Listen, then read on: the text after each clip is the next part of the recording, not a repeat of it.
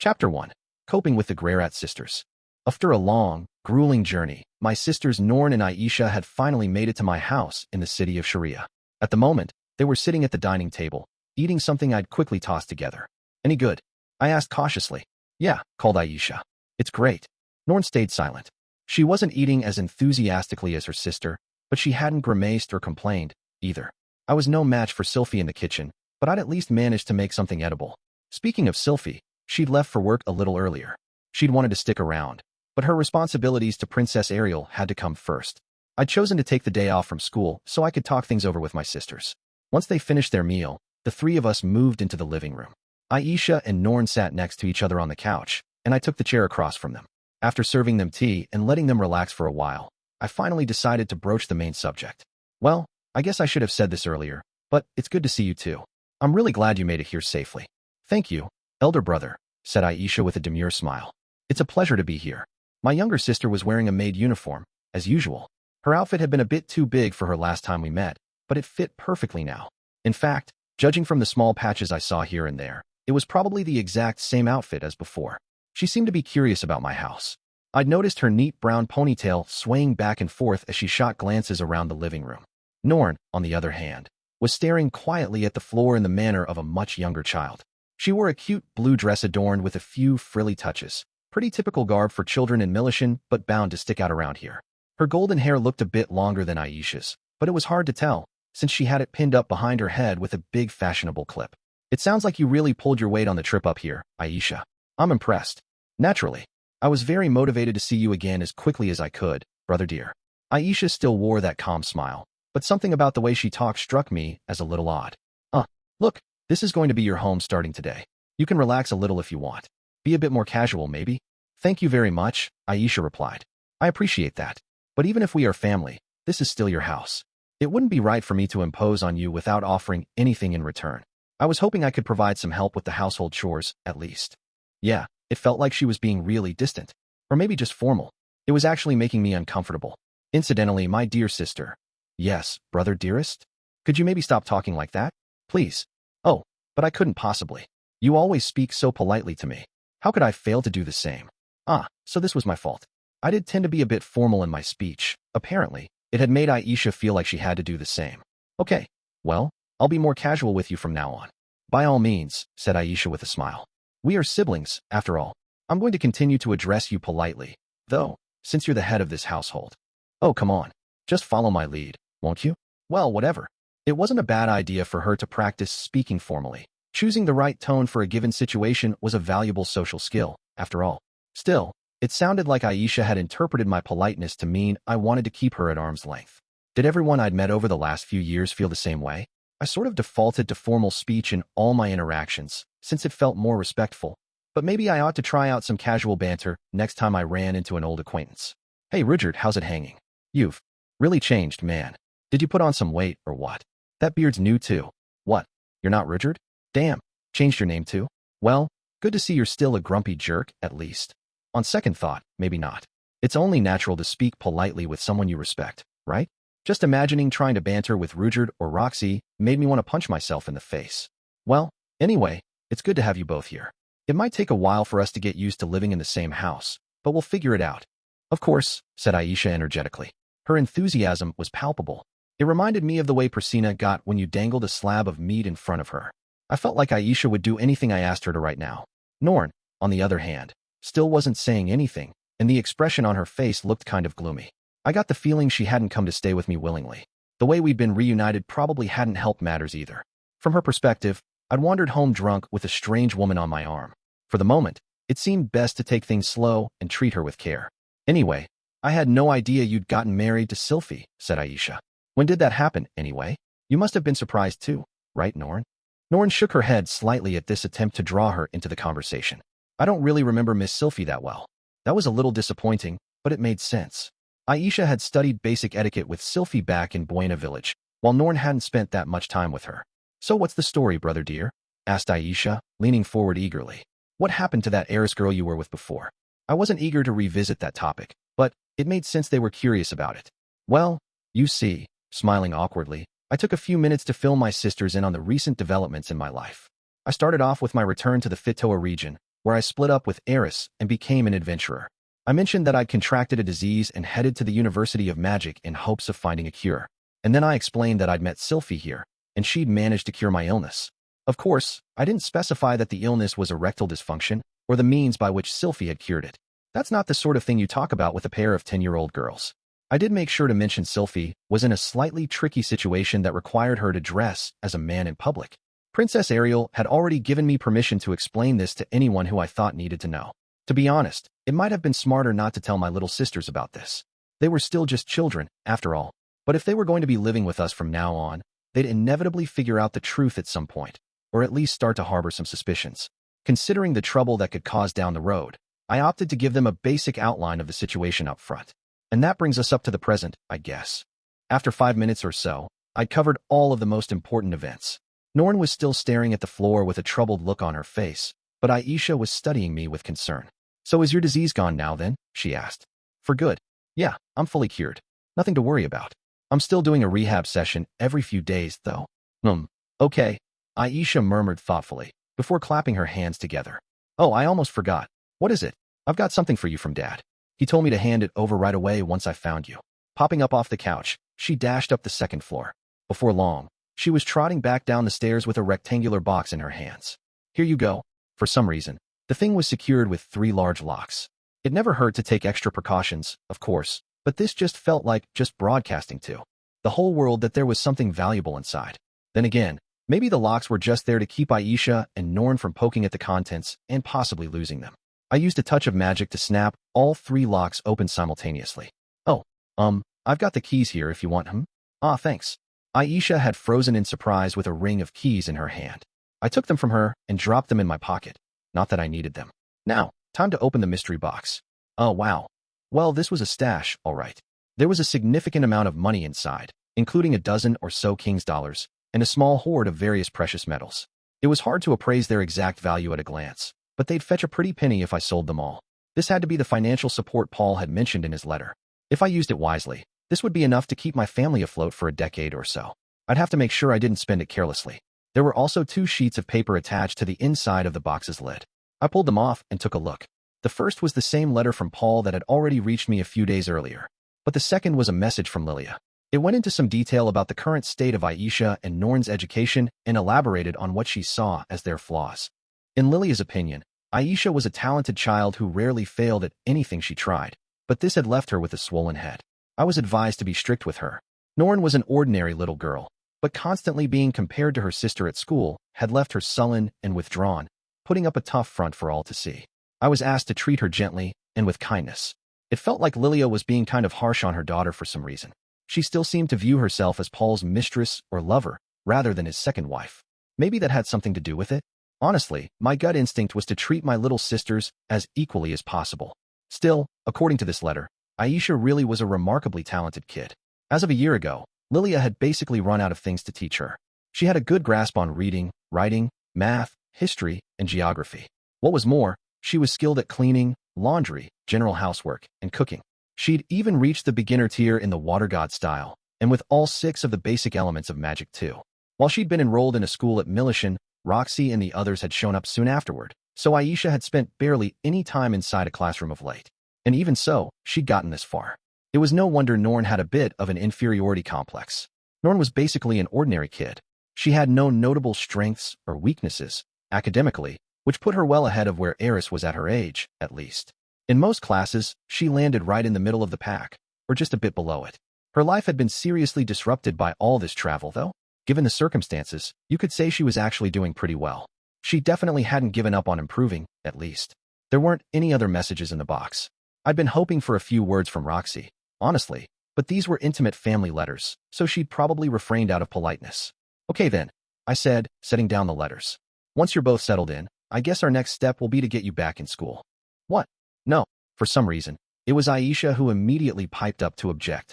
I was a little surprised by that. Maybe her last experience in the educational system hadn't been too pleasant. "I don't have anything left to learn in school, Rudeus. I worked really hard so I could be a good maid for you." "Okay, but I want to be your maid. You promised, remember? Look, I've still got that thing you gave me." Undoing her ponytail, Aisha showed me what she'd used to keep it in place. It was part of the forehead protector I'd given her back in the day. She'd altered the protective metal plate to turn it into a hair ornament. I had to admit it made me happy to see that she'd been holding on to that thing all these years. But that had nothing to do with the topic at hand. Honestly, I was okay with her not attending school if she didn't want to. Your desire to learn new things is more important than whether you're sitting in a classroom all day. And if you lack that desire, attending school is just a waste of time. I sure hadn't gotten anything out of my time in junior high school. That said, Paul's letter had clearly instructed me to get both of my sisters enrolled in school. The concept of mandatory education wasn't really a thing in this world, but even so. Okay, well, I want you to take the entrance exam for the University of Magic, at least. I'll make up my mind based on the results. Huh? Ooh, I get it. Okay, no problem. Aisha's smile was full of confidence. She seemed convinced she could score top marks on any test I threw at her. Of course, if she could manage that, then it was probably fine for her to stop attending school, and I'd be able to justify my decision to our father. Norn, why don't you take the test too, while we're at it? Norn's eyes flicked toward me when I spoke, but she didn't move her head. This was starting to get to me. Was the kid going to give me the silent treatment for the rest of my life, or what? I think I might fail it, though, she finally murmured after a long pause. It felt like the first time she'd actually spoken to me, which wasn't true at all, of course, but I still felt kind of relieved. It kind of hurt to be ignored, you know? Don't worry too much about that, Norn. Anyone can get into this school if they have enough money, I said. What? I don't want you to buy me a spot. Whoops. Guess I made it sound like I was going to sneak her in through the back door. Hey, Norn, you shouldn't talk to Rudeus like that, hissed Aisha. You heard what he said, didn't you? He said he's going to bribe someone to let me in. Well, maybe if you could take a test to save your life, he wouldn't need to. Are you calling me stupid? Shouted Norn, grabbing her sister by the hair. Aisha grabbed Norn's wrist right back and took a swipe at her face. In the blink of an eye, they were pulling and scratching at each other furiously, but not too effectively. In a way, it was almost nice to see such a normal fight between two children. Better than one of them punching the other in the jaw, then straddling them for a brutal pummeling. That said, though a little scrap wasn't the worst thing in the world, this one was my fault. I needed to intervene. Cut it out, you two. The words came out sharper than I'd expected. The two of them jerked in surprise and instantly stopped moving their hands. Norn looked down at the floor again, her expression even more sullen than before. I could see tears gathering in her eyes. We had a bit of a problem here, clearly. She was even more sensitive about this topic than I'd expected. Let me explain, Norn. The university in this city lets everybody attend, regardless of their age, race, or talents, as long as they can pay the fees. I didn't mean that I was going to pay someone off to let you in. Sniffling softly, Norn wiped the tears from her eyes but didn't reply. You remember my tutor Roxy, right? She went here too. It's a good school, with lots of nice professors who can teach you all sorts of things. You might just find something you're interested in there. I'd started to say that she might find something she was better at than her sister, but thought better of it mid-sentence. This definitely wasn't a good time to be comparing them. Norn kept staring at the floor for a while, but eventually she spoke. Okay, I'll take the dumb test. As soon as the words were out of her mouth, she pushed her chair back loudly and walked out of the living room. Norn, Aisha shouted at her back. We're not done talking yet. Oh, shut up. Norn stomped her way up the stairs. A few seconds later, a door slammed shut up on the second floor. This was going to be tricky, all right. The girl was clearly at a tough age, and she had a prickly personality. I wasn't sure how well I was equipped to deal with her. Honestly, Norn never changes, said Aisha, shrugging her shoulders. It's such a hassle, having to indulge sulky children. Don't you agree, Rudeus? We had some issues on this front too, though. This kind of attitude wasn't going to help matters at all. Aisha, yes. I don't want you insulting Norn like that. Especially not about her performance in school. What? Aisha said, pouting. But she's barely even trying, Rudeus. It might look that way to you, sure. But I think she's doing her best, in her own way. Well, if you say so, I'll try to keep my opinions to myself. That was nice to hear, but she didn't sound especially willing. Anything I said probably wouldn't be too convincing, right now. I didn't know either of them very well, and I didn't have the faintest clue how to deal with 10-year-old girls, either. This was going to be a rocky road. Early that afternoon, I left my two sisters at the house and made a trip to the University of Magic. I made a beeline for the faculty offices, tracked down Vice Principal Genius, and quickly explained the situation. They were both attending other schools previously, yes? I think they should be able to keep up with the introductory courses, then. It would be best for them to take the exam at their earliest convenience. After a little discussion, we settled on 1 week from today for the date of their test. They wouldn't have much time to study, but that wasn't really an issue. I must say, I'm rather excited to meet them, Genius said. If they're your sisters, they must be quite talented. One of them is a bit of a prodigy, but the other's just an ordinary girl. I do hope you're not just being modest again. Why? I half expect them to both be capable of silent spellcasting. No, nothing of the sort. As we engaged in this polite back and forth, an unrelated thought popped into my mind. By the way, Vice Principal Genius, do you happen to know if Begaritt is on campus today? Sir Begaritt? I don't believe I've seen him today, no. All right then. For such a big, loud guy, Batty could be real elusive when he wanted to. But when he did decide to make an appearance, he was impossible to miss. If you have some business with him, I could pass along a message. Nah, it's nothing urgent. I'm just hoping to sit down and have a talk with him about a mutual acquaintance of ours. I think there might be a misunderstanding I could clear up. Understood. Should I happen to see him, I'll certainly let him know. I thanked the vice principal politely for his help, then went on my way. I'd meant to head straight home afterward, but had some spare time, so I dropped in on Nanahoshi instead. I knocked at her door and stepped inside, but I found her research room empty. That was unusual at this hour. The girl was basically a shut-in, after all. I took a peek in her dedicated experiment room, but she wasn't in there either. I'd been strictly forbidden from entering her bedroom, but I knocked on the door just in case. Goo. A long, miserable groan emerged from inside. It sounded like she was in distress. I hesitated, wondering if I should try to enter. But after a little while, Nanahoshi opened the door herself. Her face was alarmingly pallid. Hey, are you all right? My head is killing me. I think I'm gonna be sick, gah? She stinks of booze. Come to think of it, it was no surprise she was hungover. She'd really gone for broke last night. If anything, she was lucky she hadn't given herself alcohol poisoning. Come, sit down for a second, Nanahoshi. I'll fix you up. I dragged my stumbling friend into her experiment room, seated her in a chair, and then took her head between my hands. After leading off with a basic detoxification spell, I added a little healing magic to help with the pain. Phew. Thanks, Rudeus. I owe you one. Shaking her head slowly, Nanahoshi pressed her fingers to her temples. After a moment, she turned and put on the mask she'd left lying on her table. I was speaking to Silent 7-Star now, apparently. Anyway, is there something you need from me? If it's about your reward, it's not ready yet. I'd appreciate a little patience. Her words were as cool as ever, but there was a hint of embarrassment in her voice. Could she be one of those Kadaris I'd heard so much about? I don't need anything, I said. My two little sisters showed up at my house all of a sudden, so I came by campus to arrange for them to take the entrance exam. I just stopped by to see you, since I was in the neighborhood. Your sisters? Wait, are these your sisters from the other world? Were they brought here as well? Nah, they're my sisters from this world. They were born and raised here. I see. Nanahoshi murmured thoughtfully, staring at my face. Well, if they're your sisters in this world, I imagine they're quite adorable. Wait, are you complimenting my looks or something? By the standards of our old world, you're an objectively handsome man. I don't know what you looked like on the other side, but right now, you could pass for an European model. Wouldn't you agree? I guess.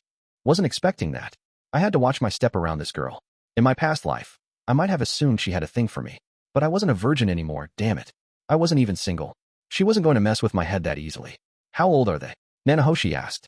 They're both 10, I think. I see. I've got a little brother about the same age, actually, but I suppose he's older than me now, if time's passing at the same rate back home. It was hard to tell through the mask, but she sounded nostalgic, probably remembering her life in Japan. Personally, I didn't have many pleasant memories associated with the word brother. Well, now you've got me craving pudding, Nanahoshi muttered. What? Where did that come from? Do you have fond memories of pudding or something? The little jerk used to eat the ones I put in the fridge for later. Those things were really expensive too. Classic little brother stuff. It didn't strike me as the sweetest of memories, but it had Nanahoshi homesick, clearly. She was looking up at the ceiling, holding back tears. I averted my eyes to avoid embarrassing her. Well, anyway, I'll stop by again soon, okay? I said. All right. Sorry for all the trouble earlier, by the way. You've improved my opinion of you quite a bit. Heh, just don't fall in love with me, kid. You'll get burned. Excuse me? Are you even hearing yourself right now? Come on. That was supposed to be a laugh line. Once I gave her the cue, Nanahoshi did chuckle a little, but it sounded kind of forced. Kids these days. No appreciation for the classics. At any rate, the girl clearly wasn't in any shape to be conducting experiments today. Not that I had time to help out, either. We'd have to resume our research later, once things had calmed down a bit. Once the school day was over, I met up with Sylphiette and we headed home together. I wanted to get her advice about Norn and Aisha. She was much closer to their age, so I was hoping she might have some insight. Before I could broach the subject, though, Sylphiette spoke up.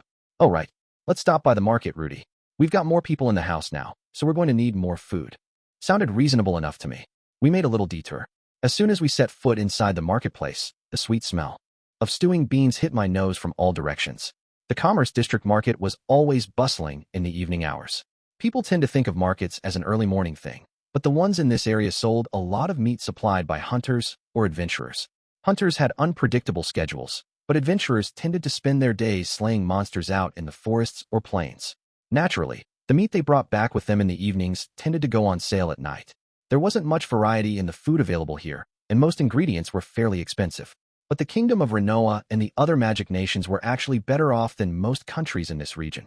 If you could afford it, there was at least meat available here. If you headed out further east, you'd find countries where there was little fresh food to be had at any price. Apart from the market itself, you could also find some jobs for adventurers posted in this area of the city. Most of these involved magically freezing fresh meat. Jobs popular with younger university students who'd learned basic magic and needed some pocket change. Sylphiette and I wandered around, picking out ingredients for dinner. I took the opportunity to fill her in about everything that had happened today. "Well, I think you're right," she said. "It sounds like the two of them don't get along very well. I'm not sure what they're thinking, honestly. I guess I don't know how to see the world through a kid's eyes anymore. It's tough, yeah." Aisha sounds determined to become our household maid instead of going to school, though. You have any thoughts about that? I haven't been able to devote much time to the housework. What with everything else, so personally, I kind of appreciate the help. Sylphie's smile looked sincere. Nice to know she didn't see it as an intrusion on her domain or anything. "The thing is, though, we're the adults here," I said. "And she's a kid." "Yep. Do you think we have a responsibility to send her to school? She might end up discovering some new interests there, right?" Well, maybe you're right. We could encourage her to take all sorts of weird classes and see if anything appeals to her." Sylphie paused thoughtfully and put her hand to her chin, seemingly torn between the options I'd placed in front of her. Then I followed her gaze and realized she was considering two differently priced cuts of ham. "Come on, Sylphie. I'm seriously conflicted about this. At least think it through with me." "I am thinking. But you know, Rudy, I'm pretty sure you're underestimating Aisha a bit. She's a very clever girl." "I know. So what?" "Well, I think she'll do just fine for herself whether she goes to school or not." That said, maybe we shouldn't be overthinking this. Letting her do what she wants is the simplest option, right? I hadn't expected such a strong show of confidence in my sister. But Sylphie had known them when they were much younger, hadn't she? She must have seen what Aisha was capable of firsthand. "I'm more concerned about Norn, to be honest," she said. "She's obviously anxious, and I think she misses your dad and Rudeus. We have to make sure we take good care of her, okay?" "Yeah, you're right about that." Sylphie's voice was calm, her words reasonable and measured. It made me realize how flustered I was in contrast. My wife really was a reliable woman. This felt like I was being given advice by my old friend, Master Fitz, which I was, in a way. "So basically, we give Aisha the freedom to do what she wants and put Norn on rails for the moment?" I said. "On rails. It means we set a path for her to follow, basically." "Ah, okay. Yeah, I think that sounds good." Was it really okay to treat the two of them so differently? Well, Aisha was much further along than Norn right now. Ignoring that fact and treating them exactly the same wouldn't make much sense. Recognizing their differences wasn't the same as playing favorites. That said, Rudy, it's ultimately your decision. Sorry if I sounded a little bossy." I shook my head. "Nah, you were a big help. I think I know how I want to approach this now." "I won't be able to help out that much, though," Sylphie replied, scratching the back of her ear with a troubled expression. "I've still got my duties with Princess Ariel and all. Her job did keep her away from home a lot. And she always seemed guilty whenever that caused me even a minor inconvenience. Sometimes, I felt like her job caused her more stress than she was letting on. We were married now, after all, and there was the possibility I'd ask her to quit. On an impulse, I decided to follow up on this thought. "Tell me something, Sylphiette, my dear." "What is it, my dearest Rudeus?" "Let's say I told you quit your job with Princess Ariel before we got hitched. What would you have done?" I tried to phrase the question as lightly as possible, but when Sylphie turned to me, her expression was very serious. "I might have turned you down, I guess." "Huh. That actually stings a little. Maybe I should have built up to the question more gradually, or something." "Well, okay then. So she'd pick Ariel over me, huh? Right?" Oh, apparently picking up on my reaction, Sylphie suddenly got very flustered. "Don't get the wrong idea, Rudy. I love you very much. You know that. I mean, there's more to it than that, even. I barely know how to explain it, to be honest. It's this big, warm jumble of feelings. She really was too cute when she got thrown off balance like this. Well, I guess they're all different kinds of love, basically. I mean, for one thing, I really want to have a baby with you." As she spoke those words, Sylphie reflexively rubbed a hand over her belly. Now she had me blushing as well. Had she forgotten we were in public? But I love Princess Ariel, too, you know? In a different way, of course. She's a really dear friend, I guess. I hadn't actually heard her put her feelings about Ariel into words before. Now that she'd got started, though, the words kept coming. Princess Ariel might look perfect from the outside, but she has plenty of flaws and weaknesses. I know you'd be just fine without me around, Rudy, But if the princess didn't have me and Luke keeping an eye on her, she wouldn't last a week. I couldn't bear to just abandon her. Sylphie paused for a moment to catch her breath and scratch behind her ears again, then continued awkwardly. But you know, being married to you is, well, it's kind of a dream come true for me. I don't want to give that up either. As long as you'll still have me. Sylphie seemed to be under the impression that it was unfair of her to even ask this much. Rather than choosing between me and Ariel, she felt like she was taking advantage of my kindness to have her cake and eat it too. Maybe that was why she was always so accommodating when she was with me. It was all completely ridiculous, of course. Instead of responding, I leaned over and planted a kiss on Sylphie's cheek, prompting hoots of amusement and a few jeers from all around us. We'd clearly attracted some attention. Blushing red out to the tips of her ears, Sylphie quickly put her sunglasses on. Master Fitz was cuter than ever these days. After a few minutes, my wife managed to calm down enough so that we could resume our grocery run. We drifted off the main topic at some point, but at least I'd gotten her advice on the most important short-term problems. With any luck, she'd hit it off with Norn and Aisha. That would be a big help. I wasn't too confident I'd ever be able to understand the mind of a preteen girl. Anyway, I might have to lean on you for help with those two sometimes, Sylphie. I'm not great with girls. That's okay. We're married, remember? I'll help you out anytime you need me. Sylphie's smile was downright radiant. It was nice to have such a charming and reliable wife in my life. Of course, she seemed to think Princess Ariel would be lost without her, whereas I'd be fine on my own. That was interesting. By the same token, though, Sylphie could surely manage just fine without me around. In that respect, at least, things were no longer like the old days. 1 week later, Aisha took her entrance exam as scheduled and earned a perfect score. Chapter 2. The Live-In Maid and the Boarding School Student. Tea-hat afternoon, I walked home with Norn and Aisha from the University of Magic. They'd both taken a standard written test. It was a general exam, given to most potential students regardless of their age. Some sections covered various academic subjects, while others covered the 6 fundamental disciplines of magic. It didn't sound anything like the test I'd been given, but that was only to be expected. In any case, Aisha had aced her exam. The Kingdom of Renoa had some fundamental cultural differences from Millis. I was pretty sure the curriculum they taught their children was at least a little different. And yet, Aisha had scored perfectly on the first test she'd ever taken in this country. I had to admit I was impressed. Genius, likewise, had been so shocked to see a 10-year-old perform so well that he'd offered to admit her in as a special student, under certain conditions. But, of course, that wasn't what I'd promised my sister. All right then, I held up my end of the bargain. Aisha announced triumphantly as we entered the house. I'm now officially your servant, Rudeus. You really want to become the family maid, then? Even though you're a part of the family. No, I'm your maid, not the family's. So her goal was to be her brother's personal servant. That struck me as a little bizarre, but I couldn't exactly back out of the bargain now. Well, all right. In that case, make sure you do what I tell you from now on, okay? But of course, I'm at your disposal, master. It was kind of nice to hear a girl calling me that for once, rather than Zenoba. If it wasn't my little sister saying it, I'd probably have gotten excited. Let's just put aside the fact that I was currently a married man. That said, let's keep an open mind about your future, I said. If you end up wanting to study something, just let me know. Well, I'm sure there are a few things I still need to learn. Perhaps you'd be so kind as to teach me personally, young master. Putting a finger to her lips, Aisha fluttered her eyes at me. I caught her drift, but decided it was easiest to play dumb. If the kid ever came out and asked me to teach her how to make babies, I'd have to sit her down and give her a thorough sex ed lecture. Without any hands-on demonstrations, of course.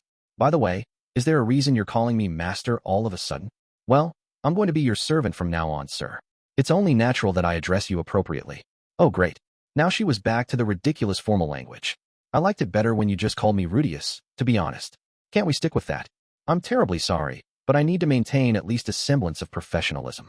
The kid had a solid vocabulary. No wonder she'd done so well on that test. No point in pushing the issue for now. Sylphie might look at me a little funny for a while, but I felt like Aisha had earned the right to do what she wanted. Okay then, make sure you consult Sylphie before you take on any jobs for yourself, got it? Of course.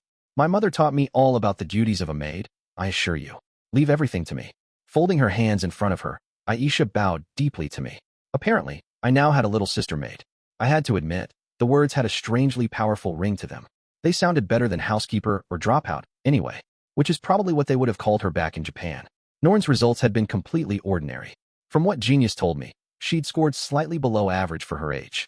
To be fair, the kid had spent a solid year traveling to this city, and then I'd thrown a test at her before she even had time to get her bearings. She'd probably have done much better if I'd arranged for a few tutoring sessions first. In other words, she'd performed just fine, except in comparison to Aisha. I didn't see the need to read too much into this. We just have to help her. Improve bit by bit. She might never be at the very top of her class, but what did that matter? As long as she learned the basic skills she needed to function in society, that was good enough for me. You don't have to stand out from the crowd to live a happy, fulfilling life. Do you have any thoughts on what you'd like to study, Norn? I asked. My sister didn't respond. She was hanging her head again, pouting slightly as she avoided my gaze. It didn't seem like she was warming up to me at all. I'd been hoping to break the ice between us, but I had no idea where to start. I don't know all the options that well off the top of my head, I guess, I said. But I think you usually start off with 2 or 3 years of general classes before you have to pick a department. Anyway, the university has a lot of interesting introductory courses, so maybe you can try a bunch and see if there's a subject you like. Oh, and if nothing particularly interests you, you could always go with healing magic. Our mom used to be a healer too, remember? There aren't many healers in these parts, so you could land a job easily once you graduate. Norn wasn't responding to anything I said, so I ended up prattling on for quite a while in this vein. Eventually, I noticed that she was looking at me with an expression that suggested she wanted to speak. I shut my mouth and waited. I think I want to try living in the dorms there. Her voice was tense and anxious, but she'd managed to get the words out. I took a moment to think over what she'd said. The dorms, huh? It would have been easy enough to flatly refuse, but I resisted the impulse. It had obviously taken a lot of courage for her to even raise this subject. My initial reaction was that she was just too young. 10-year-old girls didn't usually strike it out on their own. However, living in the university dorms wasn't quite the same as renting a place of your own. You almost always had a roommate for one thing. Norn knew almost no one in this city, and she didn't have any friends here. If she lived in the dorms, that could change quickly. Her age might be a bit of a problem on that front, but the university was open to students of all ages. I knew for a fact that there were some kids even younger than her living there. The dorms were a safe environment with some fairly clear rules everyone had to follow. Even a child of Norn's age could live comfortably there, in theory. Personally, I would have liked to get to know my sister better by living with her. But from the looks of things, forcing her to stick around might just make her resent me even more than she already did. In my previous life, I'd spent many years as a shut-in. I'd refused to engage with the rest of the world, locking myself up in my room instead. For a while, my family tried all sorts of schemes to get through to me. They tempted me with expensive gifts, bought me delicious food, and talked about my future in bright, optimistic tones. And every single time, it just made me withdraw further from them. It felt like they saw me as an animal in need of training, rather than a human being. I didn't want Norn to feel like that. I didn't want her to feel trapped here. I didn't want us both to be on edge every single day, trying to read each other's moods and thoughts. Maybe it would be better for me to keep an eye on her from a distance. If she found a place where she could feel a little more comfortable, maybe it would be easier for us to see each other clearly. There was the Aisha thing to consider, too. She tended to be condescending with her sister. I'd warned her to be careful, but she didn't even seem aware that she was doing it half the time. Fixing that was going to be a long-term project. As long as she was living in this house, Norn would be constantly exposed to her sister's scorn. And she'd see me, the brother she despised, every single day. On top of it all, both Aisha and I both had some unusual natural talents. I didn't think of myself as a world-class magician or anything, but most people considered me highly skilled. It's tough to grow up normal in a house where your siblings are exceptional. I'd been through that myself the last time around. In the worst-case scenario, I could go so far as to imagine Norn running away from home someday. And I knew how badly that might turn out, especially for a young girl. Some sick bastard might take her in and start demanding favors or something. Compared to that, she'd be much better off moving into a safe dorm room now. Sylphie spent a lot of time in those dorms too. She did come back to stay here every third night, but in between those visits, she stayed with Princess Ariel. If something came up, she'd be right there to help Norn out, and fortunately, Norn seemed to like her. Maybe they'd opened up to each other in the bath that first night or something. The more I thought about this, the more it sounded like a decent idea. 10 was a young age to be living in a dorm, but the experience might be good for her. She'd have to learn how to socialize and cooperate with other kids around her age. Okay, Norn, if that's what you want, I think I can arrange it. I'll submit the application for you. Wait, what? Shouted Aisha, her mouth gaping in disbelief. Why are you letting her do what she wants? She didn't even get a good score. So much for all that talk about professionalism. It must have slipped her mind at some point in the last 5 minutes. Aisha, I worked really hard for this, Rudeus. It isn't fair. I could understand where Aisha was coming from. From her perspective, it must have looked like I was playing favorites with Norn. As far as Aisha was concerned, she'd earned the right to do what she wanted by getting a perfect score on her test. I had to assume she'd done a lot of secret studying over the last week to make that happen. Norn, on the other hand, hadn't done much of anything, but I decided to give her what she wanted anyway. It must have seemed blatantly unfair. What had my parents in my past life said when I kicked up a fuss about things like this? I couldn't remember exactly, but I felt like it was mostly just variations on, "You'll do what you're told," or "We know what's best for you, young man." Had those words ever satisfied me? Well, no. Would the stern approach work on Aisha, then? Nah, probably not. She was a very clever kid, of course. If I explained my reasoning in detail, she might understand maybe. If I was lucky, it couldn't hurt to try and talk this out, at least. Aisha, I'm not rewarding Norn for anything. I just gave it some thought, and I came to the conclusion that living in the dorms might be what's best for her. But Norn doesn't know anyone in this city yet, and I don't think she likes being around me that much either, unfortunately. I don't want to keep her trapped in this house if she's going to be miserable here. But Dad said we're supposed to live together. That was a decent point. Now I sort of felt tempted to take it all back. No, that wouldn't be right. My job here wasn't to follow my marching orders blindly. Paul made plenty of mistakes himself, right? My judgment wasn't perfect, of course, but I had to trust it for now. I'm still going to take care of her, of course. You're both my family, and I'm here for you no matter what. But it seems like Norn isn't happy here, and I think living in the dorms might help her find her footing. Now it was Aisha's turn to hang her head in sullen silence. For some reason, there were tears in her eyes. Are you being nicer to her because my mom's just the mistress? She said. The question took me completely by surprise. The instant I heard the word mistress, though, I knew we were in some dangerous territory. Lilia isn't a mistress, Aisha. Who told you she was? Was it Dad? I hope it wasn't Norn. Mom said it herself. And Norn's grandma said it, too. The tears were rolling down her face now. Lilia and Norn's grandma. So Zenith's family, then. It was one thing for Lilia to put herself down. I knew she still felt guilty about the whole thing. That was why she'd consciously continued to play the role of the family maid, rather than acting like my mother's equal. Maybe it was natural that she'd expect Aisha to behave the same way toward Norn, Zenith's daughter. I had to assume that Paul treated both his girls the same. But in Lilia's mind, at least, the two of them weren't equal. As for the Latria family, from what I'd heard, they were an aristocratic house with a storied history. I'd only met my aunt, Therese, who wasn't a bad person, but as a group, they probably had some very fixed ideas about adultery and social status. They'd probably doted on Norn while ignoring Aisha altogether. They weren't related to her by blood, after all. Logically, it was hard for me to blame them or Lilia for their actions. Do you like her better, because I'm just your half-sister? Hick. Aisha was sobbing now, rubbing her fists against her crumpled face. But whatever their reasons, they'd still hurt an innocent child. I'd been operating under some mistaken assumptions here. Neither of my sisters was going to be easy to take care of. Aisha, I've never thought of Lilia as my dad's mistress. And as far as I'm concerned, you and Norn are both my sisters, plain and simple. But I studied so hard for that test. I tried so hard, and Norn just gets to. In between sniffles, Aisha stammered out more complaints. So she had crammed secretly for the test. That must have been stressful. I'd only given her a week's warning, after all. She'd obviously earned that perfect score. Listen, Aisha. What? It might be hard for me to explain this, but I do understand. I know you worked really hard, and I'm proud of you. That's why I agreed to let you do what you wanted. But you said Norn can go live in the dorms, and Aisha sniffled loudly at this point, letting her lower lip quiver. It was an effective technique, but I didn't back down. I wasn't actually being unfair here. That's different, Aisha. I'm taking this on a case-by-case basis, okay? If you told me you wanted to go live in the dorms right now, you'd have my permission to do so. But if Norn said she wanted to stay here and do housework instead of going to school, I wouldn't allow that. You earned the right to do that with your score on that test. Aisha frowned and fell silent. And after a painfully long pause, she finally replied, okay. My arguments clearly hadn't satisfied her, but she'd ultimately accepted them. Norn just looked on quietly, not looking particularly happy herself. If nothing else, I felt like I was beginning to get a sense of the situation here. Zenith's family had treated Aisha as the illegitimate daughter of Paul's mistress, and Aisha had channeled that into trying to be better than Norn at everything. My dad probably hadn't treated them differently, but circumstances still drove a wedge between them. Their relationship had been twisted out of shape long before they reached me. Still, the Latria family was a very long way from us now. No one in this city was going to sneer at Aisha because of who her mother was. As long as I played my part carefully, this problem would eventually fade away. By the way, Norn, there is one condition on that offer. I want you to come visit us here once every 10 days, at a minimum.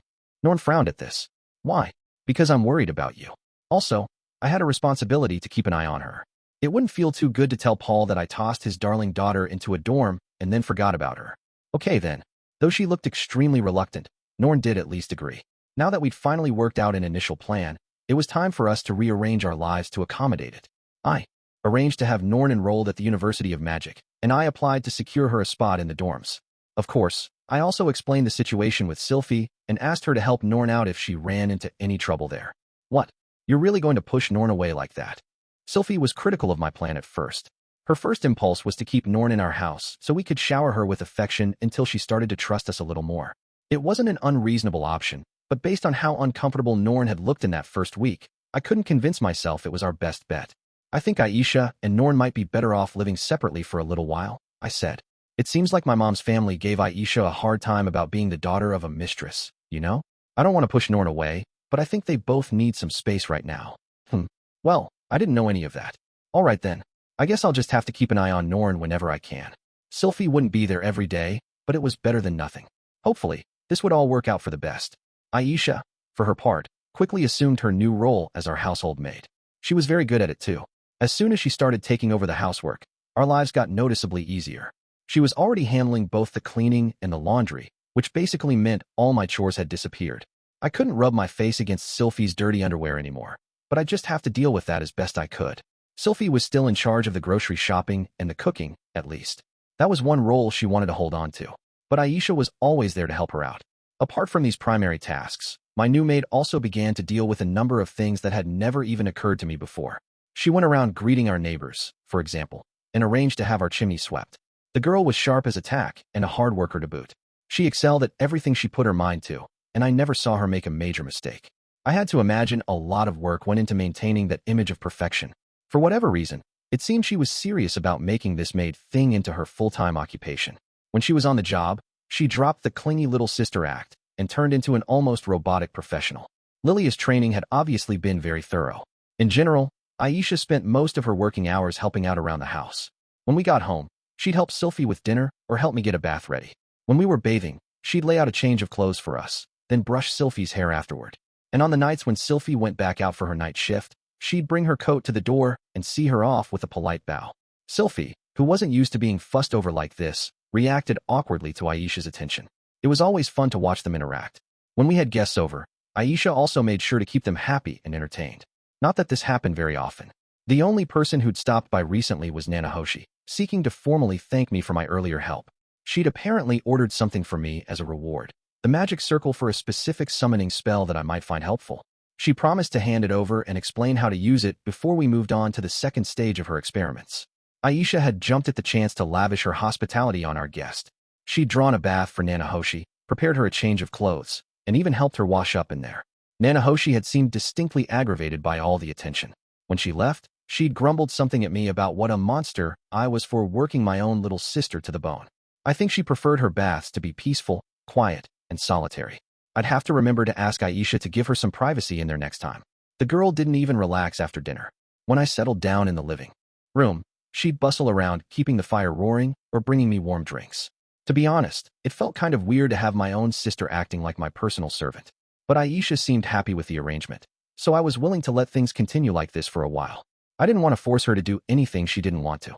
After reaching this conclusion, though, I remembered my theory that your mana capacity is partially determined by how much you use magic as a child. If Aisha wasn't going to attend school, I could at least give her a little training in magic. At the age of 10, her mana capacity probably wasn't going to change that much, but it wasn't set in stone either. And she'd be better off knowing at least intermediate tier offensive magic too.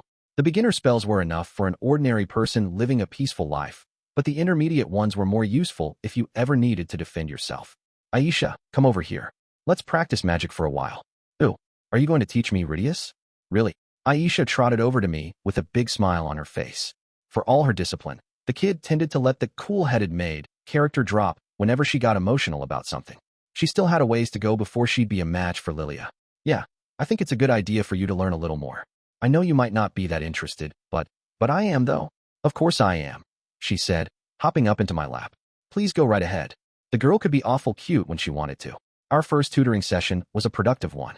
Aisha already had a good grasp of the fundamentals. She hadn't taken the time to learn the intermediate spells, but I got the feeling she could have picked them up fairly quickly from the right textbook. She wasn't capable of silent spellcasting, though. 10 was probably too late to learn that particular skill. I ran through a few things, then gave her a simple homework assignment, to use as much magic as she could every day, until her supply of mana ran dry. That night, Aisha clambered onto my bed and asked, "Can I sleep with you tonight, Rudeus?" After seeing her break down in tears the other day, I couldn't bring myself to say no. and it wasn't like it could do any harm, anyway. Sure thing. Come on. Without a word of complaint, I pulled back the covers and made room for her. Aisha was smaller than Sylphie, of course, but also warmer. In a cold climate like this, it never hurt to have another heated, huggable pillow in your bed. Of course, this was all purely innocent. Apart from the fact that she was my sister, she was also just a kid. She seemed to have learned a few double entendres at some point, but she probably didn't really understand them. There was no reason to feel too awkward about any of it. If Aisha did eventually develop some sort of a crush on me, I'd just have to convince her to give it up. I don't know if sister kissing was inherently immoral or anything, but I liked my family the way it was. And that was how things generally went on the night Sylphie was away. The real problem arose on the next night my wife was around. Specifically, when we got into bed together. Now that my little sisters were living with us, I decided to hold off on our intimate activities for a while. But when I had a beautiful woman lying next to me, it proved impossible to resist. Normally, I could have contained myself.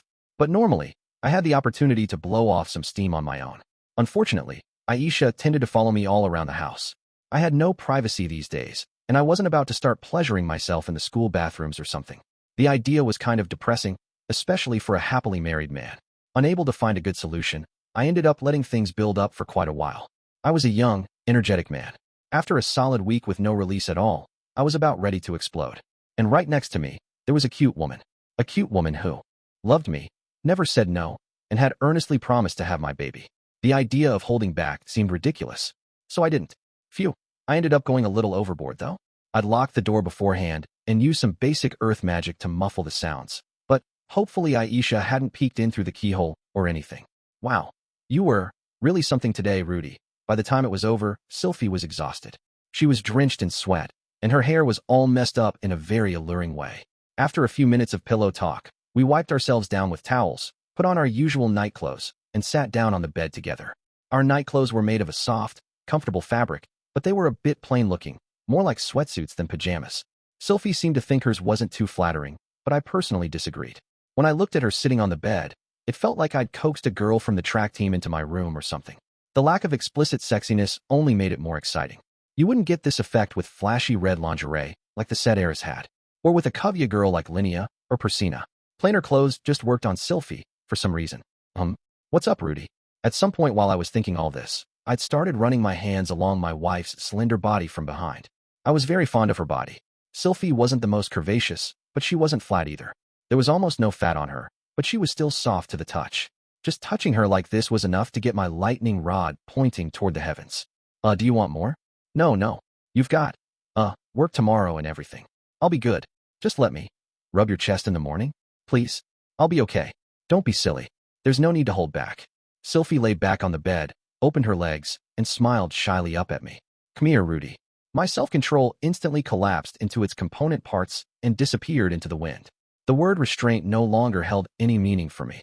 Ripping off my clothes roughly, I pressed my hands together and executed a beautiful swan dive toward my waiting wife. Moving on, then, Norn had been rather docile for the last few days as we prepared for her move to the school dorms. She didn't say much of anything to me, but it wasn't like she was being hostile either. She came when I called for her, and she listened when I asked her to do something. But it sure didn't feel like we were getting any closer. I was still hoping to improve our relationship, of course. I'd actually tried inviting her to take a bath with me the other day, thinking it might be a decent way to break the ice. Unfortunately, she just grimaced and said, no. Aisha promptly popped her head into her room and volunteered to go with me instead. She ended up washing my back and giving me a nice little massage. That girl really could do anything she set her mind to. She was even good at rinsing people down, not that I wanted her pursuing any career where that was relevant. Within a few days, I managed to finalize the arrangements for Norn's enrollment at the university. Her roommate was a fourth-year student, like Nana Hoshi. I'd been hoping for a fifth or sixth year, since I knew more people in those classes. The girl also turned out to look something like a parrot-human hybrid. She had a big, colorful crest on her head that twitched when she was excited or upset. I wasn't sure if her people were demons or beast folk, but it didn't really matter. In any case, her name was Marissa, and I hadn't heard anything bad about her. Come to think of it, this school had a really diverse student body, with lots of mixed-race people. I'd have to remind Norn to mind her manners and not say anything that might offend someone. I did try to introduce myself to Marissa, by the way, but when I approached her with a smile, she flinched in fear and ran for her life. I didn't even get to say a word to her. Given that reaction, it was probably best if Norn didn't mention she was related to me at school. Lots of people seemed to think I was the boss of some sort of gang. The last thing I wanted was for my reputation to scare kids away from making friends with her. No point in worrying about that now, anyway. Trying to fix all Norn's problems for her would be way too overbearing. If I needed to, I could always turn to Sylphie, Luke, and Ariel. They were incredibly popular and always seemed to draw a crowd wherever they went. Spending time with them might help Norn learn some social skills. Then again, there was a chance their fans would just get jealous of her. But maybe that was the kind of adversity she needed to learn how to face. HRRM. Why does this stuff have to be so damn complicated anyway? At the end of the day, Norn needed to face up to this herself. It was best for me to keep out of it until something actually went wrong. For now, my job was to watch quietly. I was still nervous as hell about it, though. Soon enough, the day of Norn's departure arrived. When I saw her that morning, she was already wearing her new uniform and carrying her bag. Before she left, I gave her a few important things to remember. First, she needed to respect the dorm rules. Secondly, she needed to take her studies seriously. And thirdly, she needed to be respectful to any demons she ran into. I had a lot of other things I wanted to say, but it seemed best to keep it simple for now. Oh right, one more thing. If you get into any trouble at school, make sure you tell me or Sylphie about it. Okay, Norn replied quietly, studying the door frame next to me. Was she ever going to start looking me in the eyes? I was starting to feel kind of anxious about it. Remember to brush your teeth when you wake up and before you go to bed. Yeah. Make sure you take your baths too. Right. Don't forget to do your homework either. Sure. Let's see what else. Oh right. Try not to catch any colds. Well, now she was glaring at me. That was something, at least. Interlude. Master/servant relations. Let's go back in time a little. Before we tell the rest of this story, I want to mention something that happened about a week before Nanahoshi's breakdown. Master, take a look at this. The instant I set foot inside Zenoba's laboratory that day, he called out to me, trotting over with a box in his arms. His face was shining with pride. What is it? It's an arm from that doll we've been studying. Setting the box down on a nearby table, Zenoba took out its contents, a long slender object covered in cloth. Unwrapping it, he revealed the artificial arm in question. He'd sliced it up into sections like a carrot. When I looked closely at the places where the paint had chipped off, I noticed what looked like seams in its surface. I tried cutting along them, just to see what might happen, and this is what I found. Picking up one of the slices, Zenoba turned it so I could see the cross-section. It was covered in an intricate pattern that reminded me of a QR code. This had to be a magic circle of some kind, but it was a peculiar one, totally unlike anything I'd seen Nanahoshi make. It wasn't just that cross-section either. Similar patterns were present on every single section of the arm, both the front and back surfaces, and they were all slightly different from each other. Even the ones that shared a section weren't identical. Wow. Okay. I didn't expect the arms to be packed full of magic circles, honestly. It's interesting that they're all so different from each other, too. Looking at them for a while actually got me feeling kind of queasy. It almost felt like we were studying the nervous system of a dissected human body or something. I had no idea there even were seams on that thing. They must have been really subtle. Well, they were mostly hidden by the paint, said Zenoba proudly. It would have been impossible to notice them without first chipping it away. I see. This was Zenoba's first big breakthrough in his research, and he was obviously very excited about it. I wasn't quite as jazzed, since I'd assumed from the start there had to be some sort of complex magical technology animating the thing. Its movements were very smooth and coordinated, now that I think about it. I guess you need a lot of magical circles to make that possible. I mused. Oh, can you tell what function these patterns would perform, Master? Nope. Never seen anything like them before. Were all of these necessary just to move the arm? Maybe you needed to have a chain of magic circles all throughout the body to control and coordinate its movements? There was always a chance they served some totally different function, too. It was impossible to tell without further research. Until I encountered it, this thing had wandered around that house every night, cleaning up and attacking any threats that it identified. Once its cleaning routine was over, it returned to its home base for recharging. When you thought about it, those were some very complex behavioral patterns. It was smarter than your average robot vacuum, and significantly more violent. Not something you could create by etching a couple magic circles on its head or torso, I had to imagine. My goal here wasn't just to create a magical Roomba. I wanted to make dolls that could move. I wanted some for myself, and I wanted to sell some for profit. They'd definitely command a high price on the market. I wasn't looking to become a millionaire or anything, you understand. I just wanted some financial security. If I got myself a massive windfall, I'd probably just get careless and squander it. There was also that whole plan about using my work to improve the reputation of the super to consider. Although that was kind of a separate issue. In any case, this was all just a pipe dream for the moment. But maybe, one day I'd have the robot made of my dreams. I'm guessing the magic circles most directly responsible for its movements are probably in the head or torso, Zenoba. Try to be careful if you cut there. Of course, Master. Zenoba replied with a cheerful nod. In retrospect, I think this discovery was the reason Zenoba was able to come up with his helpful suggestion when Nanahoshi had her meltdown later. And, thanks to that suggestion, Nanahoshi succeeded in the creation of her own multi-layered magic circles. She even realized her goal of summoning things from a parallel universe, which she'd very nearly given up on. One day, we'd surely realize our own dream of creating the perfect Maid robot. And maybe that day would come sooner than expected. Lately, that thought put a spring in my step whenever I headed over to Zenoba's lab. Coming in, Zenoba. I knocked once at my friend's door, then stepped into his chambers. I found myself face to face with a woman who stood by the entrance like she was on guard duty. She wasn't a supermodel, but she had a kind face. "Oh, hey, Ginger. It's good to see you again." For a moment, the woman studied me suspiciously. But when I greeted her, she relaxed and bowed her head slightly. "Hello, Sir Rudeus. It's been too long." Her name was Ginger York, and she was a former knight of Chiron and the loyal bodyguard of 3rd Prince Zenoba. Seeing her again made me feel a bit nostalgic. "I've meant to stop by and say hello," Ginger continued. "But things have been a bit hectic. Don't worry about it. I should have come over myself, honestly. You escorted my sisters here free of charge, and I didn't even take the time to thank you. I ought to be thanking you. Miss Aisha saved us a great deal of time on our journey." Ginger stepped aside with a smile, and I headed into Zenoba's laboratory. Zenoba and Julie were hard at work at their own projects, as always. Zenoba was sketching diagrams of the magic circles he'd found inside the doll, and Julie was working on her latest figure with a small chisel. That project looked close to completion, so I headed over to inspect it first. "How's it coming along, Julie?" "I think it should be done soon, Grandmaster." "What do you think?" "Hey, that's not half bad. It looks a little too handsome to be Zenoba, though." "That's not true. Master's handsome, too." Her sculpting was still a bit sloppy, but she was starting to get a good grasp on the fundamentals. I could offer a few criticisms on the fine details, but since the kid seemed to have a knack for this, it was probably better to let her keep figuring things out for herself. I glanced over in Zenoba's direction, but it looked like he needed some time to finish up. It was at this point that I noticed Ginger was staring at me. "What is it, Ginger?" "Oh, it's nothing. I was just thinking, you've done a lot of growing up, that's all." "Well, of course I did. It's been what, for years since the last time we saw each other. I felt like a lot of people had been commenting on my appearance lately. Maybe I was starting to develop some sex appeal or something. If I hadn't married Sylphiette, maybe I could have built myself a harem?" The idea had a certain appeal, but it would probably be kind of stressful in practice. I was satisfied with my sex life as it was, anyway. "By the way, Ginger, what are you planning to do next?" "I intend to stay here, at Prince Zenoba's side." "Oh, so you're resuming your duties as his bodyguard?" "That's right. I've completed my other mission, and my family back home is being taken care of." The woman's loyalty really was impressive. She'd protected Lilia and Aisha for years at her master's command before finally seeing them to safety. Had Zenoba shown her any appreciation, though? Or even thanked her? Probably not. The guy wasn't the most thoughtful of employers. "Hey, Zenoba, don't you think you should give Ginger a reward for all her hard work?" "Sir Rudeus, I wouldn't presume to ask." I suppose you're right," said Zenoba, still focused on his magic circles. "Is there aught that you desire, Ginger? Speak freely." The prince could sure sound pompous when he wanted to.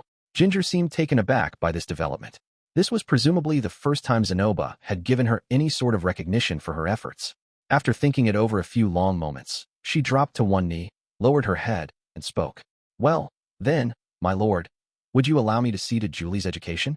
I understand that she is Sir Rudeus' pupil, but her manner ill befits the servant of a prince." "Very well, I shall allow it." "Thank you, Prince Zenoba. This really wasn't what I'd had in mind. I mean, educating Julie was ultimately for Zenoba's good, not Ginger's. Then again, maybe there was some unspoken rule that slaves weren't supposed to receive too much education. Humanity was driven out of the Garden of Eden because they ate the fruit of knowledge.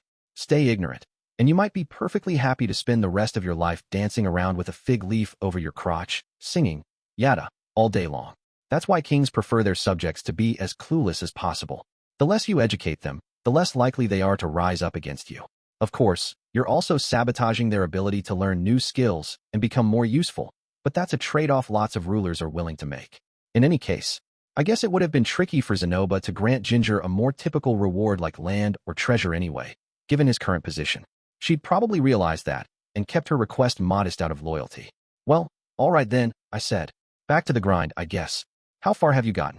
"I was planning to work on the legs next, Master."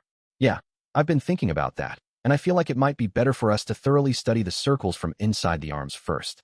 I mean, it's not like you can piece the body parts back together once you've cut them open, right? Might be better to take it slow." That is true. Maybe we can bring in Cliff and Nanahoshi to take a look. They might notice something that we're missing." Zenoba and I leaned over the table and discussed our plans at some length, before ultimately deciding to start dissecting the doll's second arm for comparison to the first. Just as we were about to get started, though, I noticed Ginger standing next to me. It looked like she had something to say. Do you need something, Ginger? Sir Rudeus, despite his current circumstances, Prince Zenoba is a member of the royal family of Chiron. I know he is your pupil as an artist, but the way you speak to him still strikes me as less than respectful. Now that she mentioned it, I'd been more familiar than usual with him today. I was usually a bit more formal in my speech, but after Aisha's remark the other day, I'd unconsciously loosened up a bit. I could understand why a loyal retainer would be annoyed to hear their master addressed in that way. I'd just have to be more polite when Ginger was around. I suppose you're right. Sorry about that. Prince Zenoba's been a good friend to me, so I guess before I could finish my sentence, Zenoba jumped to his feet with fury in his eyes. Ginger, springing toward his bodyguard, he grabbed her by the neck and slammed her up against the wall. Julie flinched at the sound and dropped her chisel. How dare you? Master Rudeus was finally opening up to me, and now you've ruined everything. How could you? Take it back. Apologize to him immediately. Guh. Ginger looked to be in some serious pain. Was he actually squeezing her neck? This was escalating way too fast. Zenoba, I shouted. Stop it. Let her go. Zenoba immediately opened his hand and let Ginger fall. His fingers had left clear red marks on her skin. Ginger tried to reach up to touch her neck, but stopped halfway, grimacing in pain. It looked like he'd broken a bone in her shoulder when he slammed her against the wall. I quickly rushed over and healed her injuries with my magic. And as soon as I was done, she kneeled down in front of me and lowered her head. Cough, cough. My sincere apologies, Sir Rudeus. She was actually apologizing to me. After Zenoba had nearly killed her, I was speechless with guilt for a moment. She hadn't done anything wrong. Why was she apologizing to me? Finally, I spun around and glared at Zenoba. What is the matter with you? But master, she thoughtlessly interjected, knowing nothing of our friendship. Okay, maybe so. Why didn't you just say that to her then? Ginger had served Zenoba faithfully for many years, and she'd protected my family on a long, dangerous journey through unfamiliar territory. It couldn't have been easy, but she'd come all this way out of nothing but loyalty for her exiled master. And when she made a single mistake, his reaction was to throw her up against a wall and start choking her. That was just awful. Our friendship was obviously very important to Zenoba. That was nice to know, but that didn't mean I wanted him mistreating his most loyal guard over it. Sir Rudeus, please. It's quite all right, said Ginger softly, her face calm and composed. I'm proud to see Prince Zenoba stand up for a friend. He's clearly grown as a person since the last time I saw him. What? Seriously? Am I the one being weird here? Maybe it wasn't my place to say anything, but Ginger obviously deserved much better treatment than this. Zenoba. Yes, master. I consider you a good friend. Zenoba's face shone with happiness at those words. I paused for a moment to let him savor them. But I owe Ginger a lot for protecting my family too. She stuck with them for years? I'm really grateful to her for that, and I'd appreciate it if you treated her with more kindness. Of course, master, said Zenoba with a serious expression on his face. I apologize for my actions, Ginger. There's no need to apologize, Prince Zenoba, Ginger objected, rising to her feet. I swore an oath of absolute loyalty to you, and I would willingly die at your command. My remark was thoughtless. I sincerely regret what I said. That seemed to be her final word on things, and I saw no point in dragging this out any longer. This was evidently just how the master-servant relationship worked here. What if Zenoba ever made a serious mistake, though? Could Ginger even bring herself to disagree with him? Well, whatever. I was basically an outsider here. I didn't understand how things worked in Chiron, and if I kept butting in, I'd probably just invite more trouble. That alarming incident aside, our research on the automaton was starting to make some real progress. I know I suggested focusing on the arms for now, but it's your call. Go with whatever you think is best. I appreciate that, but I agree with your suggestion, master. Piecing the entire doll back together after we've dissected it might prove difficult. Let's see if we can recreate its arm before moving on to the rest. We spent the rest of the session focused on disassembling and studying the doll's arms. I'd suggested bringing in Cliff or Nanahoshi to help out, but I was leaving those decisions entirely up to Zenoba. There were some things I wanted to try, of course, but it seemed like he was making good progress on his own so far. I didn't feel the need to meddle. I think you can leave the rest to me, master. It seems I have some talent for this sort of work. Huh, no kidding. No, I was a bit surprised as well, but I find the work quite engaging. I'm enjoying myself quite a lot these days. He got to spend the whole day on research that appealed to him, with a dedicated figurine artist working constantly at his side. This was probably as good as it got for Zenoba. Still, what was he planning to do after he graduated? Would he keep hanging around this city, playing with his dolls? Well, that was another thing he'd have to work out on his own. It wasn't really my problem to worry about. even if he was here, in part, because of me. Well, okay then. Keep at it, Zenoba. I'll stop by again soon. I look forward to that, master. Be nice to Ginger, okay? Of course. At this rate, maybe we'd have another breakthrough before too long. Chapter 3. The Boss and His Flunkies. Somehow another month had slipped by, which meant it was time for the regularly scheduled meeting of the Renoa University of Magic's foremost gang of delinquents, by which I mean this special class homeroom. The attendees were the usual suspects: Zenoba, Julie, Cliff, Linnea, Persina, and me. Nanahoshi and Batagati were absent, since the rules didn't really apply to them. I wasn't in the best mood this morning. I'd been thinking a lot about my sisters lately, specifically Norn. She'd been living in the dorms for some time now, but giving her the space she wanted hadn't exactly improved our relationship. She usually ignored me when we passed each other in the halls. When she didn't, she just shot me disgusted glares. Okay, maybe that last part was just my persecution complex at work. But in any case, the two of us weren't getting any closer. That was okay, though. It made me kind of sad, but I could live with it. It wasn't like brothers and sisters had to be best friends or anything. And even if we didn't get along that well normally, I'd still step in to help Norn if she ever needed me. Hell, I'd be on her professors like a helicopter parent if I had to. My position near the top of this school's pecking order could come in handy there. I could step in to take care of anyone who tried to bully her, for example. And I knew the vice principal personally, so I could turn to him for help if I had to. It's always nice to know you can go over people's heads. I made a note to bring Genius a few modest presents every once in a while. The real problem was this. Norn had been living in that dorm for about a month, but it looked like she hadn't made a single friend yet. When I saw her in the hallways, she was usually alone. She didn't look particularly sad or anything, but it was starting to bother me. You can get by without friends for a while, sure. But was she at least talking to the other people in her class? Was she adjusting to life in the dorms? I was genuinely worried, but I didn't want to get directly involved either. And I didn't know many first-year students. The only one who came to mind was a total delinquent. In fact, if I tried to get him to do something, I felt like Norn would figure it out at once, and then probably resent me for it. Also, I didn't even remember that guy's name. I did recall that he looked a lot like a Siberian husky, though. All right there, boss, said Linnea, leaning down to look me in the face. You've been looking awful gloomy lately. Yeah, fair real, added Persina. As loud and irritating as these two could be, half the beast folk in this school idolized them. Even after they made peace with Princess Ariel, you'd often see them wandering the halls surrounded by a pack of loyal lackeys. Somehow, I doubted they'd have much advice to offer on the subject of loneliness. Well, don't worry, Meow. We got you a special present to cheer you up. Yep, took us a whole month. With a sly smile, Linnea dropped a large lumpy bag onto my desk. I looked down at it dubiously. It was hard to tell what might be inside. Hold your horses there, boss. Don't open that until you get back home. Unwrap it in private, you got that? Make sure no one's looking. This was starting to sound seriously fishy. Hopefully, this wasn't a sack of happy powder or anything. I knew at least a couple kinds of narcotics were making the rounds of the northern territories and parts of the demon continent. Milis and Azura apparently had some laws restricting their usage, but most of the nations in this region weren't too strict about it. Naturally, I had no intentions of picking up a drug habit. If I got addicted or went into withdrawal, my magic wouldn't be enough to heal me. You needed saintly tier detoxification spells to deal with that sort of thing. More to the point, I wasn't that desperate to escape reality at the moment. Still, the stuff might come in handy at some point, so I didn't see a reason to refuse. I could always just sell it if I ever got desperate for cash. Well, thanks, I guess. You're welcome, boss. Anything fair, you man. Come to think of it, these two lived in the dorms, didn't they? Since they'd been there for 6 years now, they probably knew everyone and everything there was to know. Maybe they'd have some useful information, if not advice. About what you said, though, the thing is, I'm kind of worried about my little sister. Your little sister?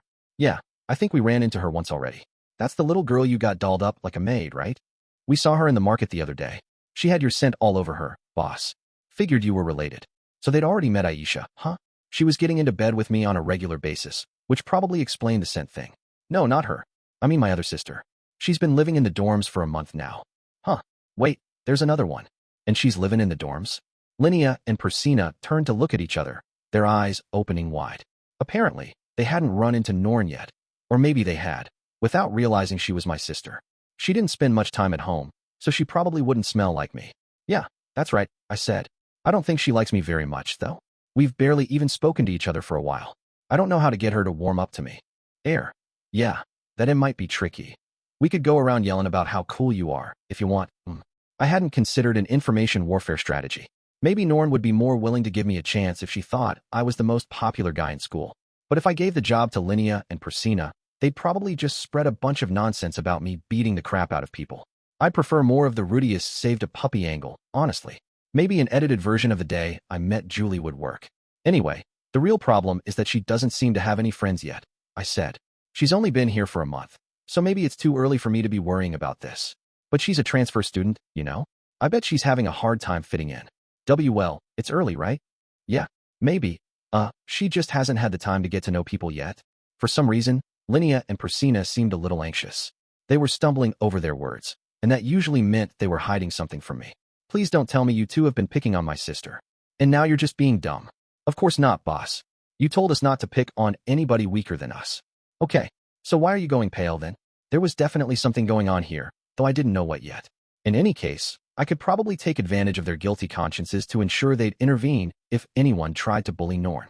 How old is your little sister, boss? Is she older than the maid one? Or younger? They're the same age. She's 10. Really? Phew, good to hear. Yeah, we didn't do nothing to her. In other words, they'd done something to somebody. Maybe they made a habit of teaching cocky new students their place in the pecking order or something. So boss, about that present, don't get mad at us if you don't like it, okay? We worked really hard on it. It seemed kind of weird that they were revisiting this topic now. Why did they look so nervous about it all of a sudden? It was a little bit unsettling, but I was definitely curious to find out what they'd gotten me at this point. Hey, it's the thought that counts, right? I won't get mad, I promise. I wouldn't exactly be overjoyed to find a bunch of dead mice inside or anything, but I wasn't going to hold it against them. At this point, I noticed Cliff looking at me from his seat a few spots over. Hey, you have any advice for this thing with my sister, Cliff? Humph. Who says you need friends, anyway? Wow. Did somebody need a hug today, or what? Still, Cliff wasn't the loner he used to be anymore. He had a Lionelized now. And me, for whatever that was worth. Maybe Norn would never be as popular as that social butterfly, but I had to hope she'd get to know a few people herself one of these days. Recently, Nanahoshi had begun showing up at the dining hall around lunchtime. Maybe she'd finally figured out the importance of eating actual meals. Not that she was being particularly sociable about it. Noticing my gaze, she turned to glare at me. You need something? Nah, not really. Although Nanahoshi had taken the initiative to introduce Japanese cooking to the campus, she'd almost never ventured out to sample the results until now. She didn't like the food much, and she usually looked a little miserable when she was eating it. You don't seem to be enjoying that, I said.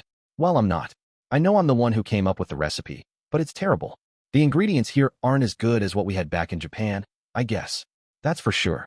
Is there any kind of food from this world that you do like? Those potato chips I ate at your house, I guess. Those were good. I guess she meant the ones Sylphie made at home. That made sense. Simple snacks like those didn't taste that different from the ones we had back in Japan. Want us to make you more? That won't be necessary. Okay then.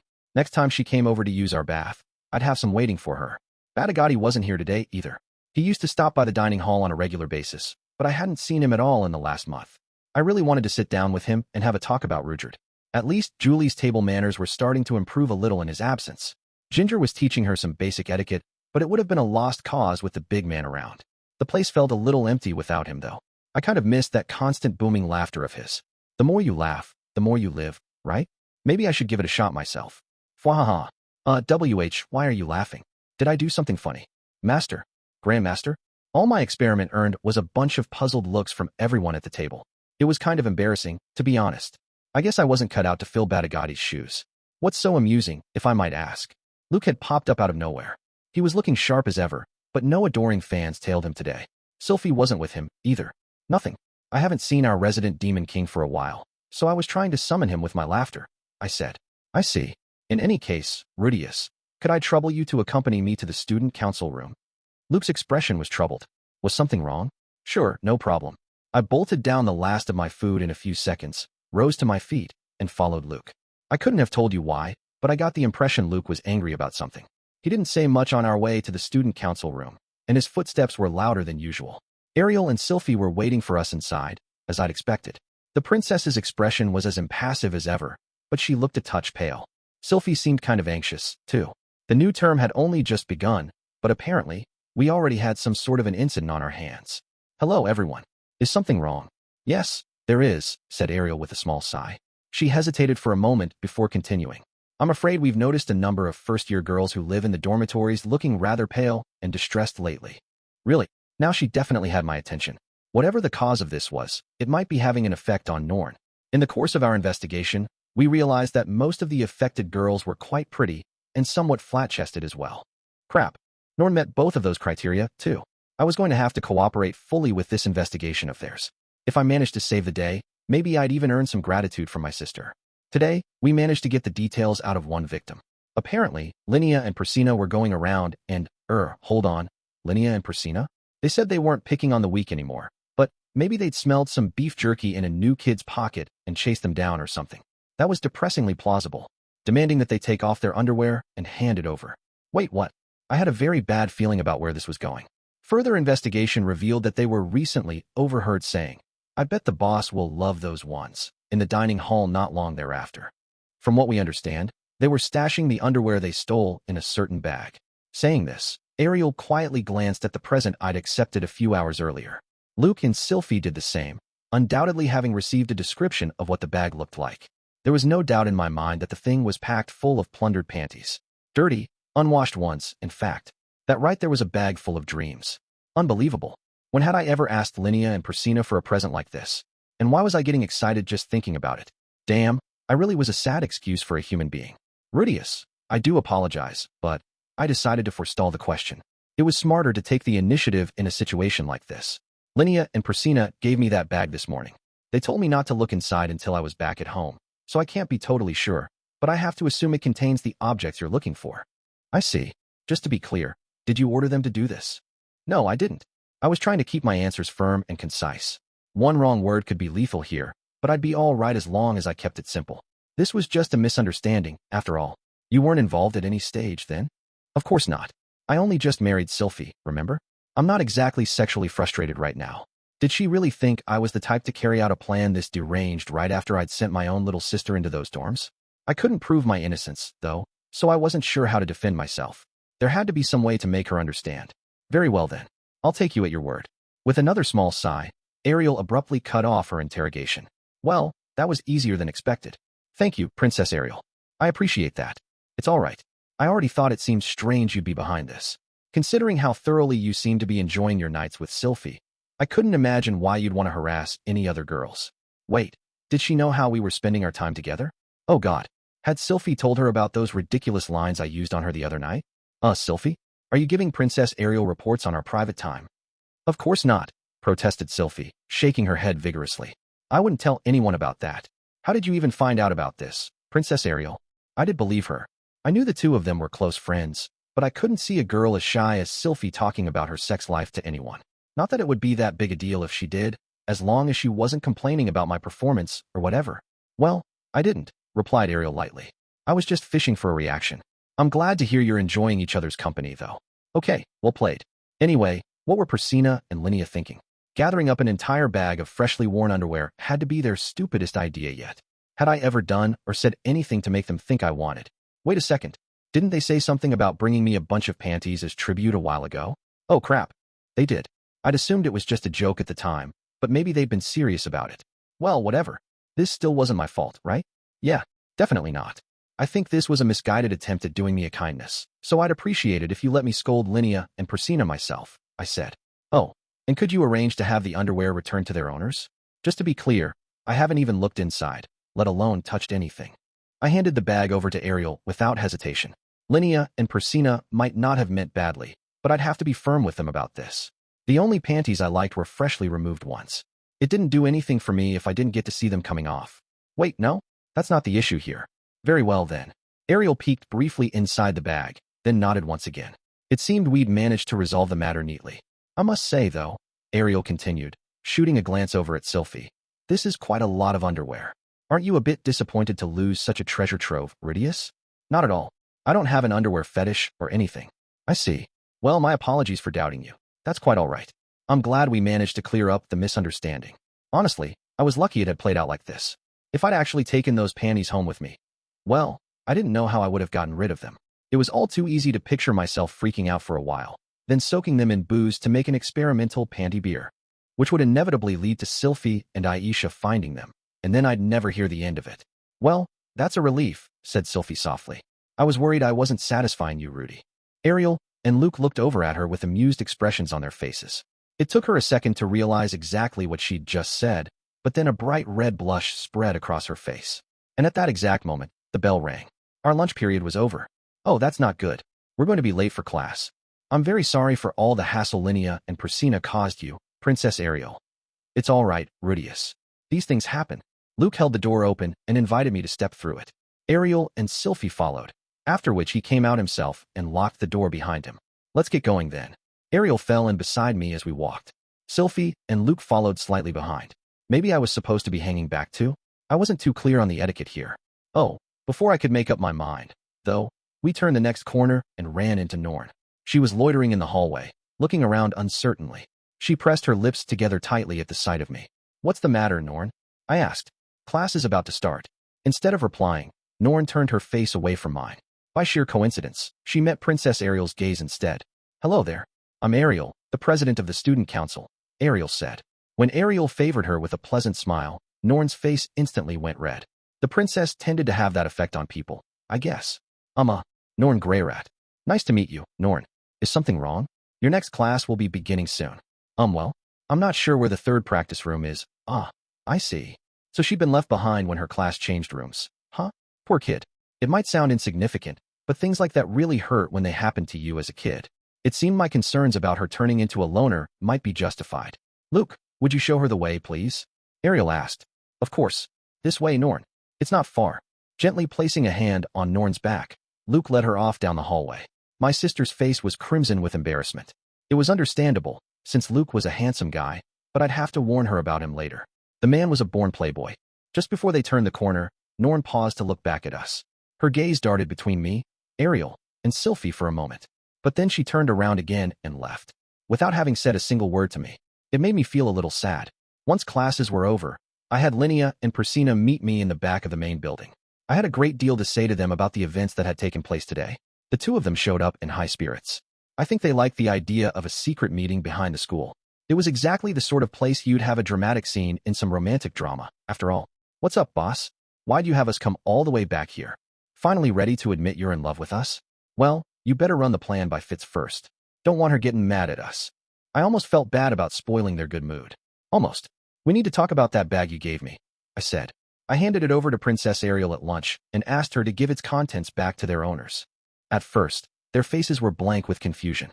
But a moment later, they started elbowing each other in the side and hissing at each other. I told you so. He didn't want M after all. It's your fault, Linnea. You said the boss loved panties. What? You thought so too. I wanted us to test the waters first. By giving him yours. Why just me? That wouldn't be fair. Yeah, that's why we grabbed the dorm kids too. That's not what I mean. You could have given him yours, too. Nope. I've got big boobs, so he wouldn't be interested. It was kind of entertaining to watch their pathetic attempts to blame each other for the situation, but also kind of irritating. Why did they think I only like flat-chested girls, anyway? Okay, pipe down. It felt like they could have gone on forever, so I clapped my hands sharply to interrupt. Do you remember what I told you before, girls? I told you not to pick on anyone weaker than you. You do recall this, right? That got them trembling. We didn't pick on anyone, boss. Honest. Linnea whined. That's right. We just asked him real nicely, added Priscilla with a whimper. Oh, come on. As if some poor little freshman girl was ever going to say no to a pair of terrifying bullies twice her size. Look, you're beast folk, aren't you? I'd expect you to understand how humiliating it is to have your clothing torn off you. But we gave them new underwear and everything. It was just a trade. Oh, really? From the sound of things, a whole bunch of girls ended up pretty shaken afterwards. Their new ones probably didn't fit right, that's all. We didn't take any panties from the girls who said no. I swear. This sounded different from the way Ariel had described it. That brought me some relief. I'd feel terrible if they'd forcibly ripped anyone's clothes off. I might have been tempted to make them walk around naked in public for a while, just so they'd understand how humiliating it was. You said you wouldn't get mad, boss. You promised. It was just a misunderstanding, you know? Cut us some slack here, man. The two of them were obviously more scared of being punished than anything else. At the end of the day, though, they'd gone to a lot of trouble for my sake. They'd noticed I was feeling down and tried to cheer me up. That was their only motivation here. It was still a nice gesture, in that sense, even if I didn't like their present. I had sympathy for their victims, but they basically meant well. It wasn't like they'd deliberately set out to humiliate anyone, like the bullies who'd targeted me in my previous life. Yeah, they were more like a pair of innocent kids who'd gone around collecting cicada shells. Honestly, would it really be fair for me to slap them with some massive punishment? Alright, fine. But if I find out you actually traumatized anyone, I'm going to make you grovel naked in front of them and apologize. Okay, boss. We're sorry. I had a feeling Ariel would make sure their victims were taken care of. With that in mind, I couldn't find it in myself to get too angry at them, which actually surprised me a bit. Maybe I was biased because they were my friends? Tell me something, though. Why the heck did you decide to give me a bunch of underwear as a present anyway? The two of them looked up at me in blank confusion, as if I'd asked the strangest question in the world. I mean, you worship panties, don't ya? Yeah, you got that one pair in your special altar and everything. Alright, so this was ultimately my fault. I should never have allowed these two idiots to lay eyes upon my holy idol, not even for a second. You've got the wrong idea, I said. I'm not worshipping the panties themselves. They just belong to someone who I do worship. They're a holy relic, basically. Wait, really? We totally thought you were in a panties cult or something. I did have a certain fondness for panties, but I'd never taken things that far. Well, now that that's cleared up, make sure you don't repeat this mistake, all right? You got it, boss. We'll be good from now on. Was there anything else that needed to be said? All right. If you really feel the need to give me panties, I'd prefer ones you take off yourselves right in front of me. Huh. Whoops. Maybe that part didn't need to be said. Now I had the two of them smirking at me knowingly. I knew it. You do want to mate with us, boss. Well, of course he does. Deep down, he's just another dude. We're irresistible. Wow, this was extremely annoying. It also didn't make that much sense. Shouldn't they be grossed out or something? Instead of teasing me like this? Did they have a crush on me? Nah, that wasn't it. This was something different. I could tell they liked me, but it wasn't in the same way that Sylphie did. I couldn't put my finger on the exact difference, though. For now, I just think of it as a weird kind of friendship. I'd said everything else I needed to, which brought this meeting to an end. My reputation was probably going to take a hit as a result of this incident, but I could live with that. I didn't care that much what people said about me behind my back, anyway. As the three of us emerged from behind the building, we bumped into a group of first-year students. They were all carrying their school bags, so it seemed they were heading back to the dorms. The moment they spotted us, they all shifted over to the side of the path to get out of our way. As they were moving, though, I spotted Norn at the very back of the group. She looked at me, and then at Linnea and Persina. Her expression shifted from surprise to one of outrage and disbelief, and then, as she passed us, she shot me a nasty glare. Linnea and Persina turned around to watch her go, looking none too pleased themselves. What's that kid's problem? She's got a real attitude. No fucking kiddin'. We ought to teach her who's on top around here. Just so you guys know, that was my little sister, I said mildly. Linnea and Persina cringed, their ears visibly drooping. Well, good to see she's got some spirit. Yeah, she's a real cutie, too. Talk about transparent. With a smile, I thumped the two of them on the shoulders. Try to keep an eye out for her, okay? You got it, boss. We'll play nice. Still, this silent treatment from Norn was really starting to get to me.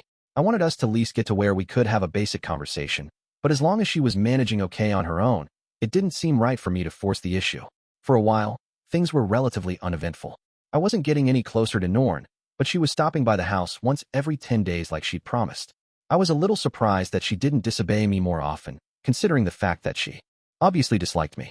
But for the most part, she didn't push back at me directly, although she did grimace sometimes. When you thought about it, though, I hadn't spent much time with either of my sisters after their infancy. Maybe it was stupid of me to expect they'd think of me as family right off the bat. Aisha's friendly attitude was probably the more unusual of the two. Just because you're related to someone doesn't mean you'll unconditionally enjoy each other's company. I knew that all too well. In fact, family members can often be the people we resent most bitterly and most persistently. I'd punched my father in front of Norn. Paul and I had made up quickly and put that incident behind us, but the memory probably still smoldered in my sister's heart. If she ever brought it up, I'd have to apologize sincerely. Even if it seemed like ancient history to me, the pain and anger might still be fresh for her. There was no need to rush things, though. The two of us would probably be living close to each other for years, or even decades. If it took a year or two for her to warm up to me, I could live with that. It wasn't like siblings had to be best friends with each other.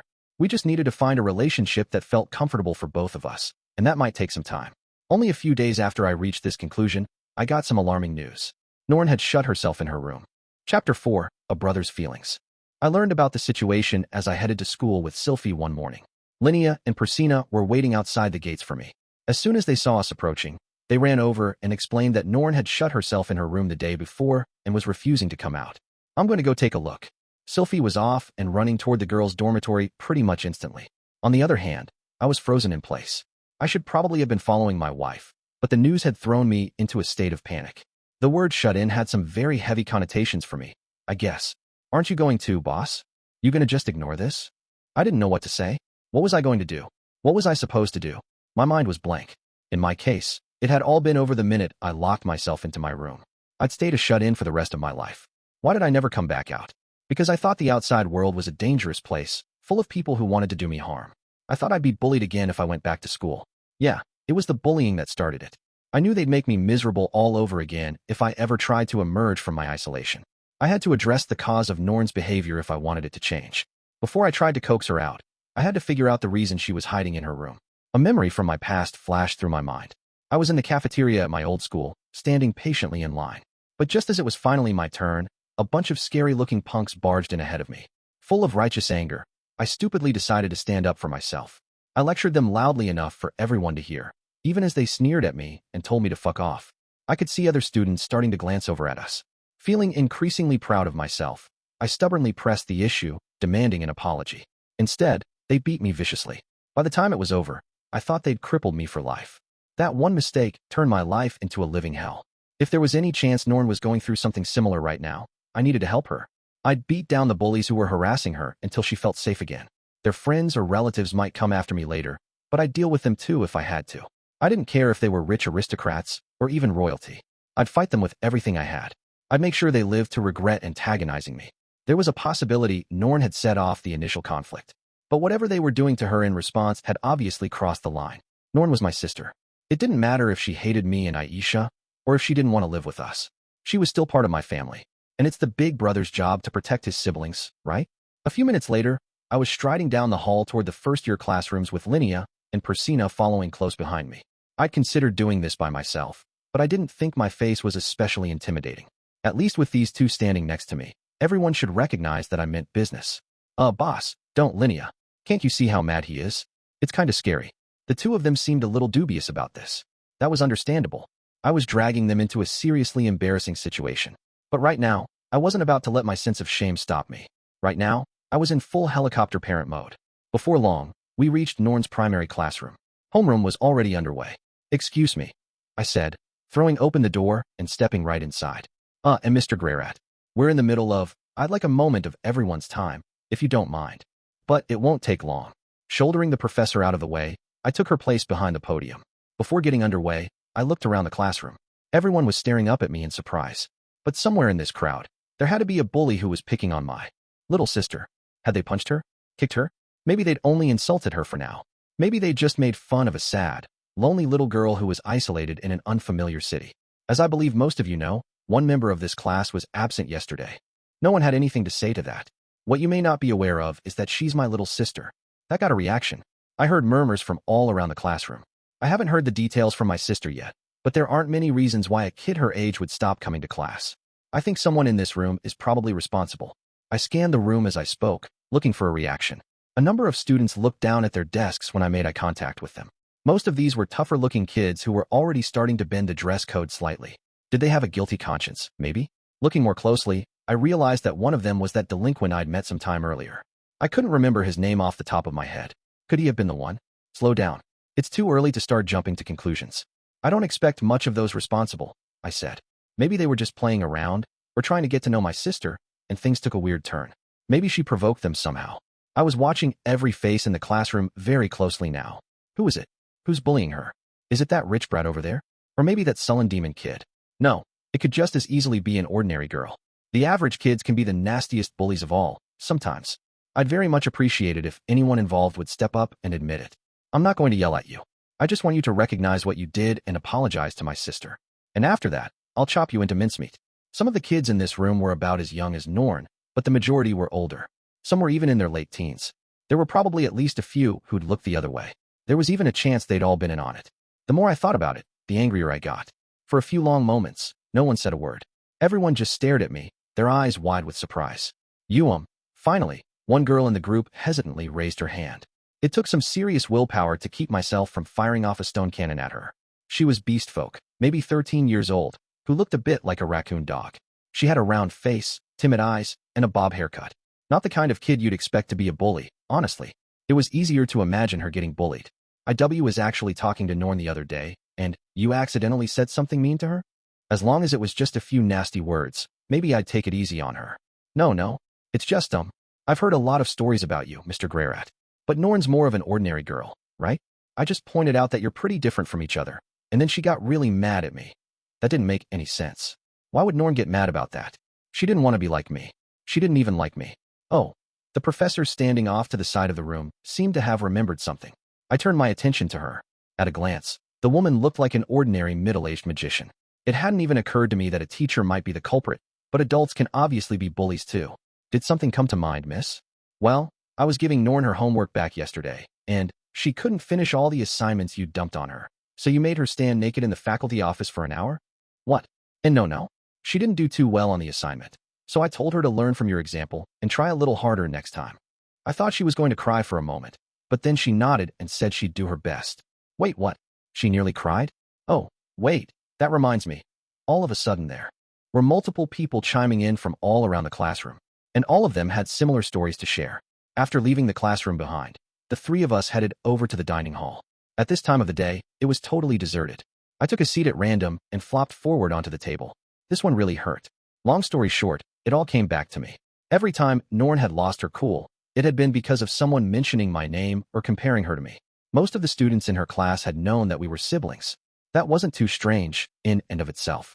We had the same parents, and we looked alike. But whenever someone mentioned this, Norn reacted badly. She hated being compared to me, but she got just as upset when someone referenced me as a way of complimenting her.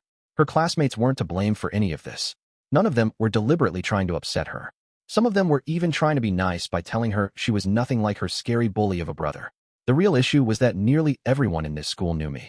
And so, even without really meaning to, they tended to bring me up when they were around her. That was always going to be rough for Norn.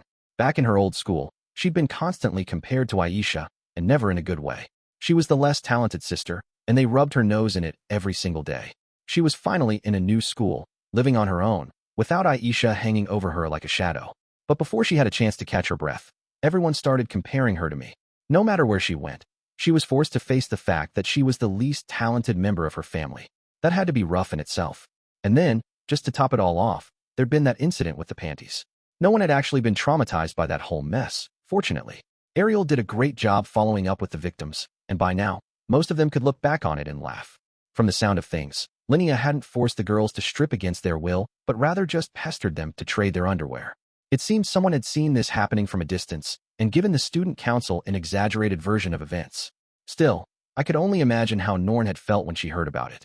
It's hard enough to feel inferior to your brother, but feeling inferior to your total pervert of a brother had to be 10 times worse. Sigh. What the hell was the matter with me, anyway? I jumped to conclusions and barged into her classroom like an idiot. I wasn't a helicopter parent. I was a helicopter dumbass. Sorry about dragging you into that, guys, I mumbled, looking over at my faithful subordinates. I guess I was being kind of stupid. That ain't true. It's never stupid to try and help your family. She's right, boss. If the kid stays in that room too long, her brain's gonna melt into mush. Too true, Mew. She might even become as stupid as Linnea. Yeah, she might, Marrow. I couldn't even muster up a smile as Linnea and Persina went about their usual comedy routine. I knew how tricky situations like this could be. People don't just stop going outside because it's fun, you know? There's always a reason why they can't bring themselves to leave, and dragging them out of their room by force doesn't change that. In fact, it often makes the problem worse. That said, this wasn't the sort of thing we could just ignore. If Norn stayed in there for too long, she'd end up regretting it. Even a wasted month or two can have serious consequences. I knew all this from bitter experience. But it wasn't something you could just explain to a kid who was right there in the middle of it. Eventually, even the stubbornest cases start to wish they could go back and do things differently. But it takes a long time to get to that point. Real regret doesn't hit you until a year, or 2, or even 10, slips by. And by that point, it's too late to undo any of the choices you made. It's part of why so many parents push their kids so hard, I guess. Everyone has regrets. Sometimes, you take those regrets out on others. Tell me something, you too. Let's say you're less talented than your siblings, and people won't stop reminding you of that fact. What's the best thing you can do about it? Linnea and Persina looked at each other and shrugged their shoulders. I dunno, boss. The two of us are pretty talented, you know? Yep, we're not too shabby at anything. Wait, I thought you two got shipped out here because you were too dumb and lazy to lead your tribe, right? Like, they wanted to whip you into shape before they gave you any power? Well, whatever.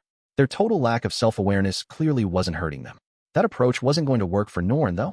She was a sensitive little girl, not a fur-brained narcissist. Oh, I do know someone like that, though, said Linnea proudly. Aunt Ghislaine. She used to be a thug who went around starting fights all the time. But then she started training, and she ended up becoming a sword king. Okay, that's not a bad example. Ghislaine was an exceptional case. but there was definitely a chance that Norn had some unexpected talent we hadn't discovered yet. There was no reason for her to compete with me or Aisha at the things that we were good at. If she didn't want to be compared to us, she could just do something neither of us had even tried. I wasn't sure exactly what that something could be, but the world was a big place. Surely, she could find a field that interested her, outside the realm of magic or swordplay. There was a risk she wouldn't be particularly talented at whatever she decided to do with her life. It had happened to Zenoba, after all, but despite his lack of talent as an artisan, the prince still seemed to be enjoying life. He got to make his own figures, collect them, and appreciate them. That was enough to make him happy, and that was all that really mattered. It would probably be hard to convince Norn of this, though. None of these arguments would have worked on me back in the day. But how am I supposed to talk to her about all of this? Don't overthink it, boss. Barge right in there and give it to her straight. Yep, just tell her to get her, but back in class. They sure made it sound simple. But maybe I was spending too much time trying to think through all these details. Norn was only 10 years old, after all. Maybe she was just sulking. I mean, this was only her second day in her room, right? It was way too early to even call her a shut-in at this point. Spending a couple days alone when you're feeling down isn't anything that unusual. That said, she was obviously struggling right now. I'd been telling myself she probably just needed space, but was that actually true? Maybe I'd just been avoiding the issue. As her big brother, I could have at least tried to actively support Norn and help her adjust. The hands-off approach might be easier, but that didn't mean it was the better choice. It might be a different story if we were talking about a high school-aged kid, or even a junior high schooler, but Norn was only 10. Giving her more attention than she wanted was probably the right call. Before I knew it, I'd settled on a plan of action. All right then, I'll go talk to her. That's the spirit, boss. Yeah, go give her a little slap upside the head. Of course, I was the direct cause of Norn's problems, so it seemed very possible that she wouldn't listen to a word I had to say. But I wasn't going to drive myself crazy thinking about that. First things first, I had to go see her and hear what she had to say. Oh, I'm not sure how I'm going to get to her, though. Norn's room was in the girls' dormitory. I could walk past it safely these days, but that didn't mean they were going to let me wander inside. You just sneak your way in, obviously. Time fair a covert operation, boss. Leave the plan into us. The covert operation didn't prove too difficult, thankfully. I had lots of friends on the inside. Sylphiette and Ariel were in that dorm too. When I explained the situation to the princess, she immediately agreed to help me out. Of course, Goliath and the other members of her self-defense squad weren't going to be so easily convinced, so this still needed to be a secret visit. Linnea, Persina, and Sylphiette would be handling the actual operational support. Sylphiette was eager to help, but she seemed a little downcast about the situation. I'm sorry, Rudy. I promised you I'd keep an eye out for Norn, but she doesn't even want to talk to me. It's not your fault, Sylphiette. I'm the only one to blame here. I explained what I'd learned about the situation, including the fact that Norn's depression had a lot to do with me. Sylphiette listened quietly, but she ultimately frowned and shook her head. None of that sounds like your fault, Rudy. What? But maybe I hadn't really done anything that wrong, come to think of it. Not that I'd handled the situation very well either. It didn't matter either way. I still needed to fix this. That evening, I waited until dinner time, then headed for the dorm. The majority of the residents were off at the dining hall at the moment. Word had gotten around that Ariel was going to be giving an impromptu speech there, and she always drew a big crowd. That didn't mean the dorms would be totally deserted, though. You couldn't fit the whole student body in the dining hall even if you tried. Still, I understood that the members of the self-defense squad were being encouraged to attend. I slipped along the side of the building as furtively as possible, looking for a specific room. After a few moments, I spotted it, a window with a single flower placed up against the windowsill. I grabbed a small pebble and tossed it up at the window. A moment later, it slid open. After that, it was just a matter of lifting myself up off the ground with the spell Earth Lance and clambering inside. I found myself inside a dark room with a strong animal funk. I didn't mind the scent that much. Maybe it was because the beasts in question were also young women. Animals tend to be more tolerant of the odors emitted by potential mates, right? Thanks for the help. You betcha, boss. Linnea had been waiting in here for me for a while. Her cat-like eyes glinted slightly in the darkness. My eyes were starting to adjust, so I took a look around the place. The layout was perfectly typical. You had your two-tier bunk bed, a couple of desks and chairs, and a shared closet. It was a little hard to tell, but the room looked like a bit of a mess. Don't look around too much, boss. It's embarrassing, you know? Right? Sorry. I took a few cautious steps forward and groped around, looking for the doorknob. Instead, my hand closed around something oddly soft. Ooh, that's one of Persina's bras. I wasn't sure what her cup size was, but from the feel of things, it had to be impressive. Nihei, feel free to take that one home with you, boss. I don't think you get to decide that. I tossed aside the brassiere with a sigh. Normally, I might have taken this opportunity to press it to my mouth and take a few deep breaths, but there was no time to waste at the moment. Linnea slipped past me and knocked on her door from the inside. A few seconds later, another knock answered from the outside. Looks like we're good. The two of us swung open the door, and I quickly slid into the laundry cart that was waiting right in front of it, burrowing underneath a pile of sheets. From the smell alone, I could tell these had come from Sylphie's bed. There were blankets and shirts in there as well to provide a little more volume, and all of them smelled like her. I couldn't work up the energy to get aroused, though. Norn was the only thing on my mind right now. My little sister was suffering. She was all alone in that room, totally isolated, hiding from the world. And I had to help her. I was her brother, after all. Okay, let's roll. As the cart rattled along down the hallways, I turned my thoughts to the problem at hand. If this was just a temper tantrum, that was one thing. But what if it was something more serious? Would I be of any use here? Until the day my brothers kicked me out into the street, I'd never managed to leave my house. If there were any argument that could have coaxed me out, I didn't know it. We're here, boss. The cart reached its destination before I could reach any real conclusions. We were outside Norn's room. I pushed open the door as quietly as I could and stepped inside. The room was totally dark, so I paused to light one of the candles in the corner. In its faint light, I could see Norn sitting on her bed, holding her knees to the chest. Her eyes were open, and she was staring right at me. I approached her slowly and took a seat in the closest chair. What were you supposed to say at times like this, anyway? What would I have wanted someone to say to me? I couldn't remember. All the words I'd rehearsed beforehand evaporated from my mind. I could remember the things I used to hate hearing, at least. Mainly the cheap cliches. If nothing else, I wasn't going to fall into the my way or the highway pattern. No, you're going back to school right now. No, I'm paying your tuition for a reason, young lady. And no, stop making such a nuisance of yourself. Lines like that would only backfire on me. Maybe Linnea and Persina were right. In a sense, a slap upside the head might be simplest. Norn was only 10 years old, so it might be enough to make her do what I wanted. But that would be the opposite of a long-term solution. Another crisis would pop up soon enough, and she'd grow steadily more defiant. And apart from anything else, it was my fault she was hiding in here. What right did I have to lecture her, let alone hit her? If anything, I owed her an apology. Not that saying sorry was going to change anything. The rumors about me weren't going to go away, and Norn was going to keep getting compared to me. Norn, Rudeus. We'd both spoken up at the exact same time. I cut myself off mid-sentence so Norn could continue, but she'd fallen silent as well. It was a crappy feeling. I sort of felt like I'd missed my only chance. I had to believe that wasn't really the case, though, and so I forced myself to start the conversation. I'm sorry, Norn. It hasn't been easy for you here, has it? I paused for a moment, but she didn't say anything in response. You finally got into a new school, but now everyone's pestering you about me. I'm not even sure what to say, honestly. I continued. Norn didn't respond. I guess I don't really even understand you that well. Still no response. And despite all the thinking I'd done on my way over here, I found myself at a loss for words. I didn't know anything about her. I kept my distance from her, telling myself not to pry. I hadn't even tried to get to know her. I know this must be hard for you, but I'm not sure what to do. I tried again. Norn was still silent. I couldn't begin to tell what she was thinking. I didn't even know if she was listening to me. Was this a lost cause after all? Should I just back down and wait for Paul to get here? Maybe I should step back and seek help from the people I knew. Maybe Nanahoshi could offer some insight on what a younger girl might be thinking. Maybe Alinalize could figure out some clever way to coax her out. There was no reason I had to try and solve this by myself, right? Oh, suddenly, I found myself remembering something I hadn't thought about in a long time. When I first shut myself away from the world, one of my brothers used to come see me in my room. He'd always look me right in the eye and hit me with all sorts of reasonable-sounding arguments.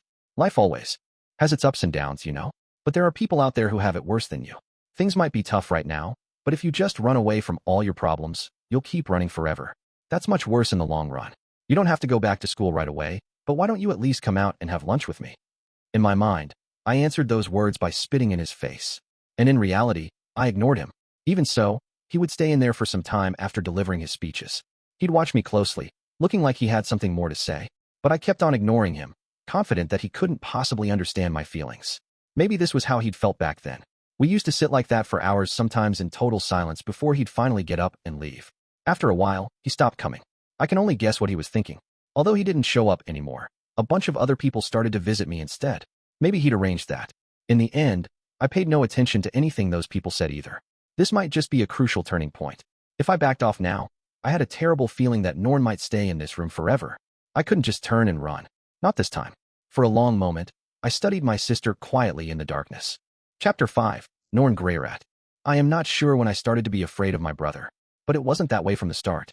The first time I met Rudeus was the day he punched my dad in the face. I love my dad. He had some huge flaws, but I knew he cared about me very much, and he always put me first. More importantly, I was less than 5 years old at the time. Most kids love their parents unconditionally at that age. I adored my dad, and Rudeus showed up out of nowhere and started hitting him. I didn't really understand the conversation that led up to it. At this point, years after the fact, I can recognize that my dad actually provoked the fight.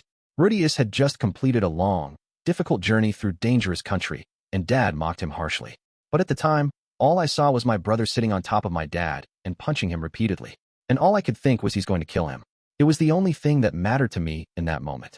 Naturally, I wasn't about to accept that a monster like that was part of my family. I wasn't scared of Rudeus back then. I just hated him. I kept hating him for a long time after that. It didn't help that everyone felt the need to compliment him. It wasn't just my father. When I met my sister and the family maid later, they also talked about him in glowing tones. But the more they praised him, the more stubbornly I despised him. I hated my sister almost as much as I hated Rudeus. At the school we went to together, Aisha insisted on constantly competing with me. She challenged me in the classroom and on the field we used to exercise, and she always beat me soundly. She rubbed my nose in my failures. With her around, I spent every single day feeling like a loser. I didn't think I could ever be friends with her. My grandmother was aware of this state of affairs, and she didn't like it one bit. She had nothing but contempt for Aisha, who she called illegitimate. But she also had high hopes of me, or at least high expectations. She said I was a lady of the Latria family. Apparently, that meant I needed to be competent at the very least. I was forced to attend etiquette classes and lessons to prepare for specific ceremonies. None of it came naturally to me. I messed up repeatedly and was scolded on a daily basis. Whenever I embarrassed myself, my grandmother would mutter, "I suppose that adventuring business must pollute the blood, as well as the spirit." I knew she was insulting both my mom and my dad with those words. My dad worked hard for me, and that was all she had to say about him. It didn't take long for me to start hating her as well. And so when my brother's teacher showed up and told us where my mother was, I decided to follow my dad on his journey instead of staying with my grandmother. Dad was hesitant. He thought it would be safer for me to stay behind. My mother came from Milis aristocracy, and my father from an Azuran noble house. I had a good lineage, at least in those terms. Because of that, my grandfather was willing to take me into his household on a permanent basis. But I hated that idea, so I begged my dad to take me with him. I cried and pleaded, and eventually, I got to come along. And yet, in the end, my dad sent me off to live with Rudeus. He said things would be too dangerous from now on. He said Rudeus was living up north, so I should go stay there and wait for him. He said he'd follow me up there once he found my mom. I cried. I refused. I pleaded with him to take me along. The last thing I wanted was to be separated from him now, after we'd come so far together. If Rudeus hadn't shown up when he did, I might have worn my dad down eventually. And then I would probably have gotten sick or injured on that harsh journey across the Begaritt continent. I would probably have caused him all sorts of trouble. Thanks to Rudeus, it didn't come to that. I remembered him so clearly. On the day I met my brother, Rudeus had reached out and caught me when I tripped in the street. He'd patted my head and given me an apple. I didn't know his name at the time. At some point, I learned he was my brother's bodyguard, but I never got the chance to ask his name. He was just as kind the second time we met. He patted me on the head again and gently persuaded me to do the right thing. And so I ended up heading north toward my brother's new home. Aisha was full of energy and enthusiasm from the moment we got on the road. She dropped the good girl act she put on around Dad and Lilia, started acting like the leader of our expedition, and came up with all sorts of crazy plans. I thought she was being stupid. It seemed ridiculous for her to try to take charge when we had two grown-ups traveling with us. But for some reason, Rudeus and Ginger took her seriously and even agreed to most of her ideas. It didn't seem fair at all. Her opinions always seemed to carry more weight. Anything I said basically got ignored. The main reason I could put up with it was Rudeus. He was considerate of my feelings, at least. He always made the time to comfort me and listen to my complaints. But even he spent lots of time complimenting my brother. He called Rudeus a remarkable man. He told me how much he looked forward to seeing him. He even smiled slightly when he spoke about him, and he almost never smiled. The Rudeus I knew and the Rudeus he talked about seemed to be entirely different people. Maybe that was when I started to be afraid of my brother. Rudeus was a powerful magician. He was worthy of respect. Everyone said so. But the Rudeus I knew was the man who'd thrown my dad to the floor and beaten him. He was a violent person. If I upset him, there was no guarantee he wouldn't hit me the way he hit my dad. I was scared to meet him, and the idea of living with him for months was terrifying. Sometimes I'd wake up in the middle of the night, trembling. Sometimes I couldn't fall asleep at all. Rudeus was always there to comfort me, at least. He'd put me on his lap, and we'd look up at the stars together as he told me stories of his past. Most of them were sad, but for some reason, they always helped me fall asleep. When I met Rudeus again for the first time in years, he was drunk and clinging to a woman. Apparently, she was some childhood friend of his from Buena Village, and they'd gotten married recently. I didn't remember her at all. I had a vague memory of some older kid hanging around Aisha and Lilia, but I didn't remember her being anything like this Sylphie person. She must have changed a lot over the years. Rudeus was clearly enjoying his life here to the fullest. It made me angry to see that. My dad hadn't wasted any time playing around with women for years and years. He said he was putting that on hold until he found my mom. He hadn't even touched Lilia, let alone any of the other women in his life. My brother's first priority, on the other hand, was his own happiness. That made me mad. I couldn't bring myself to say anything, though. I was afraid of him. I was afraid he might start hitting me if I made him angry. Would Rudeus step in to defend me if it came to that? It was hard to say. He seemed really happy to see Rudeus again. Maybe he wouldn't take my side. Maybe he'd say I was being rude or selfish. I couldn't say anything that first night. And then, the very next day, Rudeus left for good. I'd assumed he would be staying with us for a while longer. I didn't want him to go, but he left anyway. I was even more afraid than before. The only people left in the house were Rudeus, his wife, and Aisha. My little sister was overjoyed about being with Rudeus again. Sylphie seemed like a nice enough person, but she wasn't on my side. I didn't have anyone on my side, and I was stuck here until my dad got back. I'd have to live in fear for months and months. Rudeus would probably be nice to Aisha, but strict with me. He'd praise my sister and tell me to try harder. Aisha always said it was my fault I couldn't do anything right. She said I didn't put in the effort, but there were things I just couldn't do, no matter how hard I tried. Even when I wanted to improve, even when I put in lots of practice, I still couldn't compare to her. So what was I supposed to do? For now, all I could do was stay out of the way. I hid myself away, hoping no one would get mad at me, hoping no one would tell me how inferior I was. The city outside was covered in snow. I was afraid of getting tossed out into the cold on my own. Rudeus decided I had to start attending school. This university sounded pretty different from the school I'd attended back in Militian. I could enroll as a first year, but that didn't mean all my classmates would be my age. There were all sorts of people studying there, and most of them were older than me. To be honest, I didn't want to go. I knew I'd just end up being compared to Aisha again. As it turned out, though, my sister had no intention of going to school ever again. That was good news for me, at least. Without her around, maybe I could do a little better. My brother gave Aisha a condition, though. She had to take the university's entrance exam. This was a test everyone had to take before they entered the school, which meant I'd be taking it too. That discouraged me deeply. There was no way I could pass a test without even studying for it. But when I told Rudeus that, he said he could just buy me a spot at the university. It was such a thoughtless, rude thing to say that I got angry, despite myself. Then Aisha got mad at me for being mad, and it turned into a fight. Cut it out, you two. My brother's cold tone set off a twinge of fear inside me. I thought he was going to punch me for a second. I was so scared I cried a little. Was I going to have to keep living like this, constantly flinching in fear? On the day of the exam, Rudeus told me about the dorms. Apparently, the University of Magic let its students live in big buildings on the campus to help them grow more independent. It sounded like the solution to all my problems. I had no doubt my sister would pass the exam, which meant she wouldn't have to go to school. So if I moved into the dorms, I wouldn't have to see her or Rudeus anymore. No one would compare me to anybody. I could just be myself and live my own life. The more I thought about, the more perfect it sounded. A few days later, we got the results from the test, and my brother asked me what I wanted to do now. Hesitantly, I admitted that I wanted to live in the dorms. I was afraid he might get angry. My dad had wanted me to stay with Rudeus, and he'd probably told Rudeus to keep an eye on me in his letter. I thought my brother might get mad at me, maybe even hit me for being so selfish. But to my surprise, Rudeus agreed immediately. It was Aisha who got angry. She thought it was unfair that I was getting what I wanted. Up until now, she'd always gotten better treatment than me. I guess she didn't like the fact that Rudeus had tested her, but not me. Still, why had my brother agreed to my request? I didn't know. I didn't understand him at all. Looking back, I realized that he hadn't gotten upset with me at all since I arrived here, except for that one time I fought with Aisha. Maybe he just wasn't interested in me at all. Maybe he thought taking care of me was nothing more than a nuisance, and he saw this as a golden opportunity to kick me out. For all I knew, he'd been planning to dump me in the dorms, regardless. That would be convenient, as far as I was concerned. But for some reason, the thought made me feel a little sad. Everything about living in the dorms was new to me. It was genuinely exciting. For the first time in my life, I had a roommate. I was going to be living with an older girl named Marissa. She was a demon. My grandmother always said demons were evil creatures, monsters to be driven away or destroyed. If I hadn't met Rudeus, I probably would have kept on believing that. But I had met Rudeus, so I introduced myself politely to Marissa, and she welcomed me warmly in return. I needed a lot of help, since I was starting in the middle of the school term, and Marissa was really there for me. She taught me how the meals worked here, where the bathrooms were, and the rules of the dorm. As she was showing me around the place, a scary-looking demon girl from the self-defense squad spotted us, and introduced herself to me.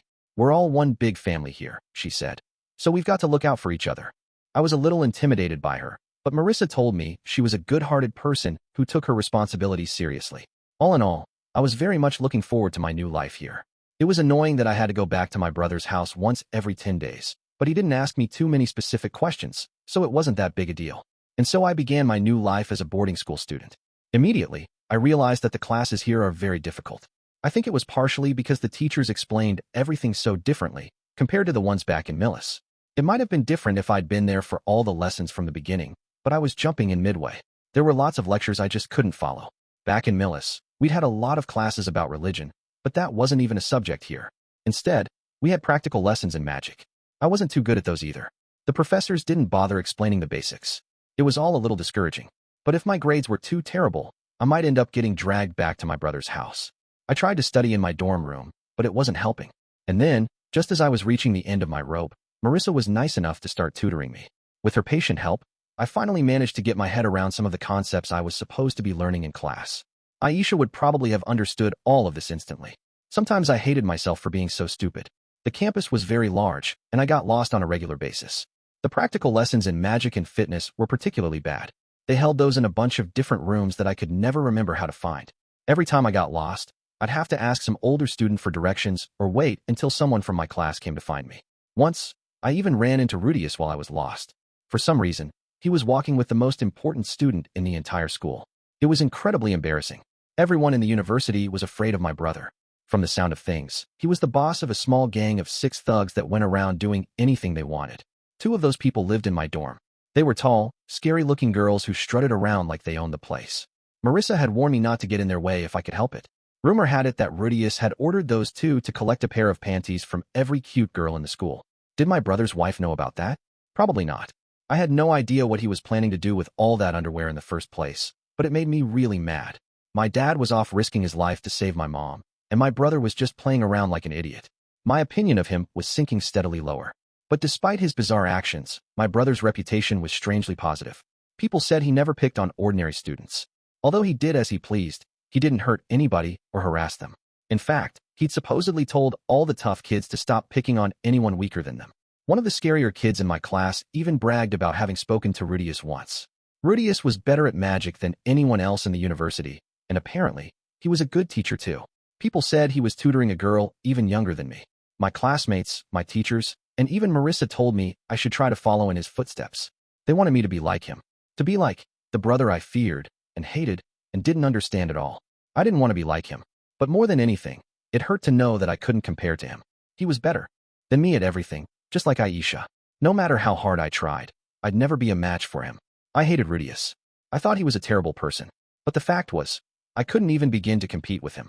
One day, I returned to my dorm room and flopped straight down on my bed. A great big jumble of emotions had been growing inside me for weeks now. Bitterness, sadness, self-pity, anger, and who knew what else. I couldn't hold them back anymore. I couldn't stop myself from breaking down. Marissa came back to the room a little later. She saw me crying into my pillow and gently asked me what was wrong, but I just said, "It's nothing," and pulled my blanket over my head. What was I supposed to do now? Was I wrong about Rudeus? Or was it everybody else? It was probably me. He probably wasn't as bad a person as I thought he was. I was very young on the day I saw Rudeus punch my dad. After it happened, my dad tried to explain that he'd been going through a lot, and I could never understand what that was supposed to mean. But now, after all this time, it finally made some sense to me. I was going through a lot myself at the moment, after all. If I worked hard, turned things around, and managed to cheer up, it would really suck to have someone say, "Wow, look at you. Must be nice to have such a carefree life."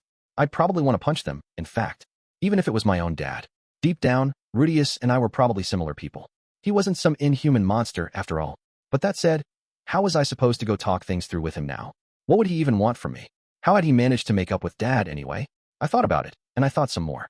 Nothing came to mind, but eventually my belly began to hurt. My stomach cramped up painfully, and I started to feel nauseated. So I burrowed deeper into my bed and did nothing. I couldn't do anything. I couldn't even bring myself to go face my brother. At times like these, Dad was always there for me. When something bad happened and I curled up in bed, he'd come in and gently rub my back for a while. And after we were separated, Rudeus took his place. He'd put me on his lap and pat my head and tell me stories. I didn't have anyone like that here. Marissa was nice to me, but she wasn't on my side. All she could suggest was that I should talk to my brother or try going back to class. I knew all that already. The problem was that my body didn't want to move. How much time had passed since I curled up in my bed? I kept thinking in circles for what felt like many hours, then falling asleep out of exhaustion. I'd repeated that cycle a couple times, so it might have been a few days by now. I was sitting on the edge of my bed, and for some reason, Rudeus was right in front of me. He was sitting backward on a chair and staring at me. Norn, Rudeus. It felt like the first time I'd spoken my brother's name out loud. The two of us had broken the silence at the exact same time. Apparently, I wasn't hallucinating then. How had he gotten into the girls' dorm? I was so confused I didn't know what to say. My brother was quiet too. For a while, we just stared at each other. This had to be the first time I'd looked this closely at Rudeus' face. He looked a little anxious. His features reminded me a little of my dad, which was kind of reassuring. But of course they'd look alike. I'm sorry, Norn. It hasn't been easy for you here, has it? Rudeus said, his voice hesitant. I guess I don't really even understand you that well. I know this must be hard for you, but I'm not sure what to do. Was it just me, or was he really nervous? That reminded me of my dad too. My brother fell silent again. He just sat there quietly, not moving an inch. He was watching me anxiously, but he didn't budge from that chair. My dad probably would have wrapped his arms around me by now, and Rudeus would have patted me on the head. But my brother didn't even approach me. Oh, suddenly, I understood why. He couldn't approach me. He was too scared I might reject him. The instant that thought occurred to me, I felt all my negative emotions begin to melt away. I didn't hate Rudeus anymore. I couldn't find him scary either. He was too much like my dad. He was never going to hit me, no matter what. And he probably wasn't ever going to hit my dad again either. Sniff, I needed to forgive him. Hick, there were tears rolling down my cheeks now. My throat was quivering. After a moment, I started to sob. I'm sorry, Rudeus. I'm sorry. Slowly, cautiously, my brother stood up and sat down next to me. He gently put his hand on my head, and then he hugged me to his chest.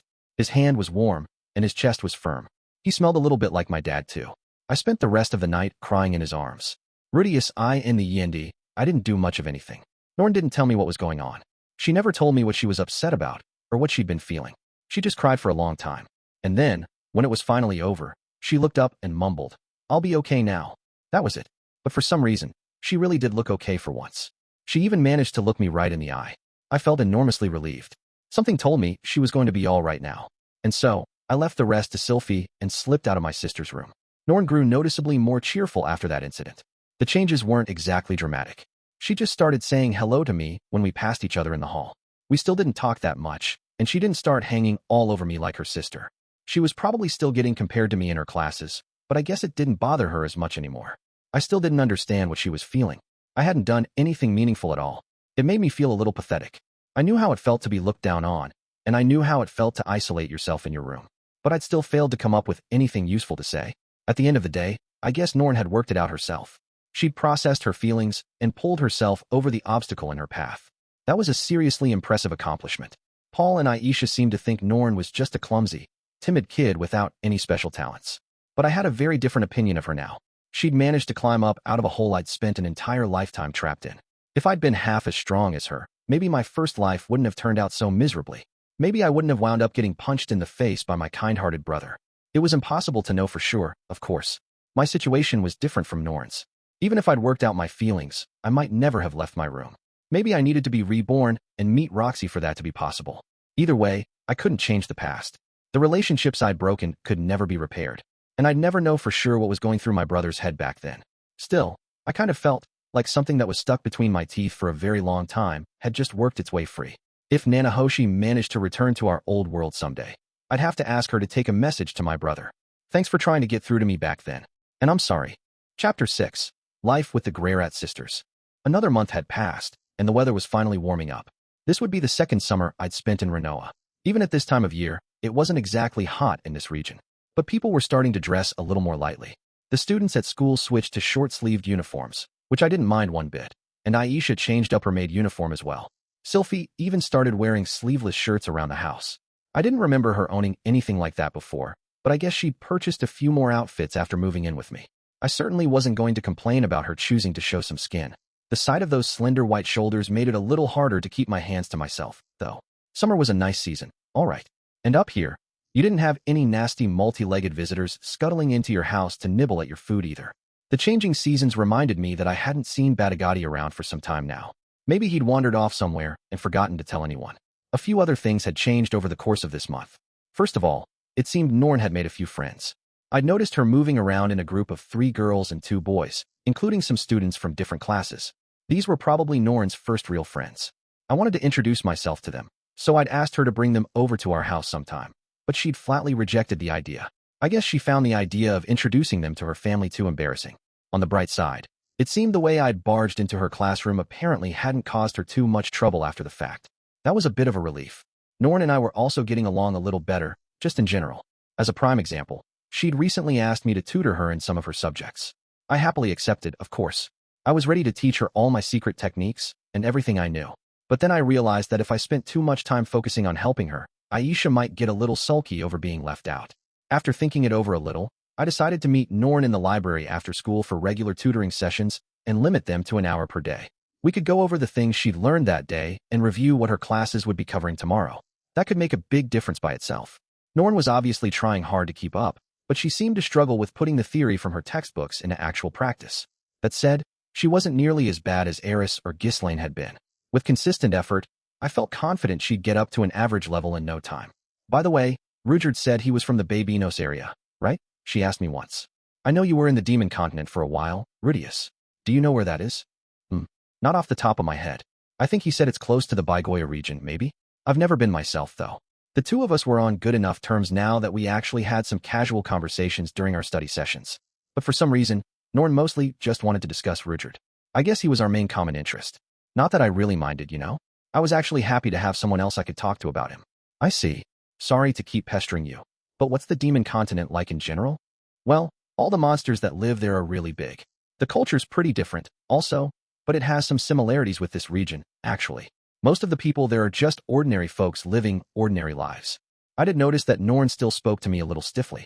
Her tone tended to be kind of overly polite, especially for a little sister talking to her own brother. Aisha and I had grown more informal with each other, but I guess Norn felt more comfortable this way for now. Oh, that reminds me, Rudeus. Did Rudeus ever tell you the story of his spear? Yeah, I'm never going to forget that one. Talk about a tearjerker. Absolutely. I do hope he manages to realize his goal eventually. Same here. It was about time that I moved that particular project forward, wasn't it? The general plan was to manufacture figurines of a supered warrior and sell them bundled with a book. I hadn't given up on it by any means, but Julie was still inexperienced and didn't have much mana, so mass-producing figures wasn't an option at present. Still, that didn't mean I couldn't get to work on a prototype, at least. The book was another matter. The main issue there had been finding the time to write. I'd spent many hours over the last few months learning advanced healing and intermediate detoxification magic. I was good at the brute memorization those subjects required, but they'd still kept me very busy. At this point, I wasn't sure what I wanted to learn next. Moving on to advanced detoxification seemed logical, but there wasn't anything else that really caught my interest. It wouldn't hurt to get my fire and wind magic up to the saintly level, but that tier of spells tended to involve dramatic manipulations of the climate, rather than more practical spells you might use on a regular basis. Learning new things was always nice, but I wanted to focus on something more useful, maybe even a skill like horseback riding. As I was running the possibilities through my head, it occurred to me that I could take some of my newfound spare time and use it to work on my book about the supered. I could probably get a little writing done during my sessions with Norn too. I was looking to write a frank, straightforward summary of the tribe's tragic history. Prose wasn't my strong point, but I could probably pull something together if I really put my mind to it. Or so I told myself at first. But when I found myself staring at that first blank piece of paper, I couldn't even decide where to begin. Was it best to just write down the facts, like the script of a documentary? Would it be more readable in the form of a diary? I'd often heard it said that you were better off starting with a small project for your first piece of creative writing, rather than trying to draft an epic masterpiece right off the bat. Maybe I should make this a booklet, no longer than 10 or so pages. It would be easier to hand that out with the figurines, anyway. If I went that route, it was probably best to keep it simple and light. I could make it into a basic good versus evil story, with Laplace revealed as the true villain. Wait, wasn't Laplace considered a legendary hero on the Demon Continent, though? If I made him sound totally evil, I might piss a lot of people off. One afternoon, as I was struggling with these questions for the 100th time, Norn peered over at my work. What are you writing there, Rudeus?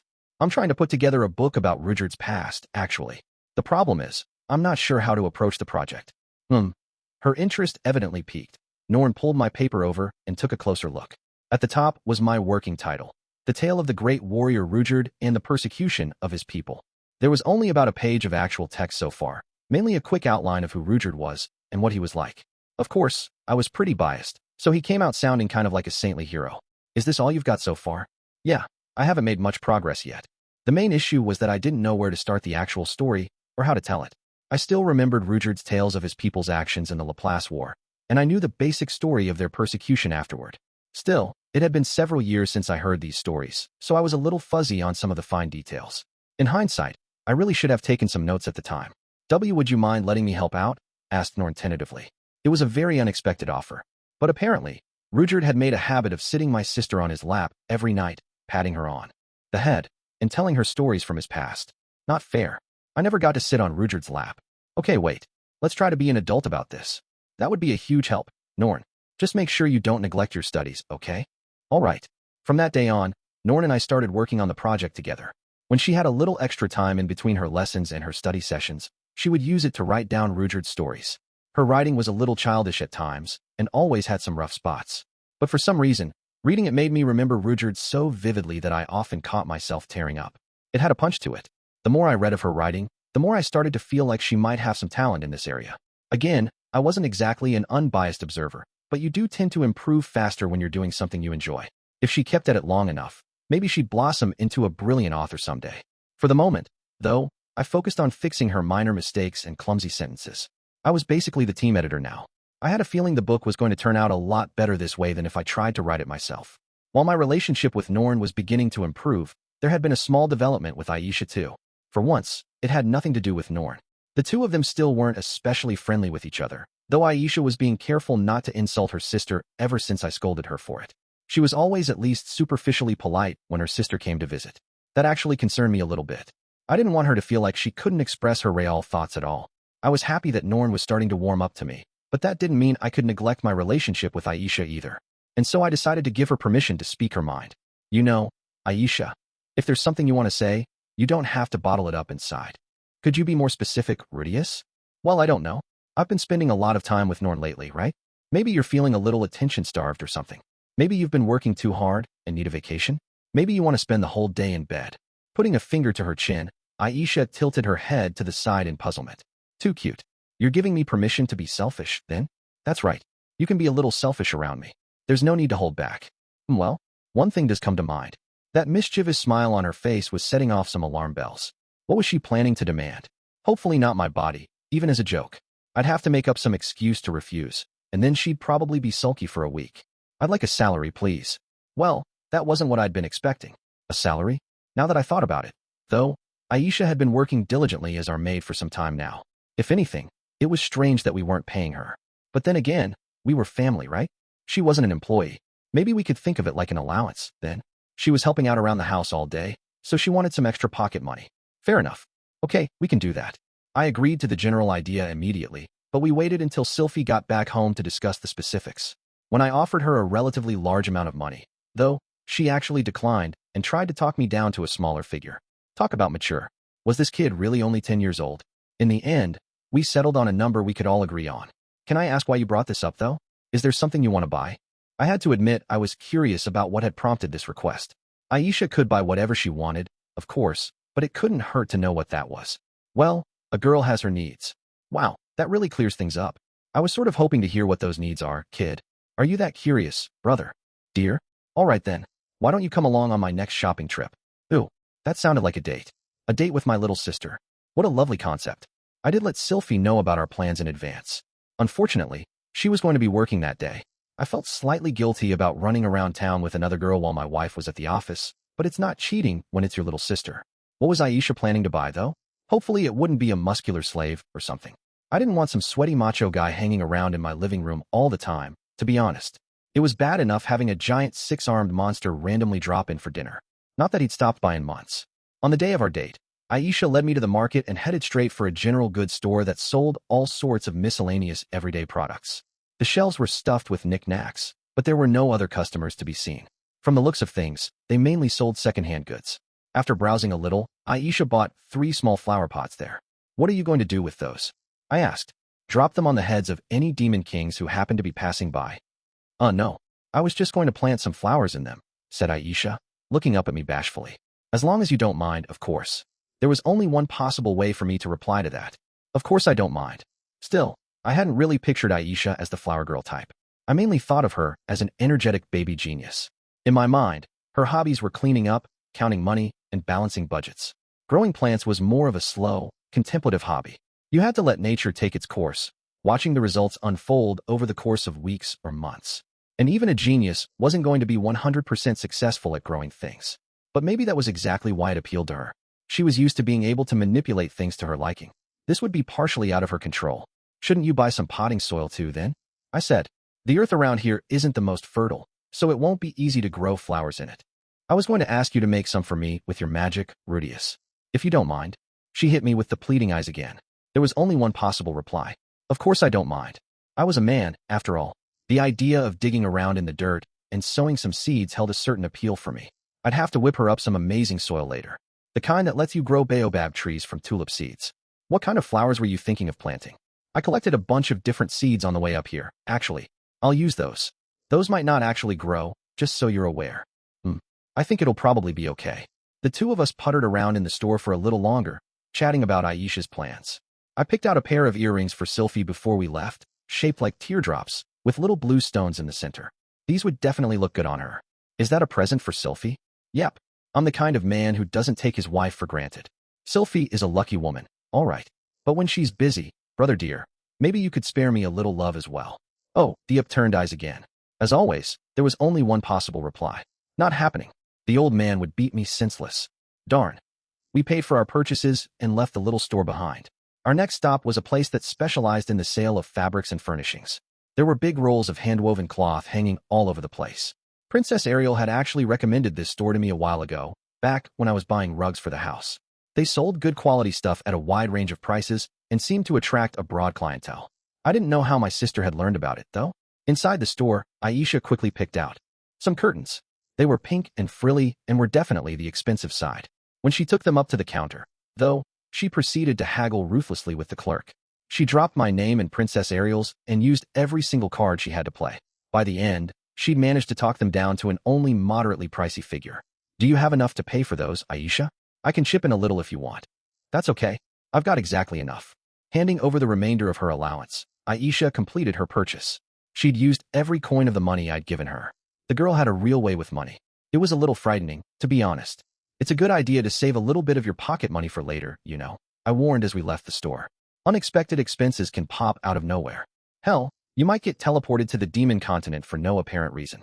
Ever since that incident, I'd made a habit of hiding cash inside my clothes at all times. I even had a few bills in the soles of my shoes. Okay, I'll save a little next time. Still, flower pots and frilly pink curtains, huh? I really had taken Aisha for a little brainiac so far, but she clearly had a girly side. I've always wanted a few cute things like these, you know, she said. What? Lilia wouldn't buy them for you. Mom always said no. She thinks it's wrong for a maid to decorate based on her personal tastes. I hope you don't mind, Rudeus. The girl wasn't just clever. She was good at playing with your emotions. Not only had she wrapped her arms around my waist, she was looking up at me with Bambi eyes. I knew it was all an act, of course, but it was so cute, I couldn't bring myself to care. There was only one possible reply, anyway. It's totally fine, Aisha. Good thing I wasn't a creepy old man or anything. I might have kidnapped her on the spot. In the weeks following this little date, Aisha's room grew steadily more girly. She seemed to like cute, tiny things and kept finding small pots to plant small flowers in and lining up fist-sized dolls on her shelves. At some point, she even embroidered charming little designs on the hem of her apron. I was starting to get a little worried she might evolve into a gyro if this kept going. Still, both of my sisters were doing well. I was content. Although she wasn't my sister, Nanahoshi was finally getting her groove back too. In our last experiment, she'd managed to summon a plastic bottle. That bottle was currently sitting on the windowsill in her laboratory, serving as a vase for a single flower.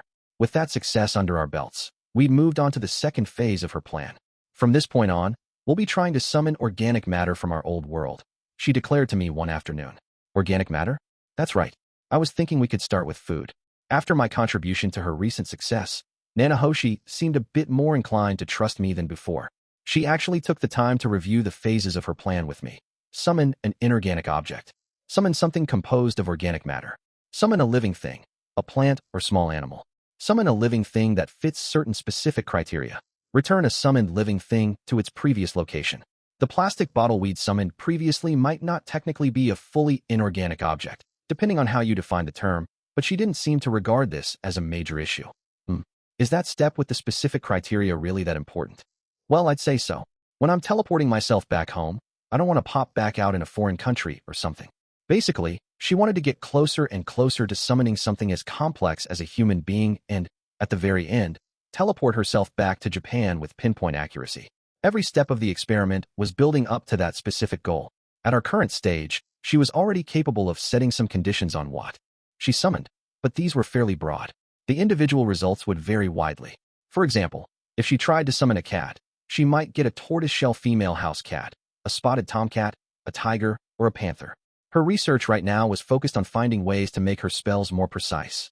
She wanted to be able to summon a house cat, not just a feline, and even specify the exact kind of house cat that she wanted. Defining the conditions is quite tricky, though, she muttered, more to herself than me. I suppose I'll have to go see the old man again at some point. This old man was presumably the authority on summoning magic who she'd mentioned once or twice before. Does this guy know a lot about this? Conditional summoning? Well, Nanahoshi put her hand to her chin and thought for a moment, then nodded to herself and began to explain. Let me elaborate a little.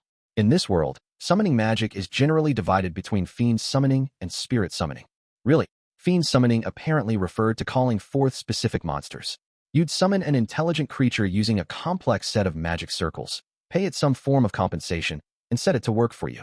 This was the kind of summoning that people generally thought of when they used the word.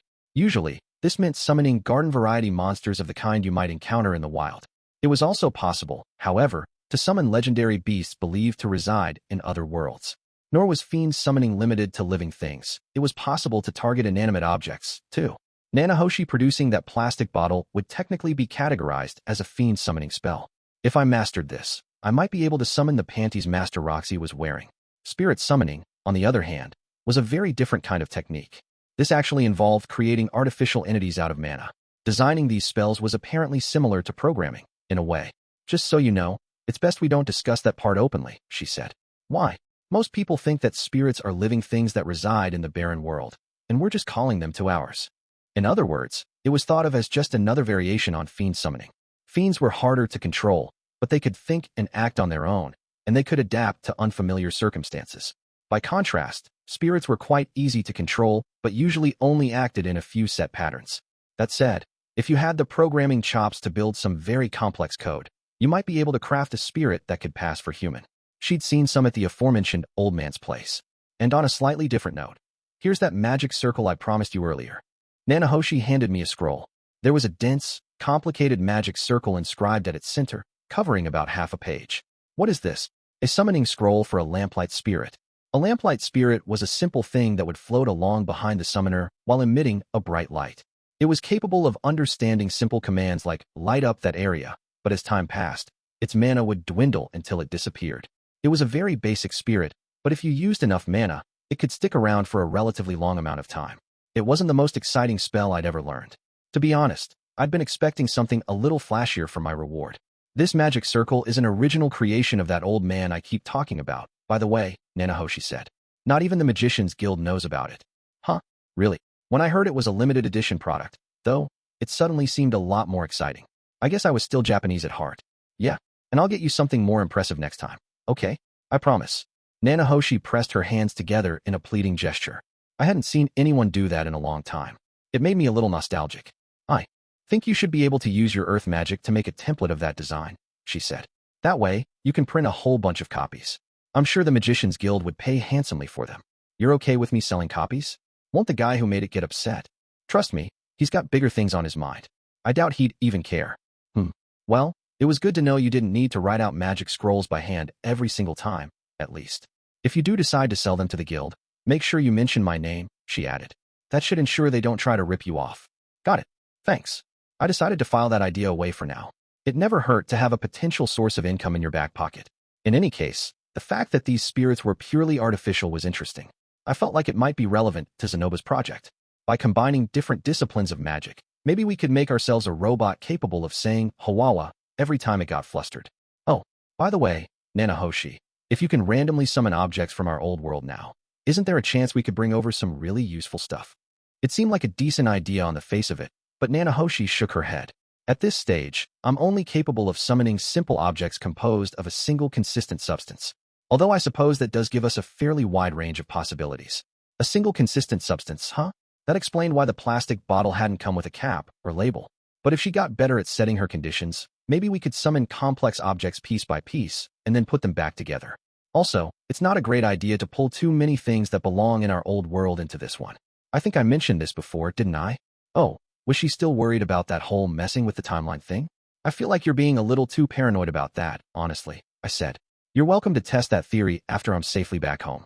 I'd rather not take any chances. Wow, cold. Zenoba, meanwhile, had finally managed to finish up his red WIRM figurine the other day. It didn't look exactly like the one I'd seen, what with the horns on its forehead and all, but it looked cool, and that was the most important thing. Julie was very happy with her belated present. She wasn't the sort of kid who smiled a lot, but she spent quite some time holding the figurine up, oohing and ahhing as she examined it from different angles. Thank you very much, Master. Thank you, Grandmaster. Turning around to face the two of us, she executed a slightly stiff but respectable bow. You're welcome, Zenoba said with a lordly nod. Keep up the hard work. Yes, sir, she replied happily. Julie was speaking the human tongue much more fluently these days. It wasn't because of anything I'd done, though. Ginger made a habit of correcting her whenever she slipped up, and you always learn faster when you have someone to point out your mistakes. Aren't you a lucky girl, Julie? Make sure you take good care of it, Ginger said. Yes, thank you too, Miss Ginger. Ginger was now a constant presence in Zenoba's room. She usually kept herself positioned by the wall, stepping out to fetch drinks for Zenoba or see to the needs of his visitors. At the moment, she was renting an apartment in a building close to the university. I'd once asked her why she didn't just move into the empty room for bodyguards next to Zenoba's chambers, but she said it would be presumptuous of her to reside next door to the prince. Their arrangement felt less like a master-slash-servant relationship and more like a very weird commuter marriage. Or maybe the bond between a cult leader and his most faithful disciple. The woman would probably cut her stomach open instantly if Zenoba ordered her to. Did you need something, Rudeus? I was just wondering why you swore loyalty to Zenoba. In the first place. Ginger nodded at my abrupt question, looking rather pleased. The prince's mother asked me personally to take care of him, and I swore, in that moment, to devote myself to his service. Well, that's nice. Go on. What do you mean? That's the story. Wait, that's it. That was enough to make you put up with all of this. Then again, swearing an oath of fealty was probably serious business. If you were going to break that promise when you were treated poorly, you probably wouldn't make it in the first place. I'd once read in some manga that feudal society was composed of a few natural-born sadists and a great number of masochists. Maybe Ginger just fell in that second category. When I thought of it that way, it made a little bit more sense. Although the reality was probably something not quite as crude. Cliff was making progress with his research too. He'd recently completed his first prototype of a magical tool to suppress the symptoms of a linealized curse. He announced this to me personally one day, looking even prouder of himself than usual. Essentially, it forces an external mana to counteract the flow of internal mana. It's not enough to eliminate the curse, but it slows it down. He went on to explain the details in complex, technical language. A lot of it dealt with how he aligned the external mana with the frequency of the curse's mana in a very specific way. He also spent a lot of time emphasizing his own brilliance, though, so I think I'll omit that part. The bottom line was that he'd found a way to make a linealized curse less severe. However, there are two remaining problems, he said. At this point in the conversation, Cliff finally let me see the device itself. It was a bulky loincloth of sorts, the kind of thing a sumo wrestler might wear. To be honest, I would have taken it for an adult diaper. I see. Well, the most obvious issue would be that it's not exactly fashionable. Indeed. I couldn't ask Lise to walk around wearing this thing, of course. The two of them had actually gotten into a fight about it, and they almost never fought. Alina Lise had actually said she didn't care how it looked, but Cliff stubbornly refused to give in. I guess he was too proud to bear the idea of making his girlfriend look ridiculous. They'd made up over the course of a single passionate night, incidentally. Their love was as nauseating as ever. Zenoba and Silent volunteered to help me out, and we've developed a plan to miniaturize the device. I'd like to make it significantly more effective too. But I am a genius, so I'm sure it's only a matter of time.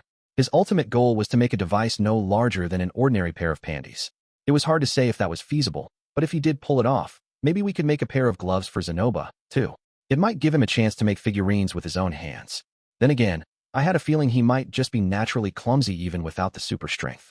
So, what's the other problem you mentioned? Cliff frowned. That's actually the reason why I called you here today, Rudeus. Oh, the thing is, the implement currently consumes far too much mana to be practical. As I recalled, magical implements required someone to pump them full of mana before they could work. Less efficient ones weren't considered especially useful for real-world applications. Ideally, Cliff wanted something that Alina Lise could wear constantly, while consuming only as much mana as she could stand to spare. But right now, The device was so thirsty for power that Cliff couldn't even keep it running for an hour. We're going to try to keep honing the design, but I could really use your help. Without you, we'd only be able to charge the thing up a few times a day. All right. Okay then. I'll help out when I can. Cliff considered himself a genius magician, and his mana capacity was certainly on the greater side. But even so, it wasn't close to enough. This was exactly where I could come in handy. From that day on, I started to help out with Cliff's experiments, too. Incidentally, the device did nothing to make Lionel's any less horny. Lately, I felt like my life had settled into a smooth and pleasant rhythm. I woke up in the morning, did my training, ate breakfast, and went to the university. I stopped by to see Zenoba and then Cliff, checking in on the progress of their research and occasionally offering some advice. After lunch, I headed over to help out Nana Hoshi with her summoning experiments. And once classes ended, I took an hour to tutor Norn. On my way back home, I went grocery shopping with Sylphiette, and Aisha greeted us at the front door. Sylphiette and I took a bath together, and the three of us ate dinner. Then we practiced magic in the living room and talked about our days. After Aisha went to bed, I worked on the baby-making project with Sylphiette, then fell into a sound sleep with my wife as my body pillow. Each day went much like the one before it, but I still felt like I was making steady progress toward my goals. Maybe this was what happiness felt like. It wasn't something I'd gotten much of in my first try at life. But assuming Paul made it back safe and sound in a year or so, things should only get better from here. Chapter 7. The Third Turning Point. Life comes at you fast sometimes. I was doing my usual training routine one pleasant summer morning, feeling good about things in general. I hadn't seen Begaritt around for months, but wasn't too concerned. The man was impulsive at the best of times, so there wasn't much point worrying about him. That was what Lionel's always said, at least. And it had proven to be true so far. When I finished up and went back into the house, I found Aisha and Sylphiette in the hallway with serious expressions on their faces. They turned to look at me as I stepped in the door. Oh, Rudy. Something about the atmosphere in here was making me nervous. Do we have a problem or something? Air, said Sylphiette, scratching at the back of her ears with an awkward smile. Haha, wow. This is making me more nervous than I expected. There's no reason to hesitate, Sylphiette, said Aisha. Go on. Be brave. My wife stepped forward. After a moment's hesitation, she crossed her hands in front of her stomach and spoke. Well, Rudy, it's actually been 2 months now. Since my last, her last. Oh wow. And, well, I haven't been feeling so well lately, and I was starting to wonder. I couldn't help myself from staring at Sylphie's stomach. It didn't look any different at the moment. Was this really happening? So I went with Aisha to the neighborhood doctor, and they said, congratulations. Oh, my voice was trembling. So were my hands. And my legs, for that matter. Congratulations? She was pregnant? We were actually going to have a kid. This wasn't a dream, right? An experimental pinch of my cheek made me wince. So much for that theory. I swallowed loudly. Right. Of course. Why wouldn't she be pregnant? I was a man who could make things happen when I really set my mind to it. This had always been part of the plan. I just hadn't been expecting it to happen so quickly, since everyone said elves had a hard time getting pregnant. I was a little startled, that was all. Rudy, any thoughts? Sylphie was looking at me anxiously. I wasn't sure what to say, though. This was all so sudden. Can I, touch your stomach? Huh? Sure. Go ahead. I reached down and stroked Sylphie's belly. It was still slender, with no additional fat that I could feel. Her skin was warm to the touch and surprisingly soft. The same as always, in other words. But when I focused closely, I felt like I could feel a slight hint of a bump. That was probably just my imagination, right? The kid wouldn't be that big yet, right? Our kid's in here. When I spoke those words out loud, I felt a sudden surge of emotion building up inside me. What was this feeling? I had to repress the urge to start shouting incoherently. I had a kid on the way. I was going to be a dad. It didn't feel real yet, but it still made me incredibly happy. Was happy even the right term? The word felt so inadequate. What was I feeling right now? Could you even put this into words? Brother dear, isn't there anything you'd like to say to your wife? Aisha's words snapped me back to reality. Something I need to say? Like what? Congratulations? No, that can't be right. Maybe I should thank her. Yeah, that sounds better. Thank you, Sylphie. Huh. Sylphie smiled, but she looked a little puzzled. Had I guessed wrong? What was the answer then? I searched my memory for a hint. What had Paul said to Zenith, back when we found out Norn was on the way? Something like, well done, right? Or maybe, nice job. I didn't like those options very much, though. Did he think women only got pregnant when they tried really hard or something?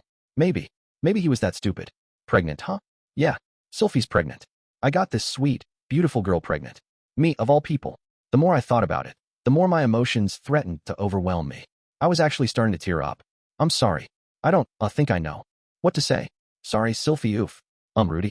Instead of continuing, I'd thrown my arms around Sylphie. I wanted to lift her up into the air and spin her around a few times for good measure. But this wasn't the time for that. She had a baby in her belly. I needed to be very, very gentle with her. You did want children pretty badly, didn't you? My wife wrapped her arms around me as well and started to pat me on the back. I gave her one more gentle squeeze, then finally released her. Stepping back, I stared down into her eyes. I could see my face reflected in them, and it wasn't a pretty sight. I had tears running down my cheeks. Sylphie closed her eyes. I kissed her and stroked her hair, enjoying the softness of her lips. This was what love felt like, wasn't it? Ahem. Aisha cleared her throat, reminding me that we weren't alone in the room. I'd started groping Sylphie's breasts, but without even realizing it. Brother dear, we need to be gentle with the lady of the house for a while. You're going to need to refrain from intercourse for the moment. She's right. Bad Rudeus. Bad. No matter how lovable my wife was, I needed to control myself from now on. Then again, she was less than 2 months pregnant, right? And we'd been doing it every 3 days up until now. It probably wouldn't hurt to keep going just a little longer. No. Keep it together, man. Right? Of course. Aisha smiled and lifted the hem of her skirt slightly upward. If you're desperate, I'm always available to pick up the slack. Not a chance in hell, kiddo. She pouted a little at that. It was nice of her to offer and all, but even putting all the moral issues aside, I just wasn't attracted to her. That suited me fine anyway.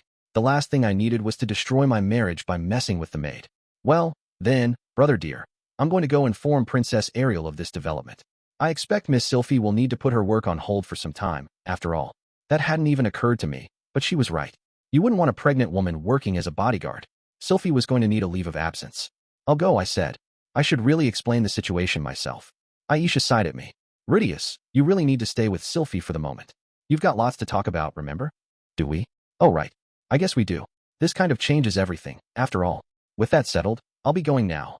Right. Okay. Thanks, Aisha.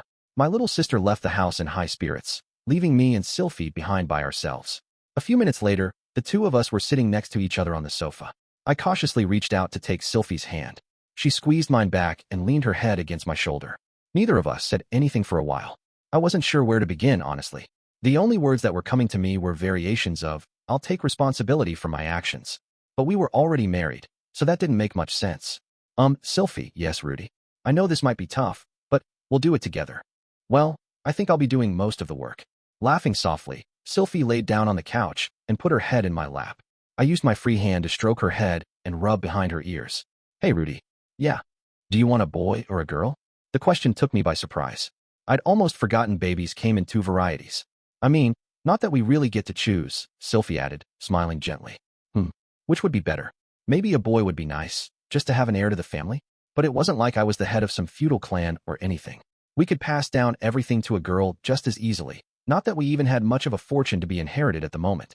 Back in my old life, I probably would have said, a girl, with a creepy grin on my face. Maybe even suggested that we take pictures of her every single day to record her growth into adulthood. What a very foolish man I used to be. Right now, though, I couldn't find any reason to prefer one over the other. As long as it was a healthy, happy kid, I'd be satisfied either way. You know, Rudy, I'm kind of relieved. Why? It feels like I'm really your wife now. Just like in my old world, having children was a major reason why people got married here. Sylphie had probably been a little anxious about that part of things, since it was harder for her people to get pregnant. Not that I would have left her over something like that, of course. Anyway, I guess this is going to be kind of rough on you too, huh? She said. Since we can't, do it for a while. Hey, I'll live. I could put up with a dry spell under these circumstances. Unlike certain old men I could mention. Feel free to kick me out of the house for good if I go off and sleep with another woman. All right? I deserve it, I said. Oh, I don't think I'd be that angry. Maybe a little sad. But I'd understand. Really? That seemed like an awfully mild reaction. I wasn't going to betray her or anything, though. I knew I'd feel like total crap if she went out and cheated on me. I think I'd get upset if you messed around with another guy. To be honest, I confessed. Sylphie just laughed softly and smiled. It was an expression she only ever wore around me. No one else ever got to see it. And that made me really happy. We spent some quiet time together. In the evening, Aisha came back to our house with Norn in tow. See, congratulations, Sylphie, said Norn, bowing politely. Thanks, Norn, said Sylphie, smiling as she patted her on the head. That got Norn smiling as well. She didn't seem to mind being petted as much as you might think. Maybe she actually enjoyed it, coming from the right person. In any case, it was nice to see the two of them getting along so well.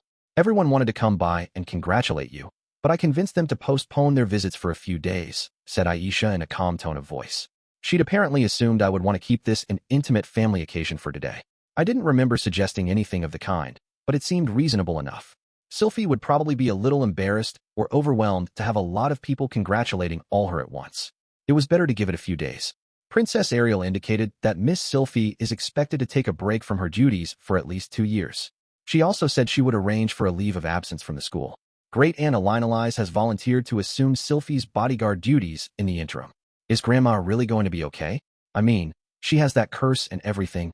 She assured me that she could manage, madam. I wouldn't worry about her. Elinalise did know how to take care of herself, and she had that magical implement now. Besides, she could always pull Cliff into an empty classroom or storage room if she needed to get busy during school hours. Prince Zenoba says he'll be paying us a visit 5 days from now, in the evening. He wanted to have dinner with us, so I'll get things ready for that. Princess Ariel will be stopping by in 10 days, also at night, but she indicated that she wouldn't be dining with us. Cliff and Great Aunt Elinalise will be coming along on that visit. Miss Linnea and Miss Persina indicated they'd wander by some time, but I don't have any details as to when that might be. Miss Nanahoshi offered a brief message of congratulations to you both. I wasn't able to find Lord Badigati, but I left a message for him. Aisha had rattled off the whole list of our friends quickly and efficiently, in a steady tone of voice. It was like we had a personal secretary or something. The girl was definitely good at her job. Got it. Thanks for letting everyone know, Aisha. Of course, brother dear. Aisha looked over at Norn with a prideful smirk on her face. Norn met her gaze with a frown. Aisha still seemed to take a certain degree of malicious joy in showing her sister up like this. There was some lingering conflict between them involving their positions in the family. I was always telling Aisha that she was an equal member of the family, and that it didn't matter if she had a different mother, but the two of them still fought constantly, over the most minor things. They did say squabbling with someone can be a sign of how close you are. It was probably okay to let things be, as long as this didn't turn into a Cold War. They never said anything really cruel to each other when they fought, at least.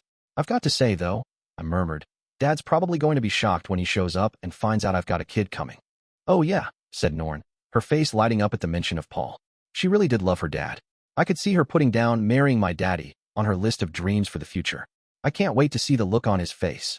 He's the type to spoil his grandkids rotten, so I bet he'll be overjoyed, I said. He was really sweet when you two were born too. Aisha and Norn both looked a little nonplussed for a moment. Neither of them had any memory of those days, of course. Well, anyway, I'm really looking forward to it, Rudeus, Norn announced.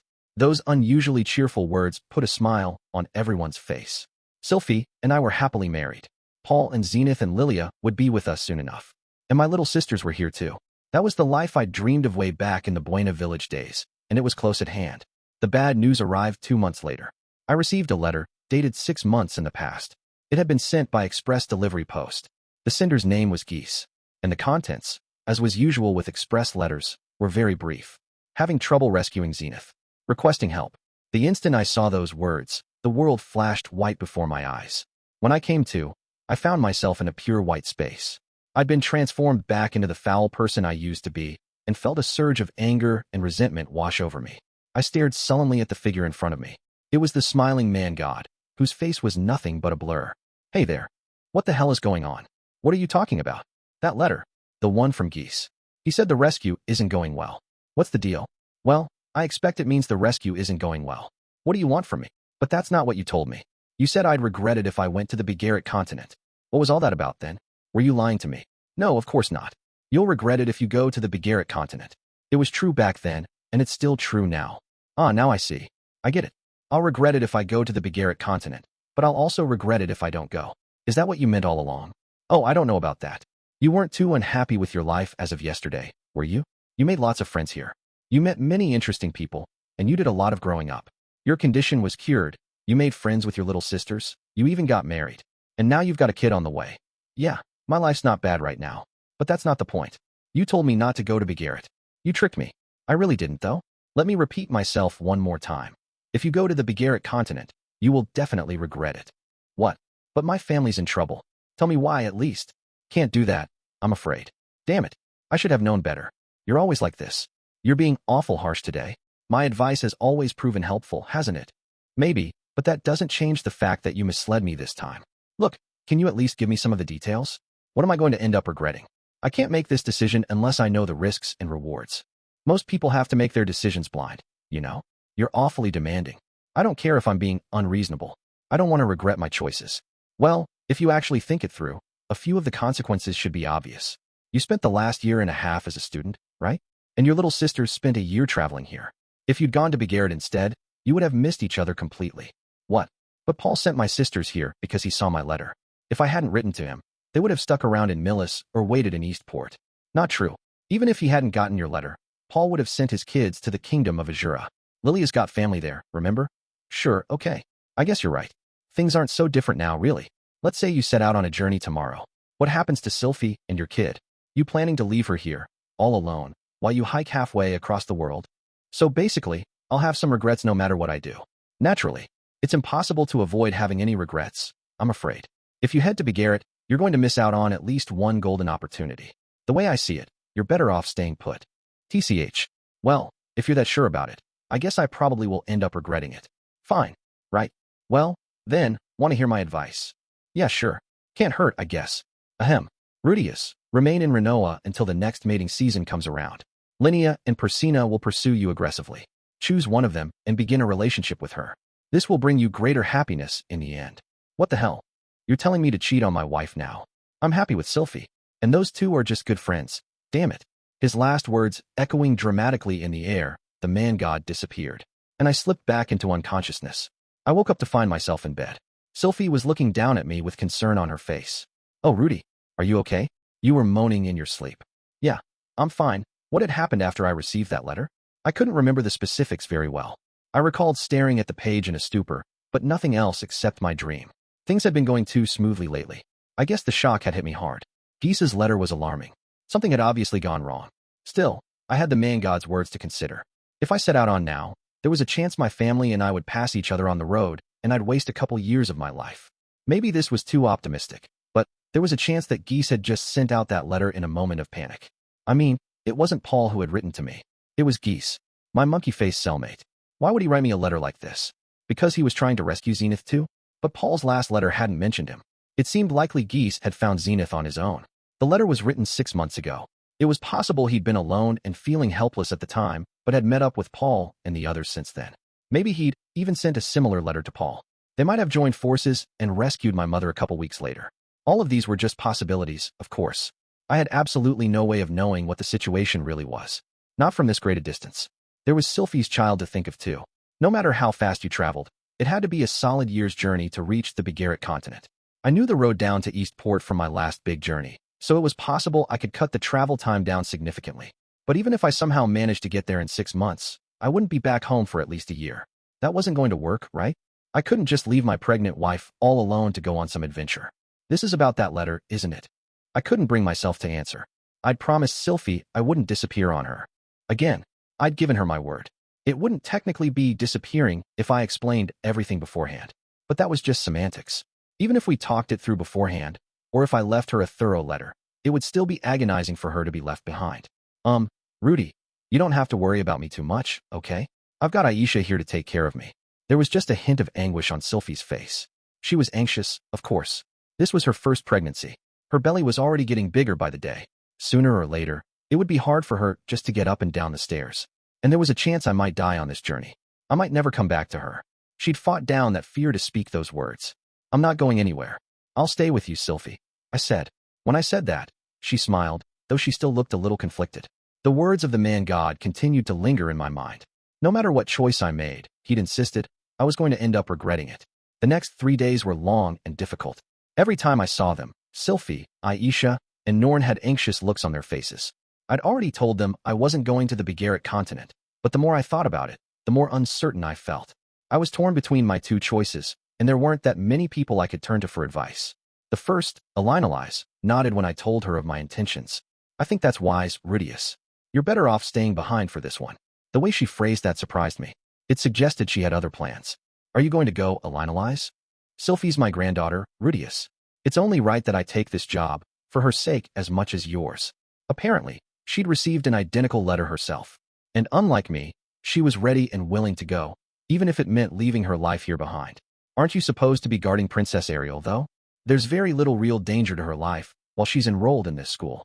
I wasn't doing much of anything, to be honest. That was probably true most of the time, but you never knew when things might take a dangerous turn. That was the whole point of having bodyguards. But of course, that was Ariel's decision to make. and Elinalize had basically volunteered herself as a goodwill gesture. I doubted the princess would object to her backing out. What about Cliff? I'll have to leave him. He might hate me forever, but I don't have much choice. Why don't you at least explain the situation? I'm sure he'd understand. Elinalize shook her head with a melancholy smile. It didn't look much like her usual smirk. Cliff's a pure-hearted young man.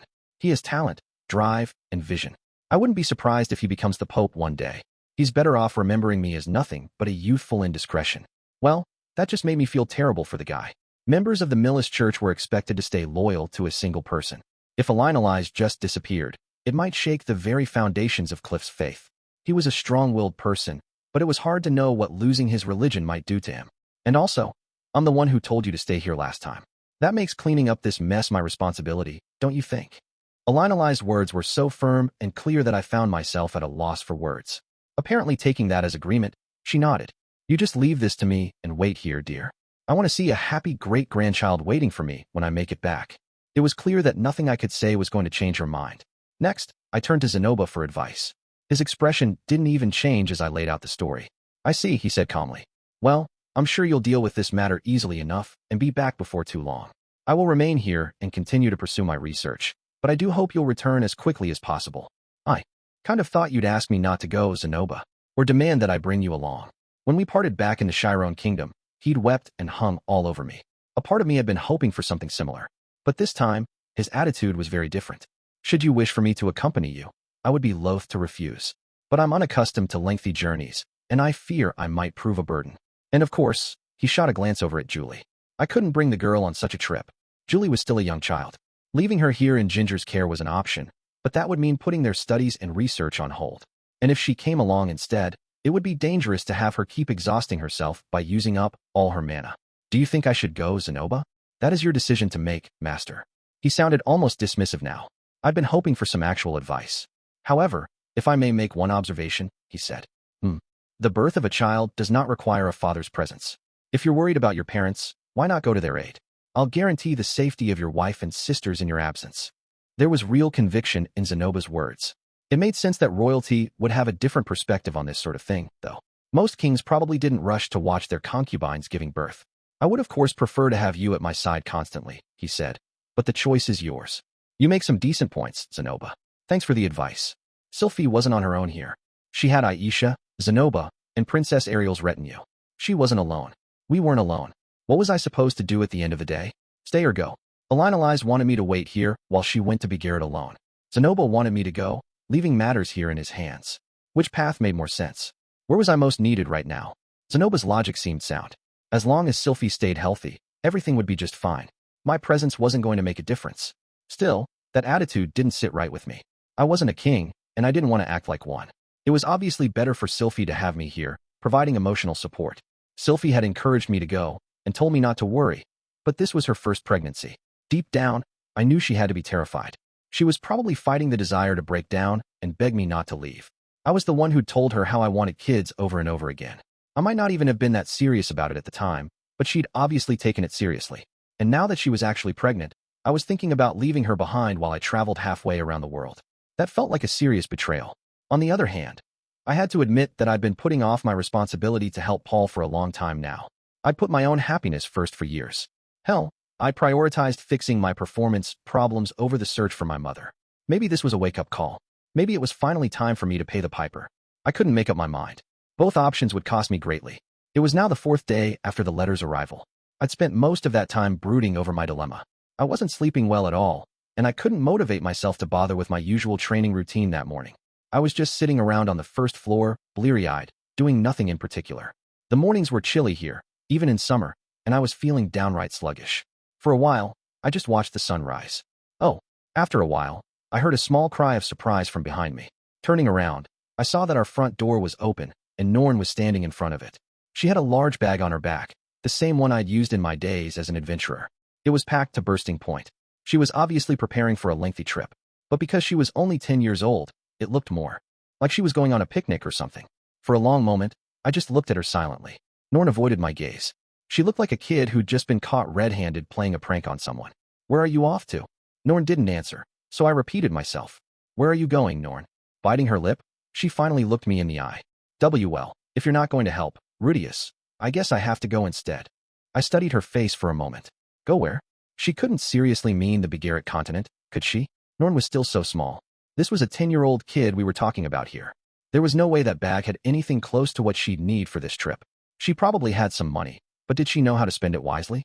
Did she even know the route she would take? How did she intend to deal with the dangers she'd encounter on the way? She might get kidnapped by slavers the minute she set foot out of this city. Norn, I can't let you do that, I said. But Rudeus, please. Mom and Dad are in trouble. She was tearing up now, but she kept her eyes fixed on mine. Why? Why aren't you going to help them? Why? Well, because I was going to have a child soon. I had my wife to think of.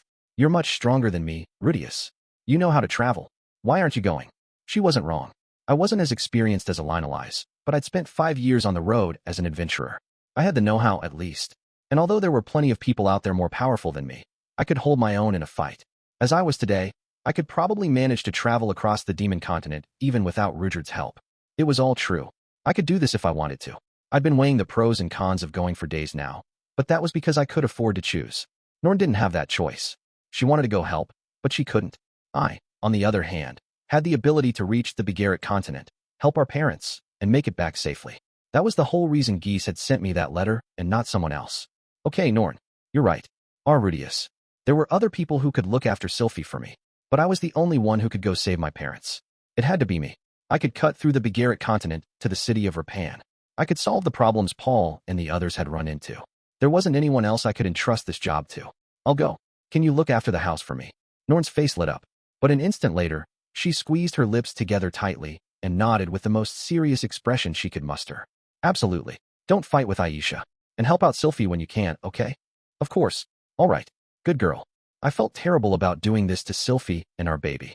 If she dumped me over this one, I wouldn't blame her. But that wasn't how I should be thinking about this. I needed to trust my wife. I'll go to the Begaritt continent, then. I'd made up my mind now. I was going to save my parents. Chapter 8. Farewells. The Begaritt continent was a massive island, so reaching it would require crossing the sea. And my specific destination, the labyrinth city of Repan, was located near the eastern coast. There were 2 possible routes I could take. The first involved traveling to Eastport, the King Dragon Realm's main harbor town, and catching a boat there. It wouldn't be the most direct route, but it would allow me to enter Begaritt from the east, cutting down the amount of traveling I'd have to do on that continent. This was the safest option. The other possibility was catching a boat from the Kingdom of Azura instead, which would bring me to the northern shore of the continent. This would involve cutting through more Begaritt territory, making it a more dangerous path, but it would also save me a good amount of time. My best guess was that the first plan would take me 18 months and the second about 12. Even the most efficient plan wouldn't get me there and back in the next 7 months. I'd be missing out on the birth of my child, no matter what. But that was far from my only worry, of course. For once, I was going to disregard the man-god's advice. Knowing him, he might have been fully aware that I wasn't going to agree with him, but I'd never done the exact opposite of what he recommended before. This was comparable to if I'd avoided the kingdom of Chiron entirely on my way through the central continent. Lilia and Aisha would still be captives there, and I never would have met Aisha. I guess that might have kept me from running into Orsted, though. Where would I be now if things had played out that way? We'd probably have made it to the refugee camp without too much trouble. Things might have ended just as terribly with Eris, though. And 10 years down the road, I might have found out where Lilia and Aisha were, much to my regret. Yeah, he did say I would regret this too. He'd repeated that both times I'd talked about it with him. Based on that, the reasons probably had nothing to do with my timing. No matter when I went to Begaritt, I would end up with some new regrets. But there was no telling what those would be. I could imagine all sorts of possibilities. I might end up losing something, like one of my hands, maybe, or one of my parents. There was no point wasting time thinking about it. If I didn't go, I'd be stuck here waiting anxiously for at least a couple years. In the end, I might learn that someone I cared about was dead.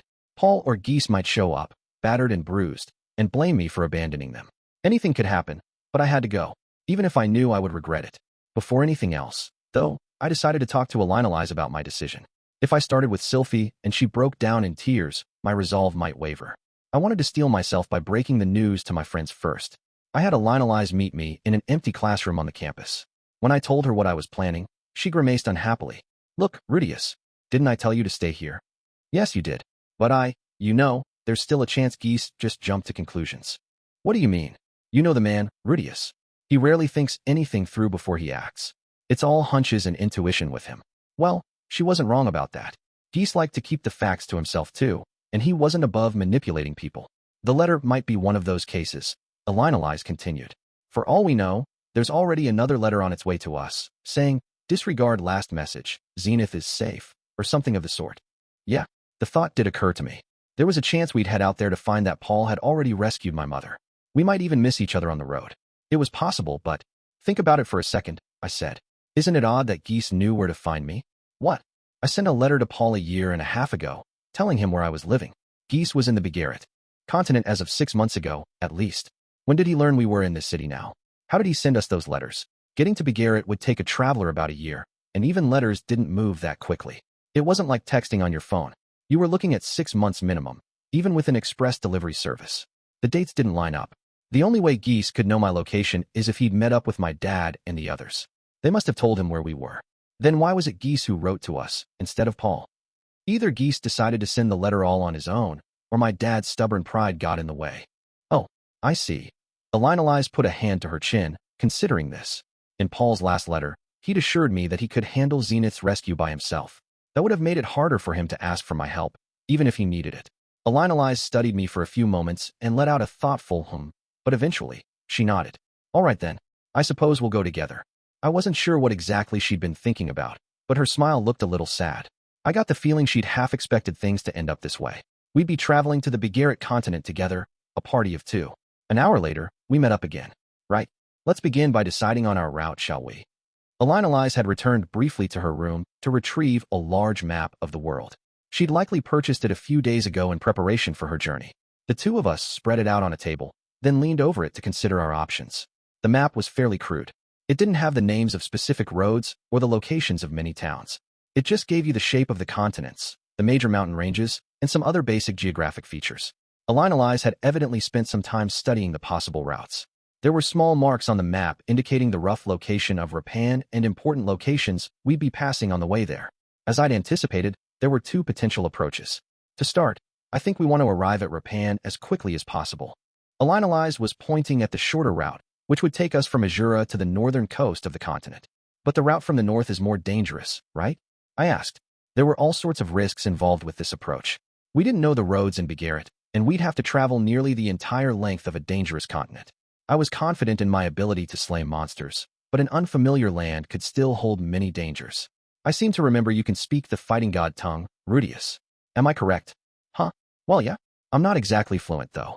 In that case, we can simply hire a guide and bodyguards once we arrive. Ah, I see. Thanks to Elinalize's many years of experience on the road, we quickly agreed on our basic route. Having done that, we moved on to planning the details of our journey. First, we'd buy horses here in Renoa and load them up with just enough provisions to get us to the Azura Kingdom. We didn't want to bring too much stuff, since that would slow us down.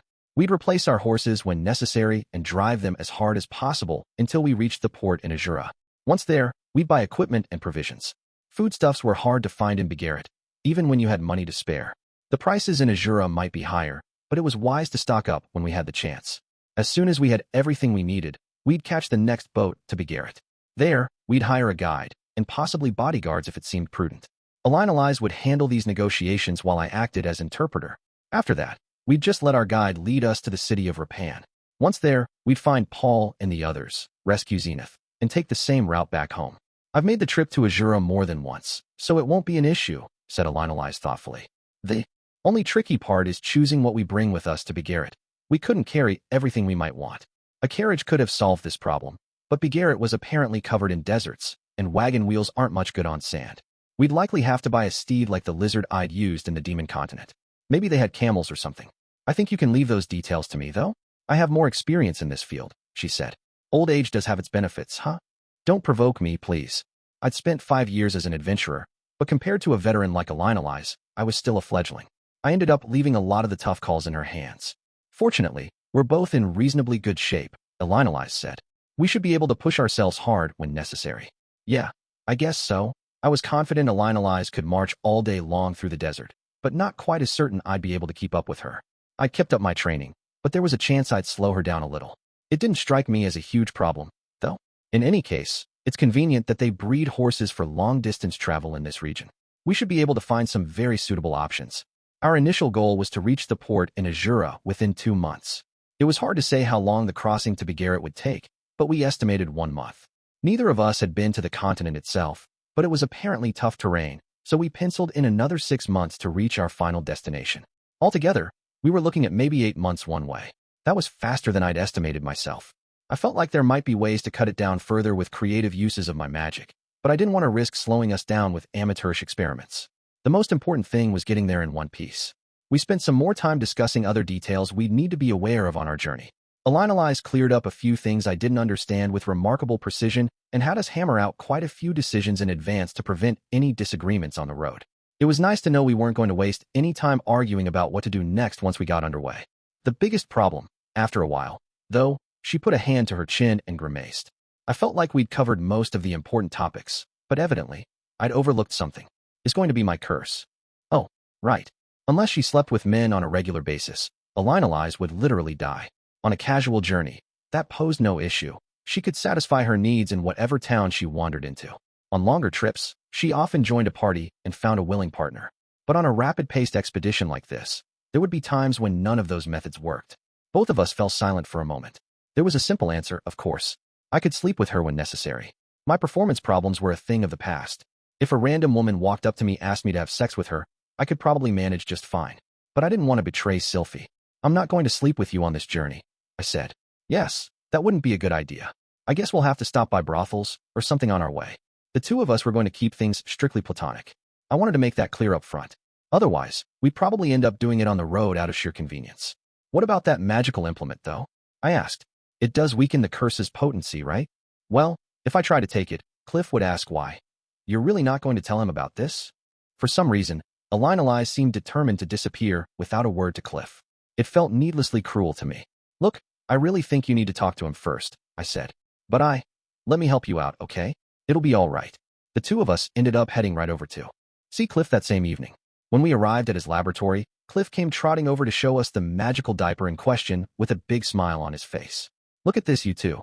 I've made it smaller already. It's not as heavy as the old one, either. You should be able to wear this for some time without. Cliff, do you love Analyze? Cutting him off mid-sentence, I put the question as bluntly as I could. Cliff stared at me with a look of blank confusion on his face. What? Of course I do. His tone suggested that I'd asked him the single, most obvious question in the world. So far, so good. Will you keep loving her, no matter what? Naturally. I love Lise from the bottom of my heart. You're aware of this, I'm sure. Well, good. That's what I wanted to hear. I explained the situation to Cliff. I explained that my family was in serious danger. I explained that Analyze was an old comrade of my dad's and felt an obligation to help. And I explained that it would be a long journey, on which she'd probably need to sleep with other men. I went into great length, covering every relevant detail. Cliff listened silently and didn't interrupt me even once. When it was over, he paused for a moment, then murmured, I suppose I'd be a burden if I came along. Frankly, it was true, but it was hard for me to come out and say so. As I hesitated, Analyze stepped in to reply. Yes, I'm afraid so. You wouldn't be able to endure a journey like this, Cliff. She might have put it more gently under different circumstances. But this time, she was blunt. I see. Frowning sadly, Cliff looked down at the ground. I felt a small, painful stab of sympathy in my chest. What was he feeling right now? Analyze would have no choice but to sleep with other men on this journey. He understood the situation completely, and he knew she loved him, but it had to be a painful thought. You know, Analyze, maybe we can bring him along? I said. He can use barrier magic and advanced tier divine spells. Even if he doesn't have much stamina, he might come in handy sometimes. It's all right, Rudeus. I wasn't useful in the slightest the last time I tagged along on someone else's adventure. This wouldn't be any different.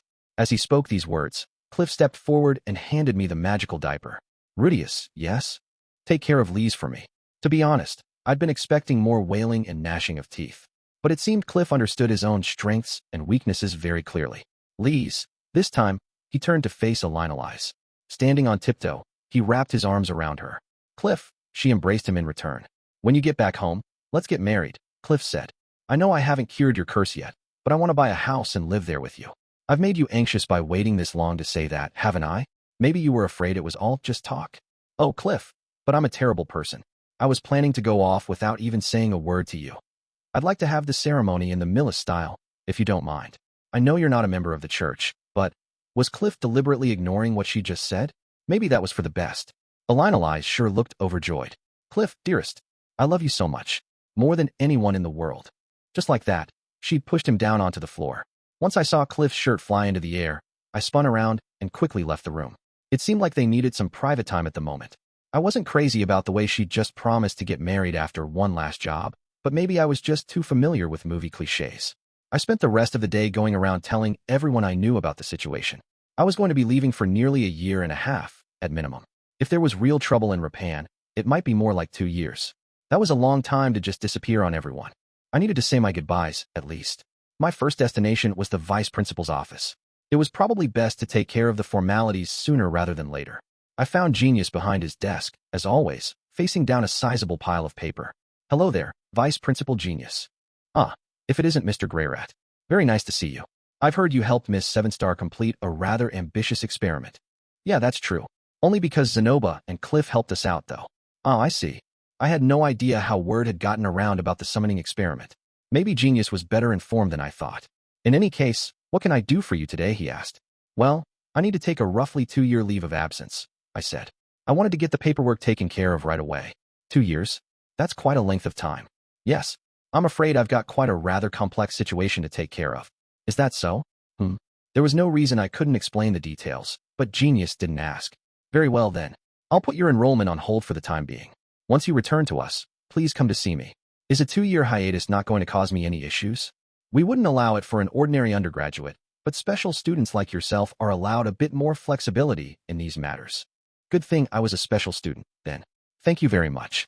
That's quite all right. The special student system is designed to be as accommodating as possible, after all. In that case, could you also put a linealized Dragon Road's enrollment on hold, as a favor to me? She's not a special student, but she's going to be accompanying me as a bodyguard. Ah, I see. All right, I'll figure something out. Well, that was easy. It's nice to have a friend in the bureaucracy. Thanking Genius once again, I left the faculty building behind. A few minutes later, I spotted Linnea and Persina outside. The two of them waved at me from across the courtyard and trotted over. I took the opportunity to explain the situation to them as well. No kidding? Man, it's going to be boring without you around, boss. We're going to graduate by the time you get back, so I guess this might be goodbye. That hadn't occurred to me until now, but it was true. They were 6th-year students. 2 years from now, they would probably be back in the Great Forest. It made me a little sad that I wouldn't get to see them off. I guess you're right. That's a shame.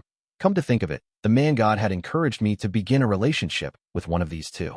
If I'd chosen to hang around here until the mating season started in 2 months, things might have taken a turn in that direction. What's up, boss? Do I have something on my face? Linnea was an attractive girl.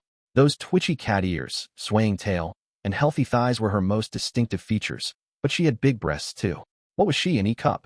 All the beastfolk girls were on the well-endowed side, so that was probably about average. That cocky attitude would probably make her fun in bed too. Sniff sniff, well, thinking about going around with us before you leave, boss? Persina had her charms, too.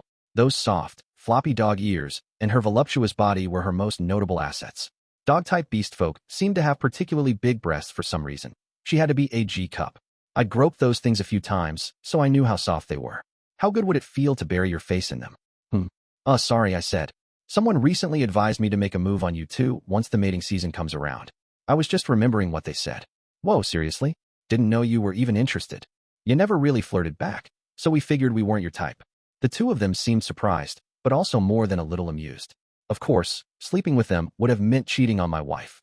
But, from what the man god said, it sounded like Sylphiette wouldn't have kicked me out of the house over it. Would she really just forgive me for messing around while she was pregnant? Maybe there'd be an ugly fight before things calmed down. Hard to say. Either way, it would supposedly lead to greater happiness in the end. I loved my wife, but I was also a man. The idea of a harem had a certain appeal. I found myself picturing a foursome with Linnea, Persina, and Sylphiette. In some alternate reality, could that have been my future? Nah, probably not. It was never a real possibility. Linnea, Persina, yeah? What's up, boss? Linnea and Persina looked at me nervously. I guess I'd spoken in a slightly stern tone of voice. Let's stay friends, I said. The two of them instantly relaxed and shrugged their shoulders. Well, if you insist, said Linnea, elbowing me in the side. A guy like you could use a few. Friends it is, said Persina, elbowing me in the other side. Make sure you keep in touch. We ended up exchanging handshakes before we parted. Probably a first for us, actually. Some people like to say it's impossible for men and women to really be friends, but that isn't true. You can be friends with someone you're attracted to. It's just a matter of setting the right boundaries. Let's meet again someday, all right? I said, even if it's 10 or 20 years from now. Sounds good, boss. We'll both be big shots 10 years from now, so you can bow down before us and kiss our shoes. We're going to conquer the Great Forest, man. I had to smile. Good to know they had ambitions, at least. Well, I hope you don't take revenge on me or anything. And so we went our separate ways. If we were lucky, maybe we'd see each other again sooner or later.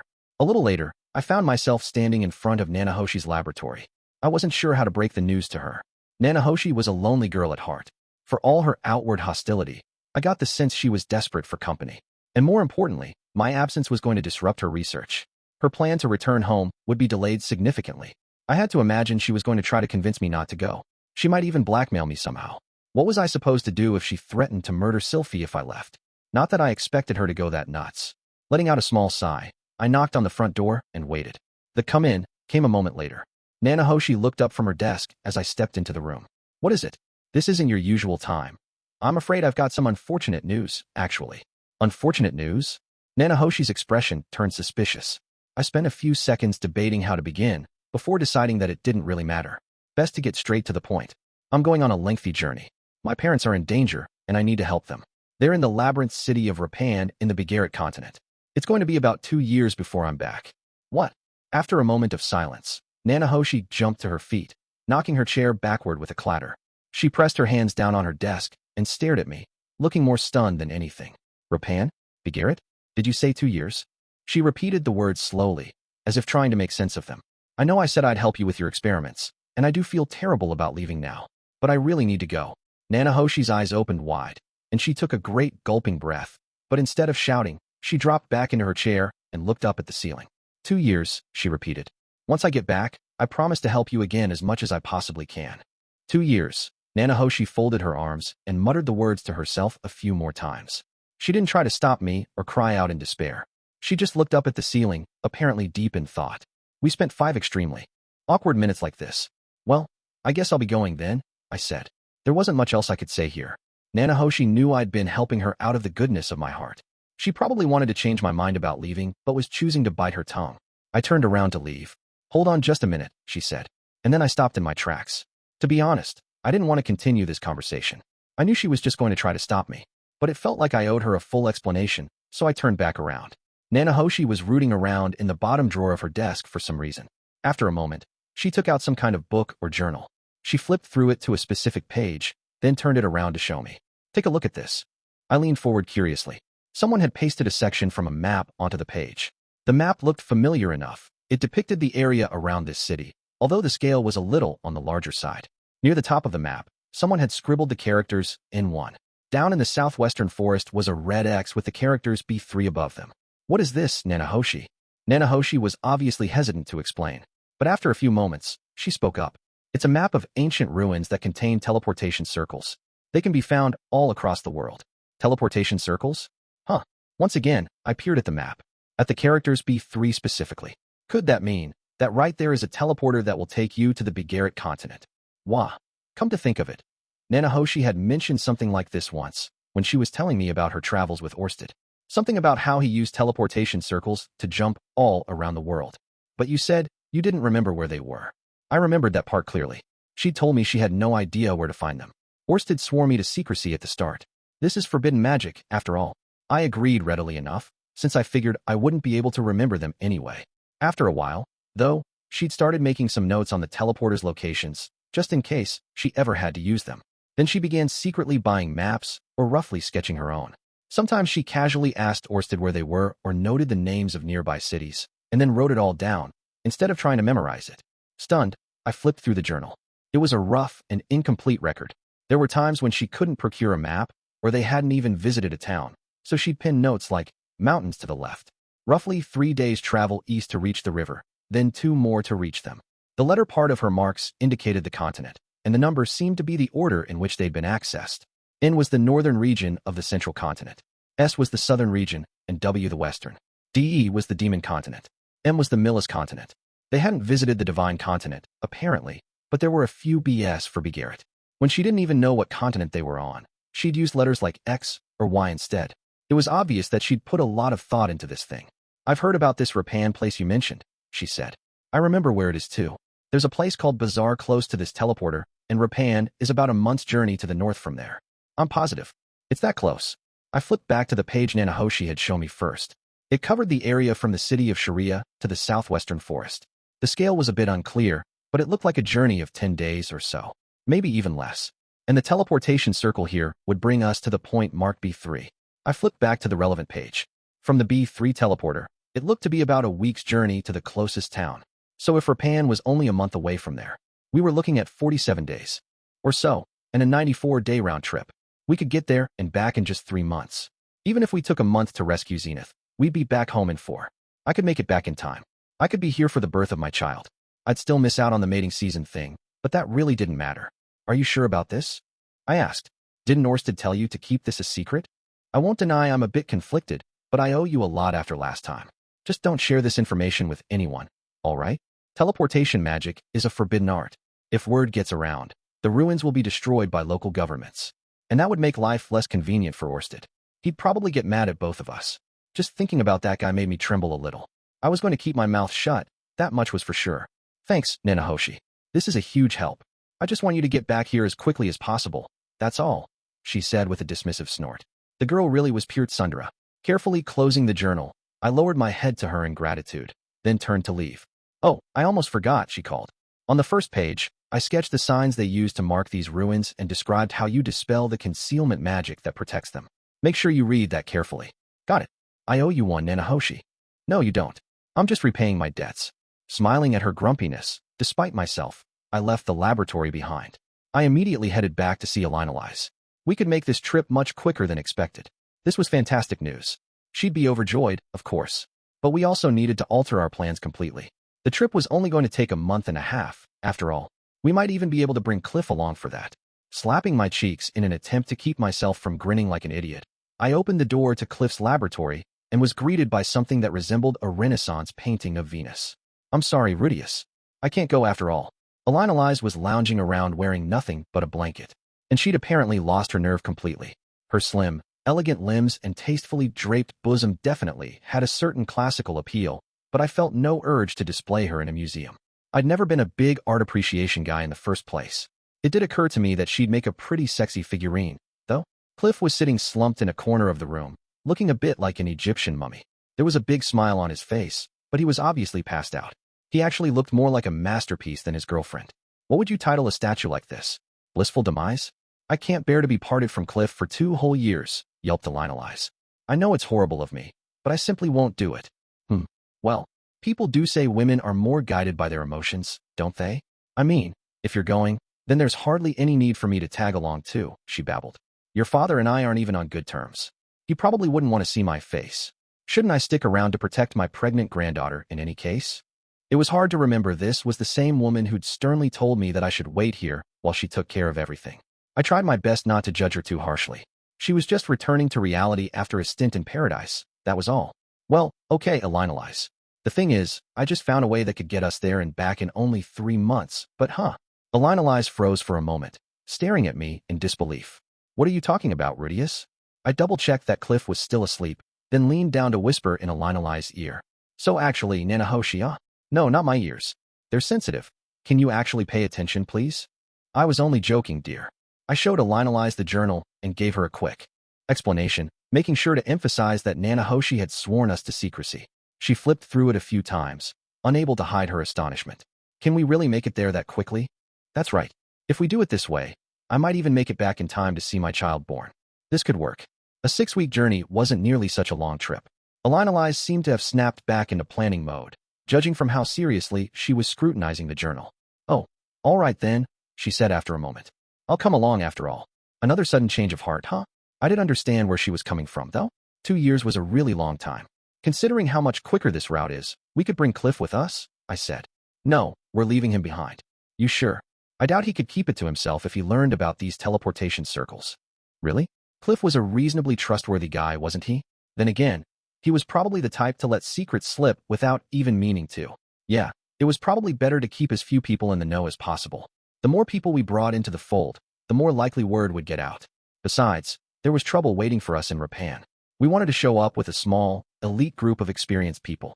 If I were going to take anyone else along, I'd have preferred someone like Rudeus. He was both a powerful fighter and as tight-lipped as they come. Begaritt came to mind too. He'd been alive for thousands of years, so it was very possible he already knew about the teleportation circles. And he seemed to be familiar with Orsted, so it would be easy to explain the situation to him. Unfortunately, I hadn't seen either of those two in some time. No one else came to mind as a likely candidate. Zenoba might be strong in a brawl, but he definitely wasn't a seasoned traveler. Come to think of it, if we ran into trouble over there, we could always come back and get more help. Better to play it safe for now, since we didn't know our route. But once we'd made the trip, it wouldn't be so hard to come back and fetch a few additional allies. We'd have to tell them about the teleporters, but that was better than falling short of our goal. The trip wasn't brief, of course, but even if we had to wait 3 months for reinforcements, it was at least a viable option. All right, just the 2 of us for now, then. Right, let's get this over with and get back home as quickly as we can. At least Allies seemed to be on board again. For now. Finally, I headed home to tell Sylphie. After gathering her, Aisha, and Norn in the living room, I broke the news right away.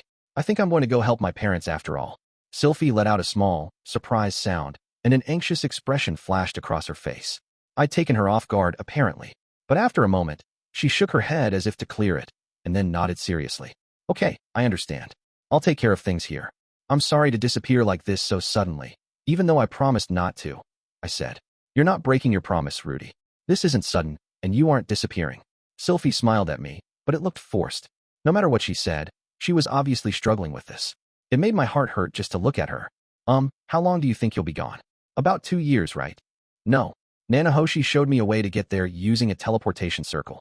I think I should be back before the baby comes. I'd already made the decision to tell her about the teleportation thing. If I couldn't trust Sylphie to keep a secret, I couldn't trust anyone. Huh, you're going to teleport there? Is that safe? She was obviously startled. The anxiety was visible on her face once again.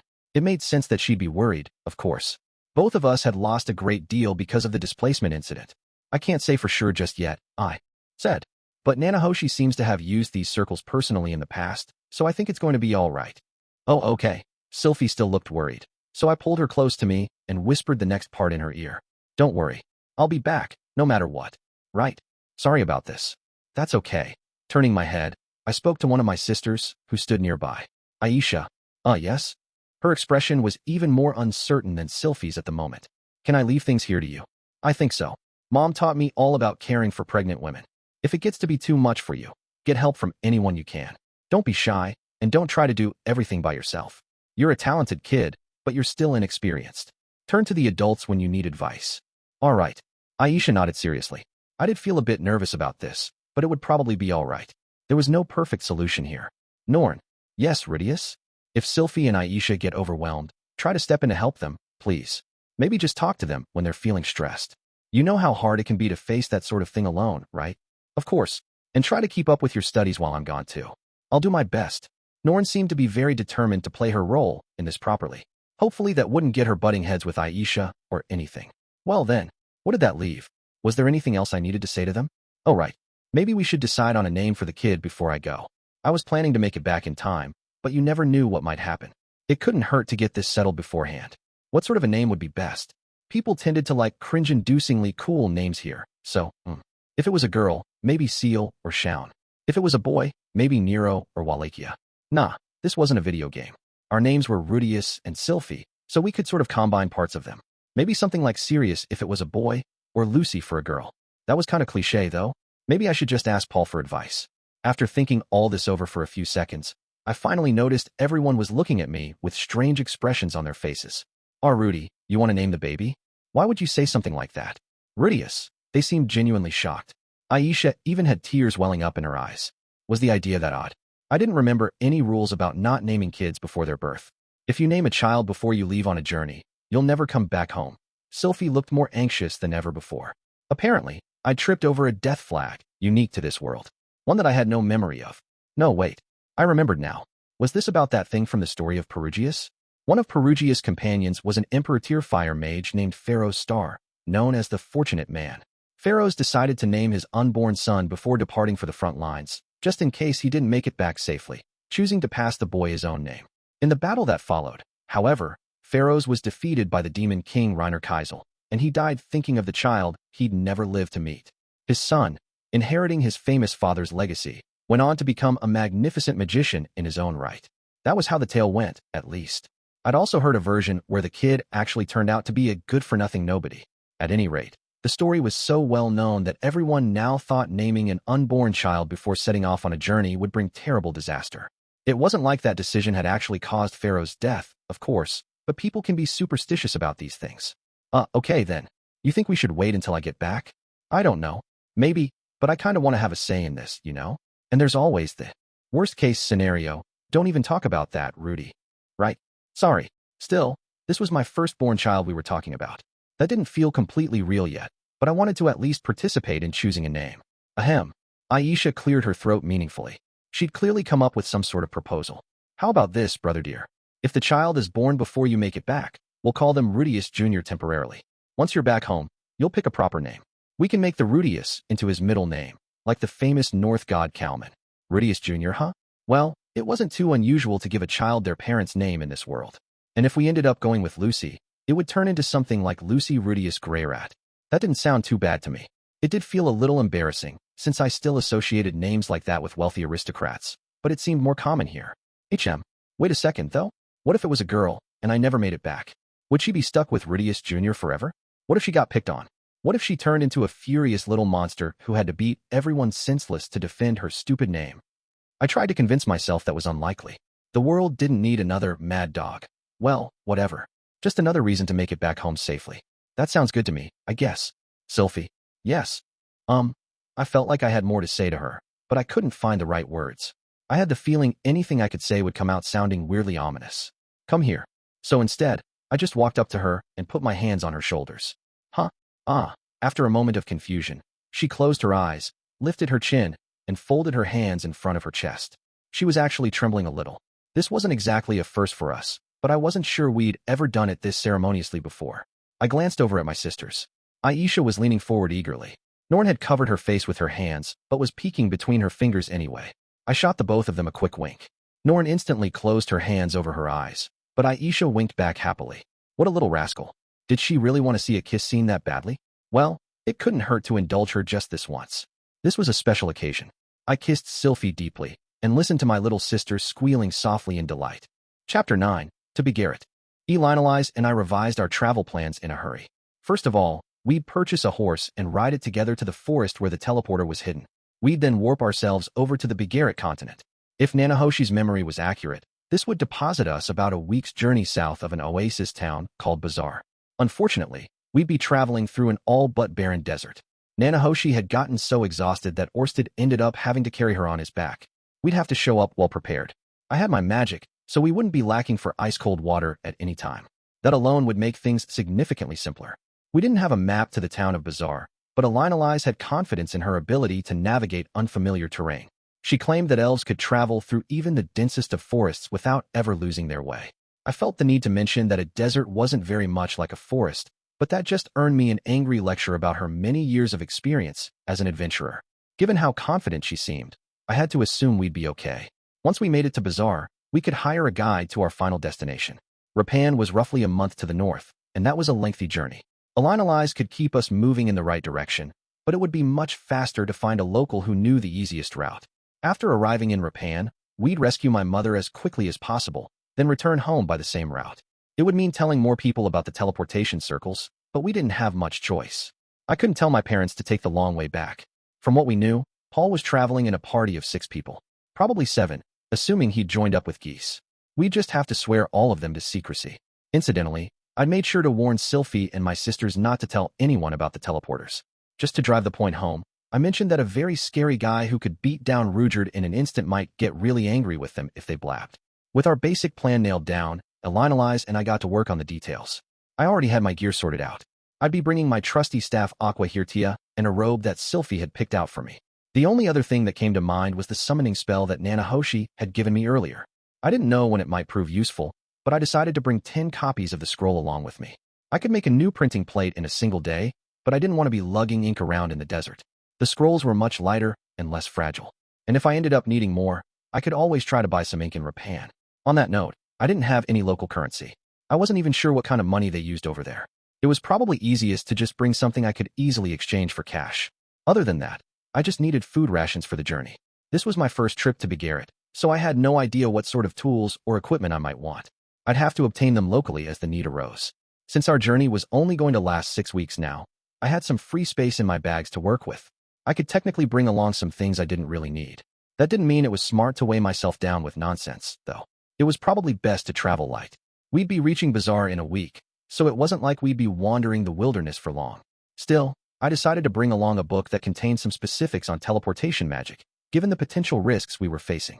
I knew Orsted had used these things in the past, but that didn't mean it would be safe for us.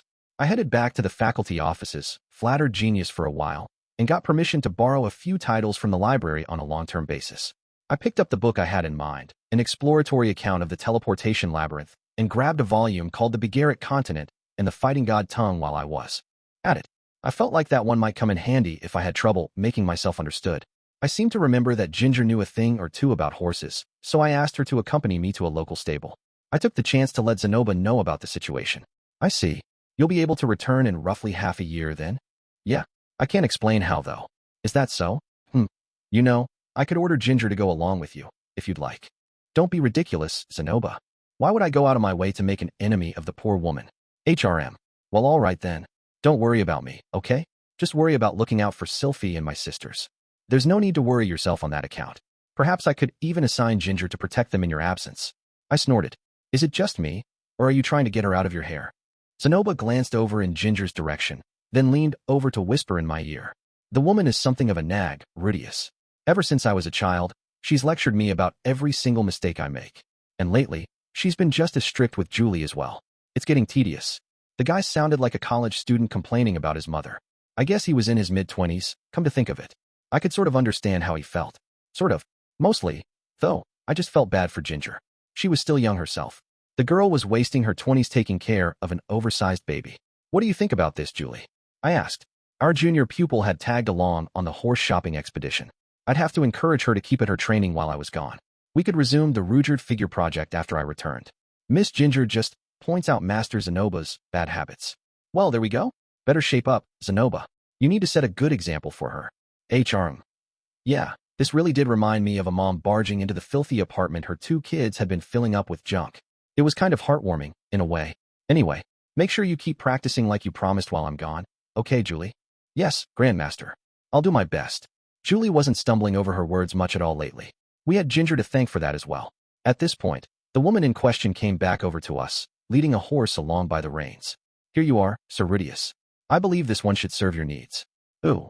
The horses in these parts tended to be bulky creatures, since they had to push their way through the snow most of the year. Up close, this one almost looked like a different species from the slender racehorses I was familiar with. It wouldn't sprint as fast, but it looked like it could keep going for days at a time. Horses in this world were monstrously strong in general. For no particular reason, I decided it was worthy of the name Matsuke's. Thank you, Ginger. You've been a great help. That's quite all right. It was no real trouble. Want me to ask Zenoba to do something for you? Maybe massage your shoulders. Sir Rudeus, I have great respect for you, but I wish you'd show a bit more. Right. Sorry. It was just a joke. Judging from the way she was glaring at me, Ginger didn't find it very funny. Anyway, I had my horse, and I'd let the most important people in my life know what was going on. Was I forgetting someone? Maybe. I felt like I'd spoken with all my friends, though. Begaritt still wasn't around, but there wasn't anything I could do about that. Well, whatever. I'd checked every item off my to-do list, and I'd sworn everyone who knew about the teleportation circles to secrecy. We were good to go. On the day of our departure, my wife and 2 sisters saw me off at the front door. I'll be back before you know it, Sylphie. Rudy. Sylphie threw her arms around me with tears in her eyes. I'd gotten accustomed to holding her over the last 6 months. Her body was small and radiated warmth. It felt like hugging an affectionate little animal sometimes. But today, her shoulders were trembling, and she was sniffling softly. This wasn't making it too easy to leave, honestly. Should I just stay behind after all? Maybe I could wait for my child to be born before I help the old man. I mean, think about it. Normally, it would have taken me almost a year just to get out there. Couldn't I stay home for another 7 months and leave after my child's born? The journey should only take 6 weeks now, so I could still make it on schedule. I wasn't strong enough to keep the thoughts from flitting through my mind. But at the end of the day, Geese had been desperate enough to send an express message from the Begaritt continent. Those services weren't cheap, even for the briefest of letters. It wasn't something you did unless you had to. Time was probably of the essence. And if I left now, I could still make it back to see my child be born. I just had to think of it as a kind of business trip, basically. Wiping away Sylphie's tears, I spoke to my sisters, who were standing awkwardly behind her in the foyer. Aisha, Norn, I'll see you later. Take care of things for me, okay? I wasn't entirely sure myself what that was supposed to mean, but the 2 of them nodded emphatically. Don't worry, brother dear. I'll keep matters well in hand here. Of course, Rudeus. Be careful out there. I nodded. Good to hear. Try not to fight with each other, okay? They replied, yes, in perfect unison. I couldn't help smiling at the grimly serious expressions on their faces. Sylphiette, Elinalise chose this moment to ride up dramatically on our horse. He was carrying 2 full weeks of provisions on his back, but didn't even seem to feel the weight. Our Matsuke's really was a beast. Be brave. Dear, you'll be all right. You don't need a husband hanging around to give birth, anyway. Trust me, I'm speaking from experience on this one. I guess so, said Sylphiette with a weak smile. You be careful out there too, Grandma. Oh, don't worry about me. I'll manage just fine. Elinalise flipped her hair upward in a gesture of supreme confidence. The woman could be cool when she wanted to. She looked like a lady knight from a fairy tale or something. It was a shame I'd seen her throwing a tantrum just the other day. The memory of that kind of tainted the whole experience. Well, I guess everyone has their weak spots, right? I certainly wasn't lacking a few of my own. Okay then, we'd better get on the road. Not wasting any more time, I hopped up behind Elinalise. She was a slender woman, but she sat ramrod straight in the saddle. It was kind of reassuring to know she had the reins. It wasn't unpleasant having my arms around her either. I felt a little stab of guilt, but, hey, I was only borrowing her from Cliff for a little while, right? Rudy? Sylphiette tilted her head curiously at me. Not that I was doing anything fishy. Really, I had to hold on tight so I wouldn't fall off, that was all. All right, everyone. See you soon. At last, our journey got underway. It took 5 days for us to reach the forest to the southwest of Sharia. During that first leg of the journey, we were accompanied by an adventurer we'd hired from the guild. He'd be responsible for taking our horse back to the city afterward. Horses would only slow you down in a dense forest, and we didn't know the size of the teleporter we'd be using. It would be convenient to have a beast of burden for our travels across the desert, but it was smarter to just procure one over there. We'd probably find something better suited to the local climate. All in all, it made more sense to have someone just escort the horse back to Sharia for us. He hadn't come cheap, so I had every intention of keeping him. I'd never learned how to ride, so I mostly spent the trip clinging to Elinalise from behind. Of course, I did keep myself occupied in a perfectly platonic way. I spent an entire day charging up that magical diaper Cliff had created. This did involve wrapping my arms around Elinalise's waist, so I caught our hired sword shooting me a few envious glances. After arriving at the forest, we said our goodbyes to Matsuke's. Hopefully he'd hit it off with Aisha and the others. Now we had a forest to investigate. I forget exactly what its name was. Something like the Lumen Forest, maybe? A word that meant stomach in some language or the other. That choice made sense once you were inside the place. The vegetation was incredibly dense. There were so many tall, old trees that their branches blocked out the sun. Kind of a gloomy place, really. The ground was thick with roots, so it often felt like you were walking on top of a lumpy, uneven wooden floor. You had to watch your step constantly. The bigger trees had much larger roots, and in some places, they even formed natural staircases of sorts. It was almost like an outdoor dungeon. Even an experienced ranger could easily get lost in a place like this. And once you wandered off the path, it would be all too easy to become a monster's prey or to slip and fall off a wooden platform. Many human bodies had no doubt been digested by this forest over the centuries. It didn't look like any woodcutters came out here too often.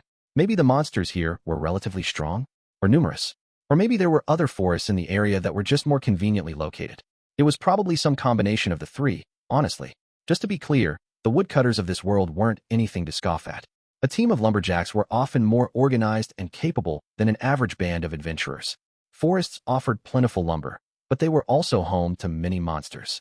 Cutting down a single tree was a dangerous task. People had to form teams, and sometimes even hire bodyguards. A typical expedition involved some serious combat on top of the actual woodcutting, so the Woodcutters Guild was home to plenty of formidable characters. Besides, their work had a vital function in this world. If trees didn't get cut down on a regular basis, you'd eventually get swarms of dangerous treants. You remember the formation we discussed earlier, Rudeus? Elinalise said. Let's take our positions. Got it. Still, this wasn't nothing for veteran adventurers like us. We were alert, of course, but calm. Elinalise took the lead, and I followed behind her at a set distance. As you might expect from an elf, she knew how to navigate this terrain. And thanks to her excellent hearing, we had advance warning whenever enemies tried to ambush us. 3 monsters at 2 o'clock. Got it. On command, I fired off a stone cannon ahead and to my right.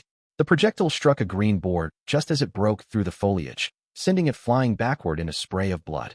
Its 2 companions immediately turned tail and fled. Elinalise was handling the search part, and I was on destroy duty. So far, we were wiping out every threat before they even got close to us. We hadn't engaged in any real combat so far, which was fine by me. Elinalise seemed to be guiding us around dangerous areas where animals were congregating in larger numbers. This was evidently a skill she'd picked up over the years, rather than some sort of natural elven instinct. I think I found it. This is the monument we were looking for, right? After some time, Elinalise spotted the thing we were here to find. It was a flat stone slab with a symbol carved on its surface, standing in front of a thick wall of vegetation. I'd resigned myself to the possibility we'd be combing this forest for 2 or 3 days, but we'd managed to find the thing before the sun set. Maybe the woman had skill points and find secrets or something. The carving on the stone was familiar to me from the monuments to the 7 great powers. It bore the crest of the dragon god, a sharp, angular pattern made up mostly of triangles. It reminded me a little of the magic symbol that appeared on some anime character's forehead when he powered up, although the specific details were totally different. Maybe they were both supposed to be representations of a dragon's face. Still, had I seen this crest on its own before? Oh, right. It looked a lot like the symbol on those papers I'd found in the basement of my house. There were some subtle differences, but they were definitely similar. Maybe the man who created that killer robot had some connection to the dragon god? Well, there were probably a bunch of similar symbols out there. In my old world, lots of countries had similar flags. Is something the matter? Nah, it's nothing. Elinalise had noticed me studying the symbol at length, but I decided not to pursue this line of thought any further. We had other priorities at the moment. I'll get started on removing the barrier, then, I said. All right. Elinalise turned around to watch my back while I worked. I placed a hand on the stone surface and opened Nanahoshi's journal to the page where she'd written her notes. There was a specific incantation I was supposed to use. The WYRM lived only for his ideals. None could escape the reach of his mighty arms. He was the second to die, a dragon general, his scales green and gold, his life the most ephemeral of dreams. In the name of the holy dragon Emperor Sharad, I break his seal. The instant the final word left my mouth, I felt mana flowing from my arm into the tablet, and the world began to distort before my eyes. The air itself seemed to swirl strangely for a moment. When this passed, the thick wall of trees and plants in front of me had disappeared, leaving a stone building in its place. Whoa, I've never seen an enchantment like this, said Elinalise, staring at the structure in astonishment. It wasn't anything I'd seen before, either. But the way that tablet had sucked mana out of me was familiar. The thing was probably an oversized, stationary magical implement. If we broke it in half, we'd probably find a bunch of complex magic circles etched inside. Still, this incantation struck me as a dragon god original, what with all the references to various dragons. That holy dragon emperor Sharad guy was one of the 5 dragon generals from the old stories, right?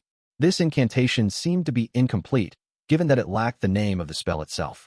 But if you had the entire thing, maybe it would allow you to imitate the power of this tablet and dispel magical barriers freely. It seemed disturbingly plausible. Let's get going then. All right. I kind of wanted to uproot this tablet and take it home with me, but that seemed like the sort of thing that might get me murdered by Orsted. I'd had enough of that for one lifetime. The building before us was a squat, single-story structure. Vines of ivy ran along its walls, and there were places where the stones had crumbled away over the years. The place looks like a pretty typical ancient ruin, doesn't it? I've seen a few labyrinths with entrances that looked a bit like this, Elinalise said. Oh right, you don't have any experience with labyrinths, do you, Rudeus? Nope. I've explored some old ruins and such, I guess, but not an actual labyrinth. In that case, make sure you follow close behind me. Only step where I do. Sure, I can do that. But, I don't think this place is a labyrinth, is it? It's better to be safe than sorry. Fair enough. There might be traps in there, for all we knew. Still, Elinalise wasn't a rogue or anything. Was she even capable of finding traps? Just to be on the safe side, I activated my Eye of Foresight. It wasn't much of an advanced warning system, but it might help me cope a little better with any sudden ambushes. Okay then, Rudeus. Let's go. Be ready to cover me if things turn ugly. Got it. Cautiously, Elinalise and I stepped inside the stone ruin together. The interior was also made of stone. Here and there, you could see vines or tree roots poking through the walls. A classic forest ruins situation, basically. It wasn't that large a structure, though. In fact, it looked like there were only 4 rooms. We moved through them slowly, making sure to investigate every corner. The 2 rooms nearest to the entrance were completely empty spaces about 7 square meters in size. The third had a small closet in one corner. When we opened the door, we found winter clothing in a man's size stored inside. These clearly hadn't been sitting here for decades. Somebody had changed their clothes here relatively recently. And by somebody, I mean Orsted. The teleportation circle was supposedly going to drop us in the middle of a desert, and this region was blanketed in heavy snows for a good part of the year. I had to imagine it would be hard to buy appropriate clothing for that weather in Begaritt, which was probably why he'd left these here for his next visit. If I'd known we could leave things behind like this, I could have carried a little more luggage. There was no point crying over spilled milk, though. What's the matter? Is there some reason you're staring at those clothes? Nah, just wondering if there's anything we could leave behind for our return trip. I don't think so. We'd basically be throwing supplies away if we left them here. To be sure, the food we had with us wasn't going to stay edible if we left it sitting here for months. Barrier or no barrier, there were probably bugs in here. Let's be on our way, then, said Elinalise, turning toward the exit. Right. In the fourth and final room, we found a set of stairs leading down into darkness. Oh my, now this looks suspicious. Elinalise scrutinized the area around the stairs and checked every corner of the room like an FPS player clearing an area. I guess staircases were popular places to set traps. Okay, then, I think we're all right. In the end, though, she didn't find anything. I wasn't too surprised. If someone wanted to trap this place, they'd probably have put a few at the entrance too. I'll head down first. Watch my back, Rudeus. Got it. Elinalise took the stairs down very slowly and carefully. I made sure to follow exactly in her footsteps. Oddly, the ruins didn't get any darker as we descended. The reason for this became clear when we reached the bottom of the stairs. Well, there it is. There was a huge magic circle on the floor in front of us, as big as one of the rooms upstairs. In size, at least, it was comparable to the one I'd been trapped in back in the royal palace of Chiron, and it was emitting a steady bluish-white light. This would be the teleportation circle, then? I'd have to assume so, yes. Just to be sure, I took Nanahoshi's journal from my bag and reviewed her notes. The thing in front of us looked very similar to her sketch of a two-way teleporting circle. There were some minor differences, but all the major features were there. All we had to do was step into this thing, and we should theoretically find ourselves in the Begaritt continent. Elinalise, however, seemed to be in no hurry to try it out. She was staring at the magic circle with a hesitant expression on her face. Something the matter, Elinalise? I have some rather painful memories involving teleporting. That's all. Painful memories? Was she talking about some incident from her days as an adventurer? Yeah, well, you're not the only one. I suppose not. Elinalise shook her head and looked at the magic circle again. This time, there was a grimly determined expression on her face. If this thing drops us in the middle of the ocean, I added helpfully, let's make sure Nanahoshi regrets it. All right, said Elinalise.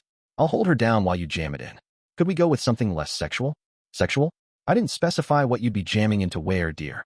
You could always just stick a finger into her nose or something. You've got a rather dirty mind. Sticking your finger into a girl's nose still sounds kind of sexual to me, actually. Does it really? I'll have to see if Cliff wants to try it later. Don't blame me if he takes you up on that. Smiling, Elinalise took me by the hand. Her grip was strong, despite her slender fingers. This was the hand of an adventurer.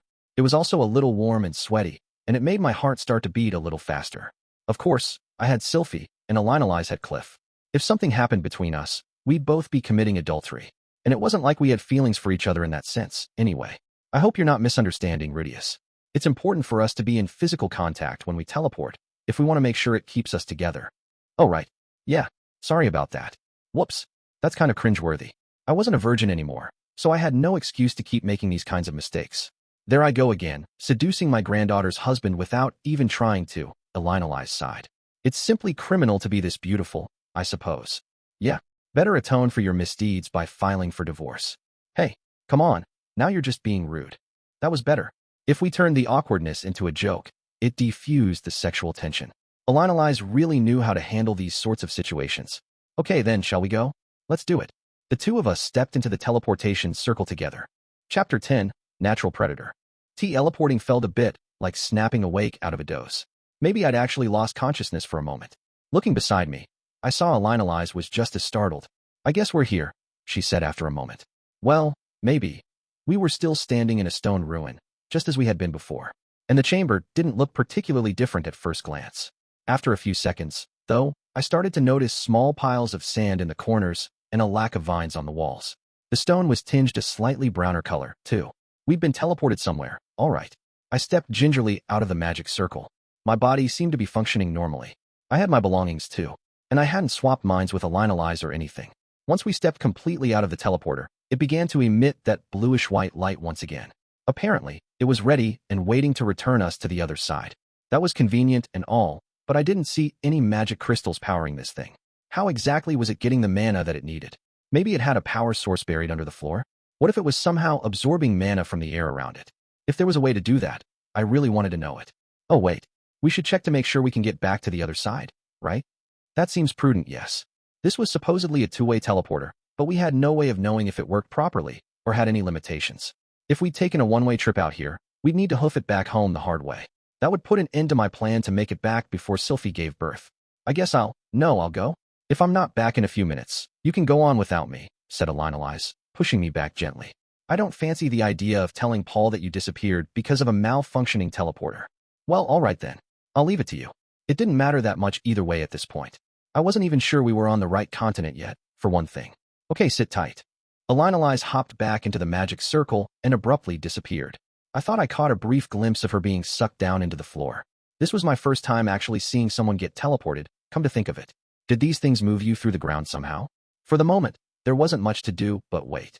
I trusted Nanahoshi's memory, and from what she said, you didn't need some magic incantation or special technique to use these things properly.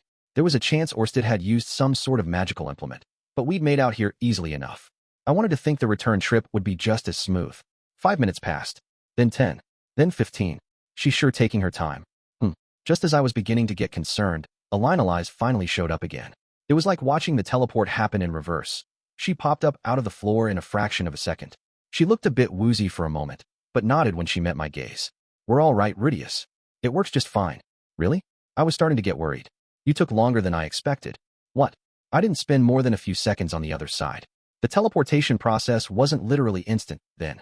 But a few minutes to take a trip halfway across the world wasn't a bad deal. It sounded like we were looking at maybe 7 minutes of lag per trip. Come to think of it, I'd heard something about the Fitone displacement incident that seemed relevant. There had supposedly been an odd delay between the disappearances and when people reappeared elsewhere. Was it Sylphie who told me that? Teleportation might be a rapid means of travel, but it wasn't instantaneous. Maybe it was more like a boson jump. Well, no big deal. You made it back, and that's what matters. I suppose so. If these things were too dangerous, Orsted wouldn't be using them. And we'd at least confirmed that we could. Get back home. Shall we be on our way, then? Feeling somewhat reassured, I made my way over to the stone stairs leading upward. The instant we reached the first floor, I noticed a sharp increase in the temperature. The air was brutally hot. It didn't feel too humid, at least, which made sense if we were in the middle of a desert, like we were supposed to be. The first floor looked virtually identical to the ruin we'd left behind in the forest. The main difference was the sand carpeting the floors and the lack of vegetation on the walls. I noticed a few footprints here and there. Those were Orsted's, presumably. If we bumped into each other, I'd have to grovel at his feet faster than he could kill me. There were 4 rooms here as well, and the layout was identical. In one of them, however, we found a few thick white capes and water canteens. More of Orsted's possessions, presumably. What should we do about our footsteps? Think I should erase them. Are you worried about that Orsted person? I think it's rather unlikely that we'll run into him. True, but I was still kind of scared. Maybe I should leave behind a message? Tell him Nanahoshi had told me about this place, and I was only using it because of a family emergency? Promise to keep it secret, and beg him not to be angry with me? Then again, there was no telling when he'd even be here next. He might never find out we'd been here in the first place, in which case, leaving a letter would just be asking for trouble. After a few moments, I decided not to bother.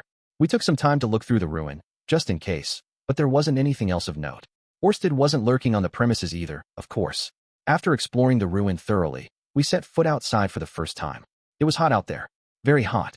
The word hot was kind of inadequate, to be honest. The wind actually hurt my face. All I saw in front of me was a sea of rolling sand dunes. It looked like one of the pictures I'd seen of the Sahara back in my previous life. The sun was already starting to set. Wasn't it better to travel at night in the desert, though? Wait, no? Maybe it was more dangerous because the temperature would drop below freezing? Not that things necessarily work the same in this world. I seem to remember that desert-dwelling monsters were more active at night. If we wandered around in the dark and got ambushed, things could get dicey. What do you think we should do, Elinalise? I asked. We won't get far before the sun sets if we set out now. It's a little early, but I think we ought to take the chance to rest with a roof over our heads. We ended up deciding to spend the night in the ruins. The night proved just as frigid as I'd feared. I'd gotten used to cold up in the north, but the rapid way the temperature shifted here made it harder to endure. We were okay for the moment, since we had thick stone walls to shelter behind. But we'd have to think about how to stay warm when we were camping outdoors. Maybe I could make us some temporary shelter with magic? Earth Fortress was a nice spell for that, but you had to keep feeding it mana, or it would crumble. If I tinkered with it a little, maybe I could create a simple igloo-style structure that would hold itself together. Then we could make a fire inside to warm ourselves up. Yeah, that seemed like a plan. For tonight, though, we decided to just wrap ourselves up in our sleeping bags on the floor. I took some time to recharge a Elinalise's magical implement before turning in. This involved putting both my hands on the diaper to channel mana into it. I felt like a bit of an idiot, to be honest. Rudeus, Elinalise murmured. If you find yourself running out of mana, You can put off recharging this thing for a while. But if I stop feeding it mana, you won't be able to contain yourself, right? Your magic is going to be crucial every time we enter combat. We have to prioritize your ability to fight.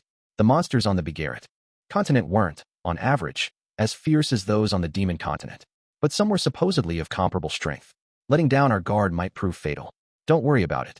This isn't much of a strain on my mana supply, honestly. Really? I swear, your mana's like a bottomless well. Kind of like your sex drive. Oh, I wouldn't say I'm that horny, dear. If I slacked off on filling this thing up with mana, and Alinalize went into seductress mode, we'd be in trouble.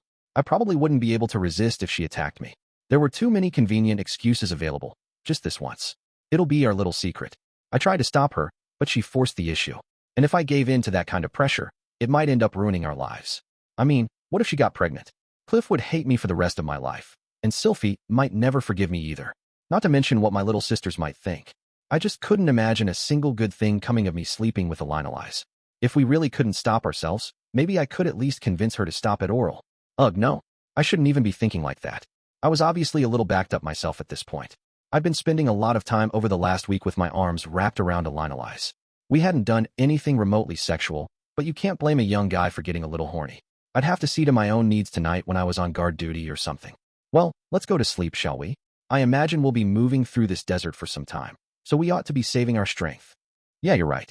Much as I wanted to conserve my energy, though, I needed to expend some tonight. Sometimes it isn't easy being a man. Later that night, as I was lying inside the ruins, a sweet smell wafted through the air. Instantly, I felt my heart start pounding in my chest.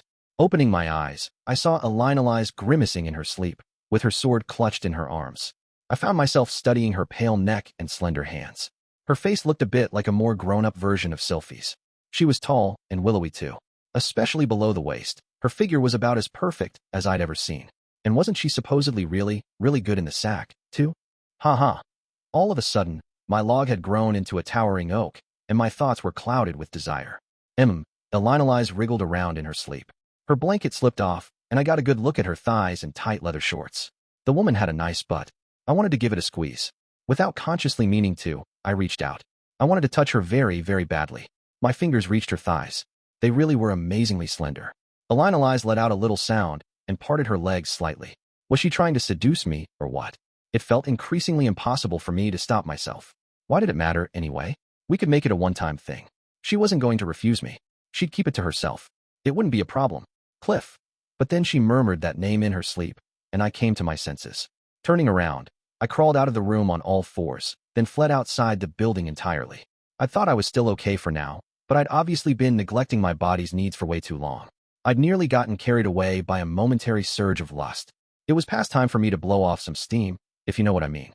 Sitting down on top of a nearby sand dune, I started to lower my pants, and then heard a noise. I wasn't alone out here. Had Alinalize followed me outside? Looking around me, I spotted a very sexy woman standing not too far away. It was freezing cold out here, but she was dressed up like a dancing girl. Her clothes were skimpy enough that they'd probably be transparent in the light of day. She had short curly hair, probably black in color. It was hard to make out her skin tone in the darkness, but her body shone palely against the inky sky. More importantly, she had a nice body. Curves in all the right places, you know? She made Alinalize look like a plank of wood. The woman put a finger to her mouth and licked it seductively. I found myself staring, transfixed, at her lips. Slowly, patiently, she walked over to me. And then she crouched down, slowly spreading her legs apart. The sweet smell I'd caught a whiff of earlier flooded into the air, far more powerful than before. It hit me like a tidal wave. I swallowed loudly. There was something warm running down my chin. When I touched my face, I found I had a nosebleed. Haha. The woman reached out her hand invitingly to me. I accepted it, and let her draw me forward onto Rudeus. In that instant, there was a shout from inside the ruins.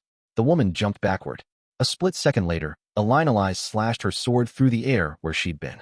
Before I could react, Alinalize had positioned herself between me and my seductress. Get a hold of yourself, stupid, she cried.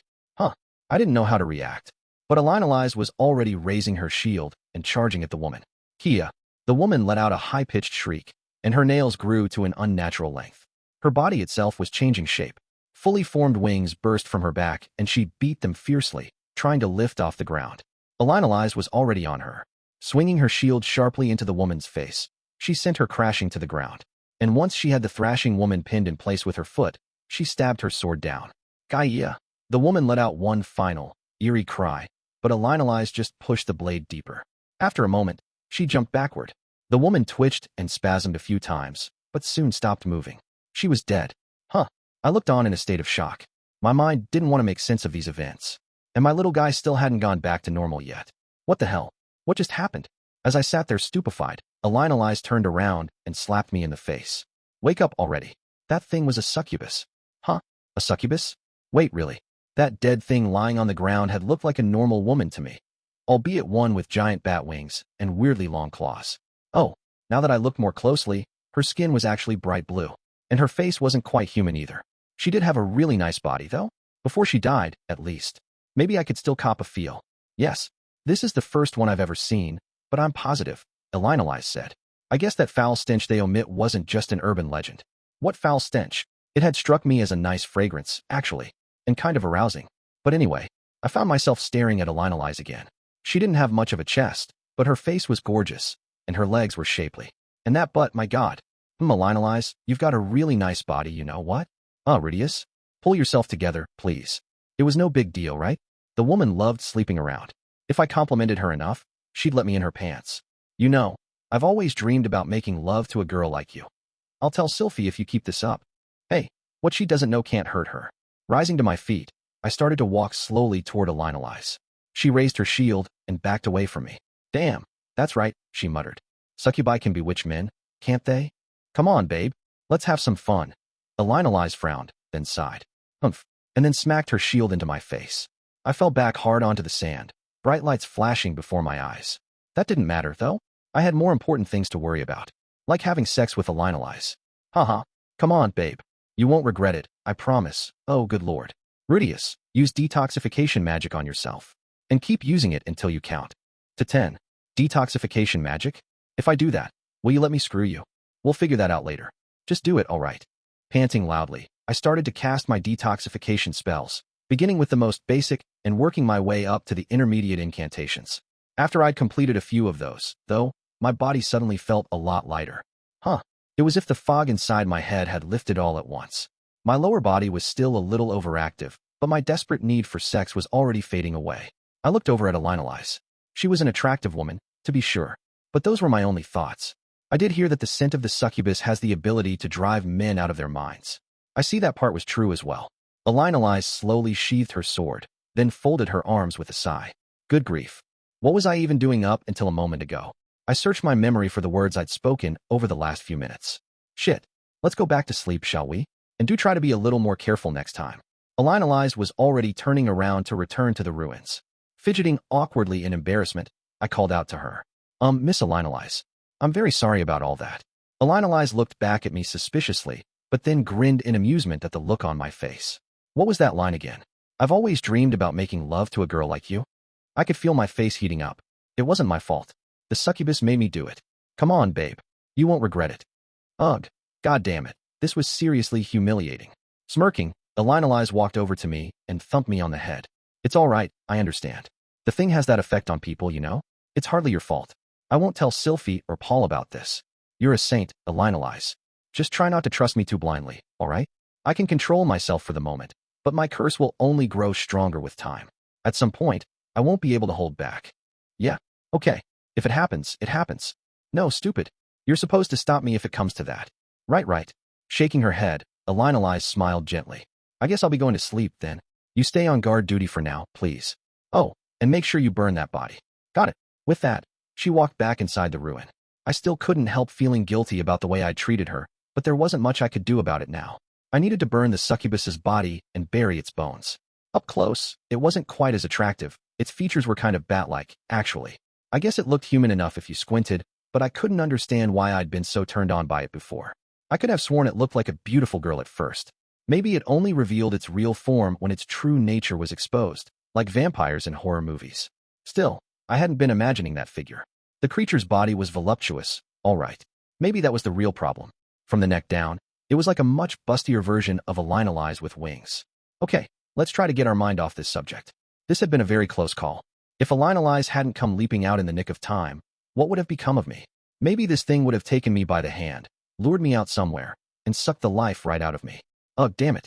I've still got a bad case of the blue balls. Just another reason to resent this thing. At this rate, I really might throw myself on a Lionelize before too long. Maybe I should relieve myself before I go back in there. Keeping an eye out for succubi, of course. It was only our first night on the Begaritt continent, and this journey was already proving to be a real challenge. Chapter 11. The Desert Ecosystem. Our journey across the desert began the next morning. The attack by that succubus had at least woken me up to the dangers we were facing here. I'd spent the last few years in a nice, safe university town, and it might have dulled my instincts. They hadn't been that sharp to begin with, but I'd definitely gotten a bit too relaxed about things. We were on the Begaritt continent now.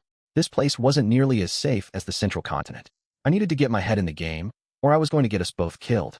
Let's try to stay covered up for now, I suggested as we got underway. Make sure you keep yourself hydrated too. Let me know if your canteen runs dry. Of course. The two of us were wearing coats and had hoods over our heads. Exposing any skin could be dangerous out here. If we'd brought Cliff along, I had a feeling he would have been complaining about being so bundled up in this heat. Although we were in the middle of a desert, I could refill our water supply with magic whenever it was necessary. Still, neither I nor Lionelize had any experience with this kind of terrain, and there was no telling what we'd find on the road ahead of us. There was a risk I'd get heatstroke and find myself unable to use any spells at all, for instance. We had to play this carefully. Shall I set our course due north then? Lionelize said. Yeah, please do. Nanahoshi's map indicated that the nearest town lay in that direction, although it was rough at best.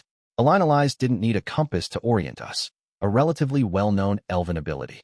They never lost their sense of direction, even in forests so thick you couldn't see the sun. With that ability, along with the skills she'd picked up over the years, I was confident she would keep us on track regardless of any obstacles we encountered. Come to think of it, I'd met quite a few people who could find their way through tricky terrain using nothing but a basic map. I guess it was a skill you developed with enough practice. It really is hot out here, though, she sighed. I could try to whip up a rainstorm around us, if you want. Let's not, dear. It would probably attract hordes of monsters. Desert animals were always on the lookout for sources of water. The thought reminded me of the hordes of lizards that had emerged during the rainy season in the Great Forest. Still, I'd heard it said that the monsters on this continent couldn't endure cold. If we ever got swarmed, I could try freezing the air all around us, as long as I could do it without accidentally hurting Lionelize. For now, though, I just followed along behind her. This was my first time walking in a desert. It felt like my feet were sinking into the ground with every step. Fortunately, I'd gotten used to moving through the snow up in the Northern Territories.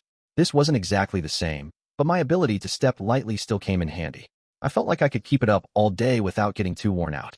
This initial optimism proved to be a bit misguided, though. Only a few hours later, I found myself growing increasingly exhausted.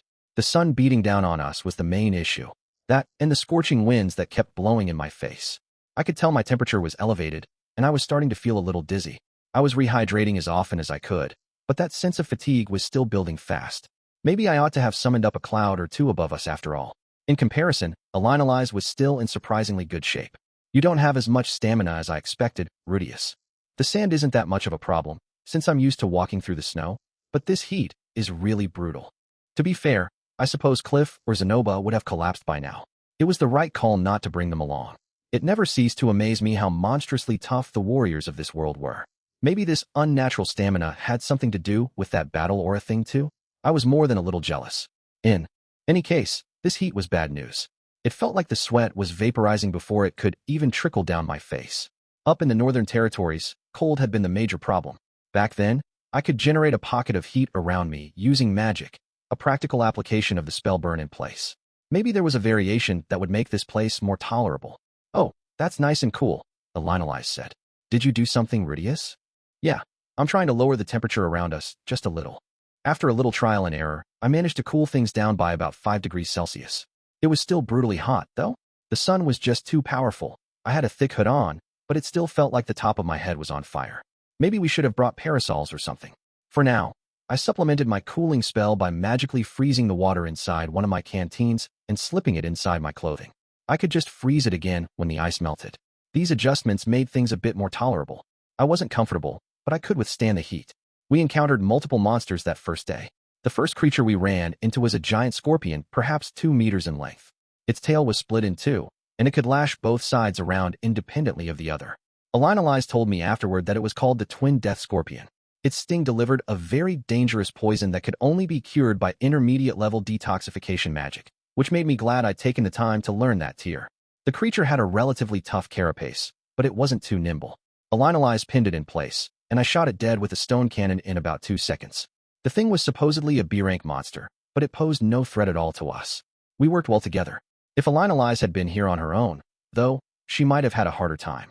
I wasn't sure if her attacks could do much damage to a heavily armored enemy. Phew, those things certainly are large, aren't they? Said Elise. I don't know. It seemed normal enough to me. Well, it was about the same size as the monsters on the demon continent, wasn't it? Yeah, I guess you're right. The monsters of the Begaritt continent weren't supposed to be comparable to those of the demon continent. It was a bit odd that the first one we encountered was so large. I'd been expecting something maybe half this size. Maybe the scorpions are just unusually big. Elise ventured. Sure, maybe. Sometimes you just run into the most dangerous monsters right off the bat, don't you? Not particularly often, I'd say. Maybe the monsters in this area are just on the stronger side, then. That seems a bit more likely. Still, we kept moving at our usual pace. The next monster we encountered was a treant, a common foe this time. This one was a spiky green cactus treant, rather than a walking tree. It was a C-rank monster capable of shooting needles at its enemies and using basic earth magic. But once again, it didn't pose us much of a challenge. It's almost reassuring to run into a treant, isn't it? Said Elise, wiping off her blade after we were done. I guess so. They really are everywhere, aren't they? Almost like slimes. Slimes? But those only live deep inside caves. Sorry, just ignore me. Anyway, it's too bad the ones out here are cacti, not trees. We can't exactly use their bodies for firewood. Yes, they're far too saturated with water, I'd imagine. That might be helpful in its own right, but we already have our magic. By now, Elise could use basic water magic spells herself. I'd assumed she was skipping all her classes, but I guess she managed to learn what she needed to. The next threat arrived suddenly and without warning. We're under attack, shouted Elise, leaping back to my side. A split second later, something gigantic burst up out of the ground just ahead of where she'd been. Standing. It was a worm. An extremely large worm, maybe a meter thick and at least 5 meters long. It let out a strange barking sound in midair, then plunged back into the sand and disappeared. Good Lord, that startled me, she said. What was that thing, Elise? A sandworm, I suppose. A very large one. Sandworms were monsters that sat waiting patiently under the sand, then burst up to attack when prey happened to pass nearby. I'd never seen one before, but apparently there were similar creatures in the Great Forest. Their sizes differed greatly, though. The forest-dwelling ones were only about 20 to 30 centimeters thick, and they could maybe bite off your leg at worst. I hear they have big ones in the demon continent as well, Elise said. You've never seen one? Most of the monsters I ran into there were just snakes and wolves. Oh, that, and some weird walking armor thing. Walking armor? What was this, a soul breaker? Nah, they called it an executioner. It's the one with the big sword. Ah, those are a stronger variety. You don't want to run into one of them when you're on your own. It seemed the sandworms here were unusually large too. I'd caught a glimpse of 5 meters of its body, but the rest was still underground. It might be as much as 10 meters long in total. That made them large enough to swallow a man whole. If you happened to wander over one without noticing, it was the equivalent of stepping on an instant death trap. Still, they didn't pose much danger as long as you could avoid their initial attack. I churned the ground where the sandworm was rooted, chopping it up with blades of hardened sand. It died without even a shriek. A small puddle of fluid formed around the part of its body that had burst from the surface. If they've got caterpillars that big around here, I wonder what the butterflies are like, I mused. Maybe that's what they call the succubi. They're a bit like butterflies of the night, aren't they? Haha. Does that mean you started off as a bug yourself, Elise? Yeah. Well, we all have our awkward early years, you know. So she wasn't denying that she was a succubus. Now I was curious about her caterpillar years, though. Was she hanging around the school library with a big pair of dorky glasses? Working the fields in a pair of dirty overalls? Either way, I had the feeling Cliff would get really excited if he could see a photo. It always tickles a man's heart to see an unexpected side of a girl he loves. The last monsters we met that day were a group of ants. We spotted them after crossing over a particularly large sand dune. The next instant, Elise threw me down to the ground. We ended up sliding halfway back down the hill we just climbed. Hey, what are you doing? That's an army of phalanx ants. That didn't mean much to me, but I followed Elise's lead, slowly crawling back up the dune. This involved staring at her, but for quite a while. Always a sight for sore eyes. Would Sylphiette end up rounding out like this in a few years? But was beautiful just the way it was, but I wouldn't mind getting more of it. Be quiet, Rudeus. We don't want to provoke them. Pressing ourselves flat against the slope of the hill, we peered out over the crest at the phalanx ants below, bright red creatures, marching along in an orderly formation. Each ant was maybe 30 centimeters to a meter in size. Some were on the larger side of that spectrum, and others were noticeably smaller. They also came in different shapes. I saw a few with wings, and even some who had oddly human-looking lower bodies. Despite the variations in their ranks, the creatures were marching single-mindedly toward the same destination. It was basically a river of oversized army ants down there. The line stretched as far as the eye could see on either side. I couldn't even begin to guess how many of them there were. Given their size and numbers, that's definitely an S-rank threat, Elinalize said. Wow, really? Mind explaining? I'm a little curious. Phalanx ants are one of the most dangerous monsters out there. They're known for their insatiable appetite and their ability to consume anything in their path. Those ones are particularly massive too. They must be a species unique to this continent. It seemed phalanx ants were mutant versions of a more typical species of army ants. Unlike other ants, they didn't establish static colonies but spent their lives in constant motion, eating everything in their path. They did have a number of natural predators, but their sheer numbers made them capable of overwhelming any terrestrial foes, even stray dragons. At certain intervals, they would pause their journey to make a temporary nest where they bred, replenishing their numbers with the next generation, similar to the behavior of normal army ants.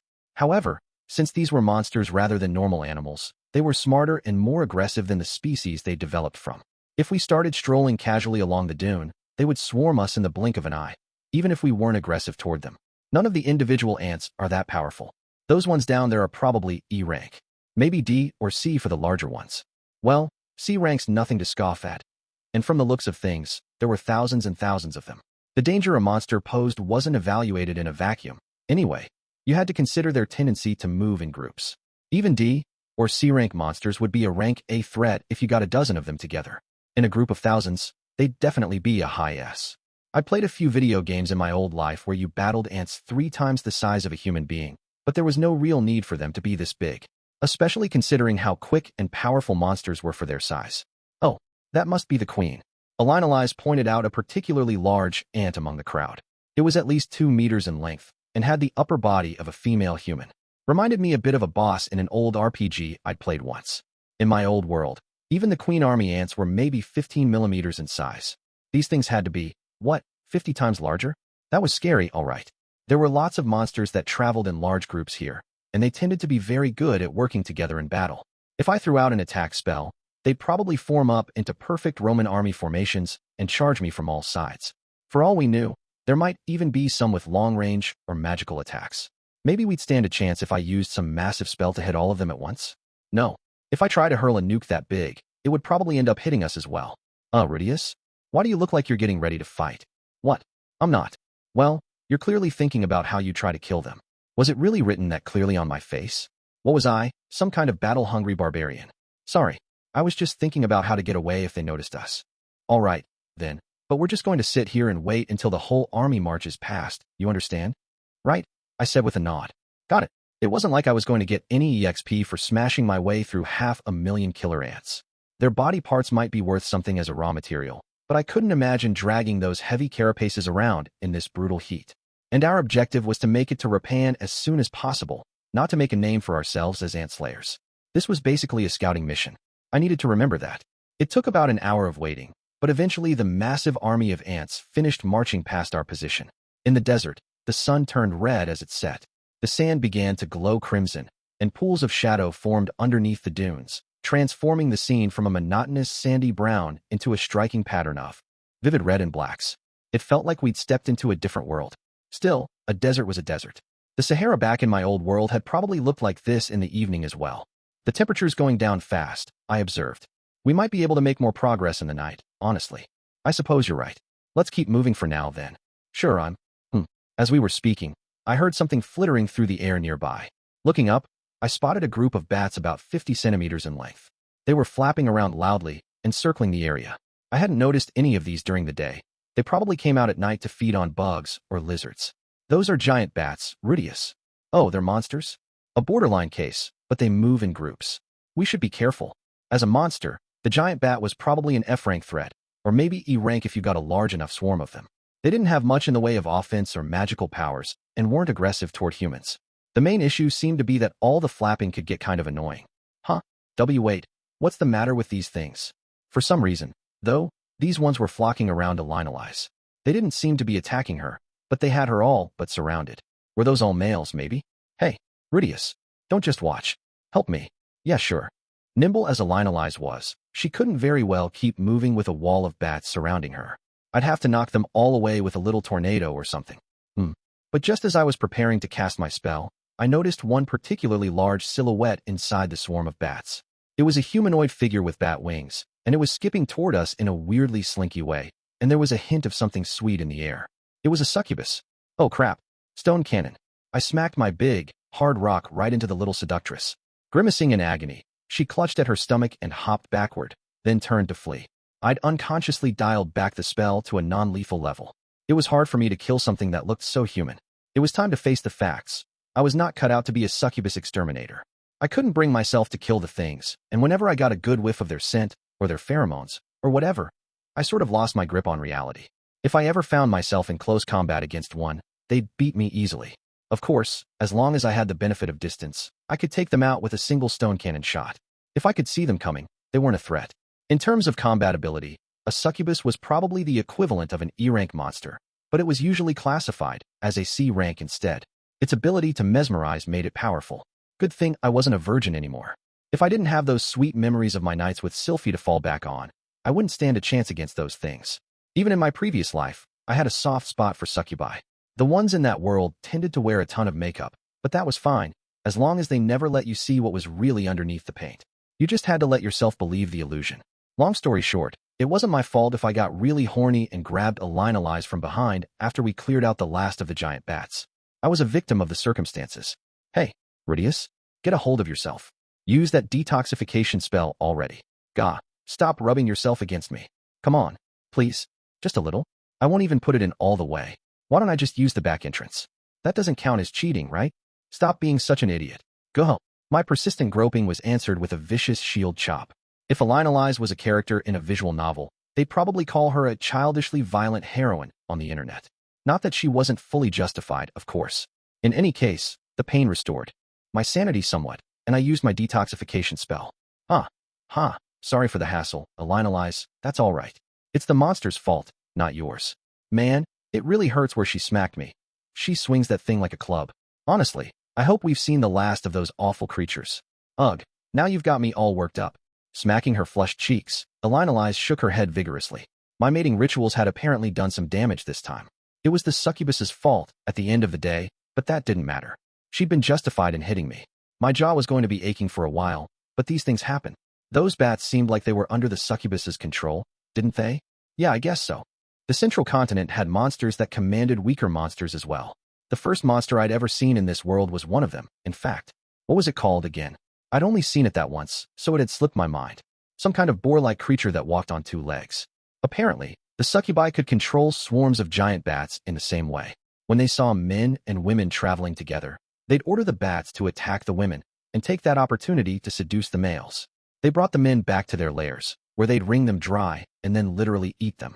I could take the things down at a distance with a single attack, but a swordsman or warrior used to melee combat would probably be in deep trouble. How could you possibly deal with that scent up close? The longer the fight lasted, the harder it would be to focus. Even the most pure-hearted of knights would eventually fall to their knees. Gay men were probably the only people who stood a fighting chance. What is it this time? Not long after our battle with the succubus, a two-legged lizard that resembled a velociraptor popped up over a nearby sand dune. More quickly followed, and soon they were moving toward us. They weren't especially large, but there were more than a dozen of them. A few made an immediate beeline for the fallen giant bats and started to feed on them. I've never seen these things before, said Elinalize, raising her shield warily.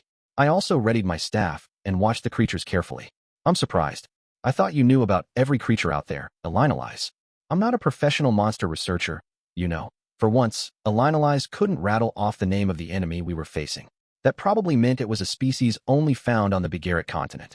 When they spotted us, the raptors hissed loudly, and a few jumped to attack. It looked like they were trying to protect their meal more than anything else. Not that they'd really earned it, considering that we'd killed the bats. The raptors were quick, and they had sharp claws, but they weren't particularly dangerous. The two of us took out 7 of them in a few seconds, cutting their numbers to about 10. The survivors, realizing the danger they were in, backed away from us warily. It seemed easiest to mop up the survivors with a single big earth spell, but, Rudeus, be careful. Something huge is coming. A group of larger monsters had been sneaking up on us during the fight. They were giant chickens, maybe 5 meters in height, basically feathered dinosaurs. Their crests were an eye-searingly bright shade of red. Apparently, these things were natural predators of the velociraptors. The pack immediately assaulted the lizards, killing most of them and sending the others fleeing frantically. The chickens consumed their victims violently on the spot. That's got to be a variety of Garuda. On its own, a Garuda was considered a C-rank monster, but those that moved in packs were usually classified as B-rank threats. These ones were unusually large to boot. We were probably in A-rank territory here, since their battle with the raptors was happening some distance from us, though the oversized chickens were content to throw a few threatening cries at us rather than attacking. The few surviving lizards were still desperately trying to escape, but they wouldn't last long at this rate. And once the Garuda finished eating them, they'd probably turn on us next. We might be able to handle them, but let's get out of here while the getting's good, Rudeus. Something even bigger is coming. Alinali's sharp senses had already picked up on a truly massive predator approaching from behind the monstrous chickens. Got it. As we retreated, Alinali's managed to grab one of the smaller raptor corpses to take with us. It would probably make better eating than the bats. After putting some distance between us and the site of our battle with the raptors, we found a quiet spot to make a temporary shelter. This would be where we spent the rest of our night. Rather than relying on our provisions, we decided to cook and eat the dead raptor that very night. We still had plenty of food, but any adventurer worth their salt tried to supplement their supplies when they could. Today had taught us that the desert was a very different place at night. Once the sun went down, the monsters had just kept coming. If we'd stopped to fight the Garuda, we'd probably have found ourselves facing down a new threat only minutes later. Alinalize speculated that the succubus pheromones had attracted the other creatures to that spot. The scent was sweet to males and intolerably foul to females. It was hard to say if that applied to monsters too, but perhaps they'd learned that there was prey to be found when they followed that odor. And of course, the succubi targeted human males, which meant that groups of people would naturally attract swarms of monsters in this desert. The first succubus we'd encountered hadn't brought any giant bats or other creatures with it, but there had been a magical barrier protecting that area. Maybe that succubus had just managed to slip inside alone, somehow. Oh crap, what if it was a friend of Orsted's or something? And nah, that can't be right. It wouldn't have just attacked me, in that case. It would have asked if I knew him or something, right? Hold on, though. What if it was all just a big cultural misunderstanding? What if that was just how a succubus said hello? In Japan, people like to get to know someone by taking a bath with them. Foreigners could never seem to wrap their heads around that one. Maybe this was something similar. That would be really unfortunate, then. I might have accidentally killed an old friend of Orsted's. Was it too late for us to go back and dig her a grave or something? Maybe he'd be less outraged if he saw we'd shown her some respect. No. If he'd posted a guardian out there, Nanahoshi would have mentioned it. And thanks to his curse, most people instinctively hated Orsted. That probably applied to humanoid monsters too. It was probably just a coincidence, all things considered. Foi? I must say, the Begaritt continent's not much like what I envisioned. Alinali's yawn echoed inside our little shelter. I envied her ability to relax. Maybe she'd be a little less carefree if she had any idea what Orsted was like. Still, I was just overthinking things at this point. We couldn't start worrying about whether every monster we encountered was actually somebody's friend. The thing had tried to eat me. We'd fought back to protect ourselves. It was that simple. Pushing this unproductive line of thought away, I turned to reply. Yeah, I guess so. There's a lot more monsters than I expected. In terms of the encounter rate, this place seemed even worse than the demon continent. Hopefully we hadn't screwed up and landed ourselves on the divine continent by mistake, or anything. Well, we're managing all right for now, and that's what matters. Sure, doesn't mean we can get careless, though. I don't need you to tell me that, dear. Still, if we can keep doing what we did today, we should be able to deal with anything that attacks us. Just make sure you're ready to deal with it if a succubus gets me again, okay? How about you be a little more careful? Our first day in the desert was finally over. It had felt more like a week, honestly. We had a long road ahead of us. Chapter 12, Traversing the Sands. OUR's second day on the road proved no less eventful. In fact, we ran into even more monsters. For how barren this desert looked, it was crawling with critters. The sandworms were particularly nasty. They didn't pose a real threat if you stayed alert and spotted them ahead of time, but sometimes you just had other things demanding your attention. Like monsters, for example. At one point, we blundered into a sandworm in the midst of fending off a twin death scorpion. The thing swallowed me whole instantly and started to drag me underground. Startled as I was, I managed to instantly fire off the intermediate spell Wind Slice to rip it apart from the inside. After using earth magic to tunnel my way back above ground, I found that Alinali's had taken a hit from the scorpion's poisonous stingers. She was down on her knees and her face was purple. She'd been so alarmed to see the sandworm swallow me that she'd lost her focus. I quickly killed the scorpion and used my detoxification magic to save her life. Neither of us had really screwed up this time, honestly. We just gotten unlucky. Nice work getting us out of that mess, Rudeus. I can see why you acquired such a reputation as an adventurer. Elinalise certainly didn't blame me for the situation, even though she'd nearly died, and I was the one who'd been more careless. The woman was definitely mature. Don't look so miserable, all right, she said. No matter how alert are you, sometimes things just get the better of you. We managed to pull through, and that's what matters. The risk of failure was ever present, as was that of death. Elinalise had been well aware of that from the start. Fortunately, that was our only brush with real danger on that day. We did catch a glimpse of a colossal monster in the distance at one point. It was trudging along slowly, but every step it took sent up a huge cloud of sand visible even from a great distance. The thing had to be hundreds of meters in size. It was hard to describe. I guess you could say it was like a blue whale with the legs of an elephant. That's a behemoth, Rudeus. Huh, you've seen one of those before, Lise. Oh, somebody's gotten a bit more casual all of a sudden. I don't know about that. I just try to be respectful with my elders. Zenoba's older than you too, you know? Well, sure, but he's basically just a big kid. Apparently, the behemoth was one of this continent's more famous monsters. They ranged in length from 100 to 1,000 meters. It wasn't clear what the things ate, but they were only ever sighted in the desert. They had peaceful dispositions, for monsters, and tended to leave people alone unless attacked. A few adventurers claimed to have slain one and found massive numbers of magic stones inside its belly. Hearing these rumors, some people had tried to hunt them for profit, but bringing down a behemoth was much easier said than done. Their outer hide was extremely tough, and given their sheer size, your average adventurer was barely going to scratch them. They had no particular attacks or natural weapons, but simply thrashing their massive bodies around was enough to kill most of their enemies. What if you attacked them from a distance, then? Well, apparently the creatures were capable of burrowing deep beneath the sand when things started to heat up. Almost no one had actually succeeded in killing one. Additionally, despite their massive size, nobody had ever found a behemoth corpse. This had given rise to rumors that there was a hidden behemoth burial ground somewhere. An exciting concept, it reminded me of similar myths about elephant graveyards back in my old world. But realistically speaking, their corpses were probably just eaten by other monsters. You know, you might be able to take one down if you tried, Rudeus. I'm not planning to go around assaulting harmless herbivores for no good reason. Still, if I ever found myself seriously hard up for money, it might be worth a shot to throw some magic at one from a safe distance. On our third day in the desert, we encountered our first sandstorm. Maybe encountered isn't the right word. We were just walking along when we saw something that looked like a wall in the distance, and when we got closer, it turned out to be a wall of sand. Elinalise and I considered the possibility of waiting for it to die down, but from the looks of things, this was a static storm that blew constantly in this one location. It didn't look likely to rush past us or disappear, and we were in a hurry, of course. I ended up using my magic to clear the storm until we'd pushed through the area. My professors had told me it was best not to meddle with the weather too much, but this felt like a case where I was justified. When I turned to look back after about an hour of walking, I found that the sandstorm had reappeared exactly where it had been before. It seemed plausible that it was a sort of magic barrier in its own right, a natural-looking defense of the road that led to Orsted's teleporter, maybe. Nanahoshi hadn't mentioned it, but I seemed to remember her saying that she'd been kind of out of it during their trip through the desert. On our fourth day, the number of monsters we encountered decreased sharply. Maybe that sandstorm kept them sealed off in the area we'd just left. There were creatures in this part of the desert too, of course, but they were totally different from the region around the ruin. The scorpions only had one tail, and there were no armies of ants. The sandworms were only about as thick as a Elinalise's waist now. Also, there didn't seem to be any giant bats flapping around at night. We spotted a few raptors here and there in the twilight hours, but they were smaller, and so were their packs. There was no sign of any Garuda. Most importantly, there were no more nocturnal ambushes from the succubi. I guess that was for the best, but maybe a part of me was disappointed? Nah, let's say not. Day 5 was more of the same. We trudged through the same old sand, staring out at the same old featureless landscape.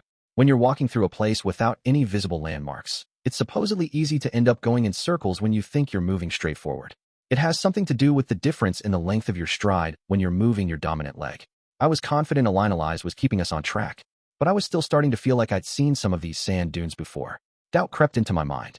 Could she actually be lost? My growing mistrust wasn't a problem in itself, as long as I kept it to myself. Elinalise would be very annoyed if I voiced any of these thoughts, and if it threw off our teamwork, we might end up dead. The only thing I could do here was be understanding. If she did screw up, I needed to say, that's okay, with a big smile. This was a no-negativity zone. Rudeus, I think I see something in the distance. In the end, my resolve wasn't actually tested. I could indeed make out a vague blur shimmering on the horizon in the direction Elinalise was pointing, There was definitely something out there. My eyes weren't sharp enough to tell what it was, but its color suggested it wasn't just part of the desert. There was still a possibility it was just a mirage, though. We made our way toward the blur, staying on high alert. Come to think of it, we hadn't run into any monsters today at all. Maybe this area just wasn't home to any. Not that I was going to let my guard down, of course. As I was thinking this, the shape ahead of us grew larger and clearer. It was a giant rock formation that made me think of Eris Rock, and it was maybe 50 meters in height. The wall facing us looked very steep, if not totally vertical. Climbing to the top would probably be challenging. And it stretched from one side of the horizon to the other, with no end in sight. Should we try to find a way around it? Elinalise asked. No, let's get up on top of it. I'll use my magic. With a simple earth spell, I created a pillar of stone. Taking Elinalise into my arms, I rode it upward like a makeshift elevator. There was no telling what might try to ambush us up there, so I took it fairly slowly. Suddenly, I noticed an odd sensation. Something was rubbing my butt. Elinalise? What is it? Is there some reason you're groping me? Oh, just force of habit. Think nothing of it. For the several minutes it took us to rise to the top of the rock shelf, Elinalise continued feeling me up. Maybe her curse was starting to affect her. I was keeping Cliff's invention supplied with mana, but all it did was buy us more time, and it had been about 10 days since the last time she'd been with Cliff. She could probably hold out a while longer, but the thing was just a prototype. We couldn't trust it blindly. The sooner we got to a city, the better. In the worst-case scenario, I'd have to sleep with her myself. But no matter how I tried to spin it, that would be cheating on my wife. It would still be a betrayal, even if I could blame it on the curse. We'd decided beforehand that I wasn't going to sleep with Elinalise on this trip, and I needed to keep that promise.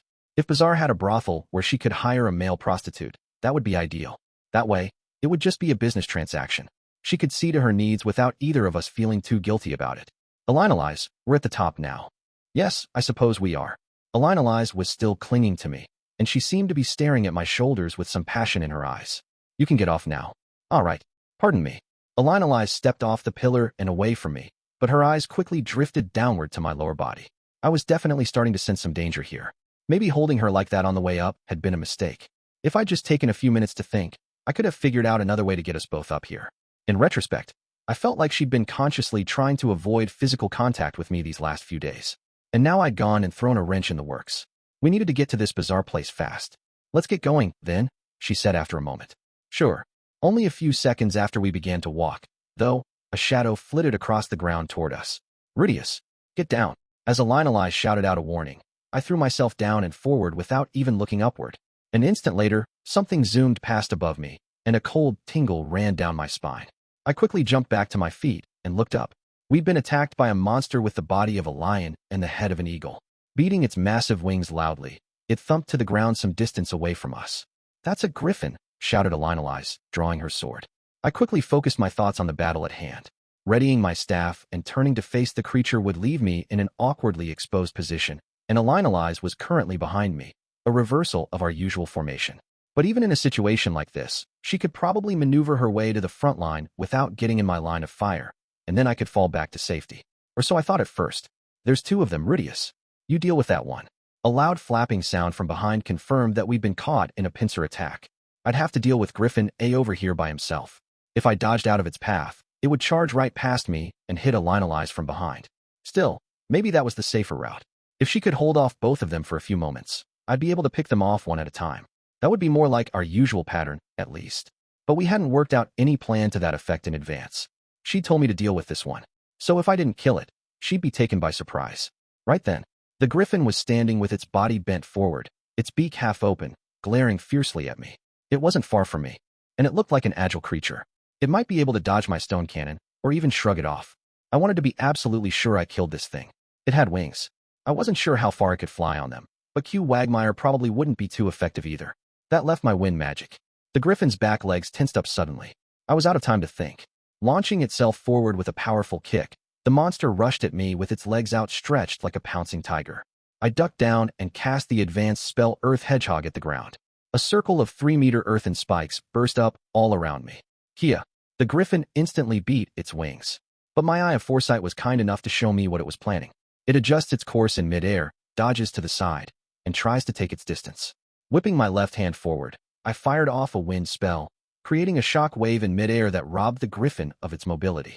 It spun helplessly for an instant, but before I could follow up, it twisted its body around with cat-like agility, trying to brace itself for a smooth landing. I fired off a stone cannon at the spot it was falling toward. The projectile whistled through the air and struck home, passing straight through the creature's body with a wet crunch. The griffin staggered backward a few steps, then collapsed loudly to the ground. The thing looked dead already, but I finished it off with a fire spell to be absolutely sure, and then spun around to see how Elinalize was faring. Fortunately, she was okay. I saw her fending off the griffin's swipes with her shield while striking at it with her rapier. The griffin's front legs were red with blood. She'd obviously been targeting them persistently, trying to reduce its ability to attack. Heads up, Elinalize. Stone cannon. After a shout of warning, I fired off another deadly projectile. Elinalize sidestepped nimbly out of its path. The griffin didn't follow her. It had noticed me and was trying to dodge into the air. But Elinalize stabbed out with her rapier, striking a shallow blow on its leading leg that dropped it back down. The sharpened stone hit the griffin at the neck and tore through its body, severing its spine on the way out. It crashed to the ground headfirst and began to convulse. Elinalize strode forward and stabbed the creature in the head to put it out of its misery. I proceeded to burn its body with fire magic.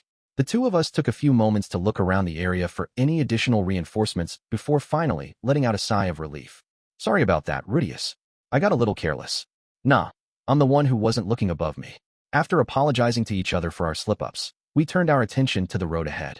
The top of the rock shelf had a coating of sand here and there, but for the most part, it was solid stone.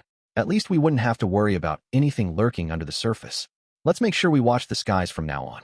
Yes, let's. With that brief battle analysis complete, we set off once again. On day 6, we figured out that the rock shelf was a griffin nesting ground. Multiple creatures seemed to have divided up the area into their own territories, judging by the steady pace of the attacks we faced. Griffins were B-rank monsters. They didn't use any magic, but they were physically powerful and had limited flight capabilities.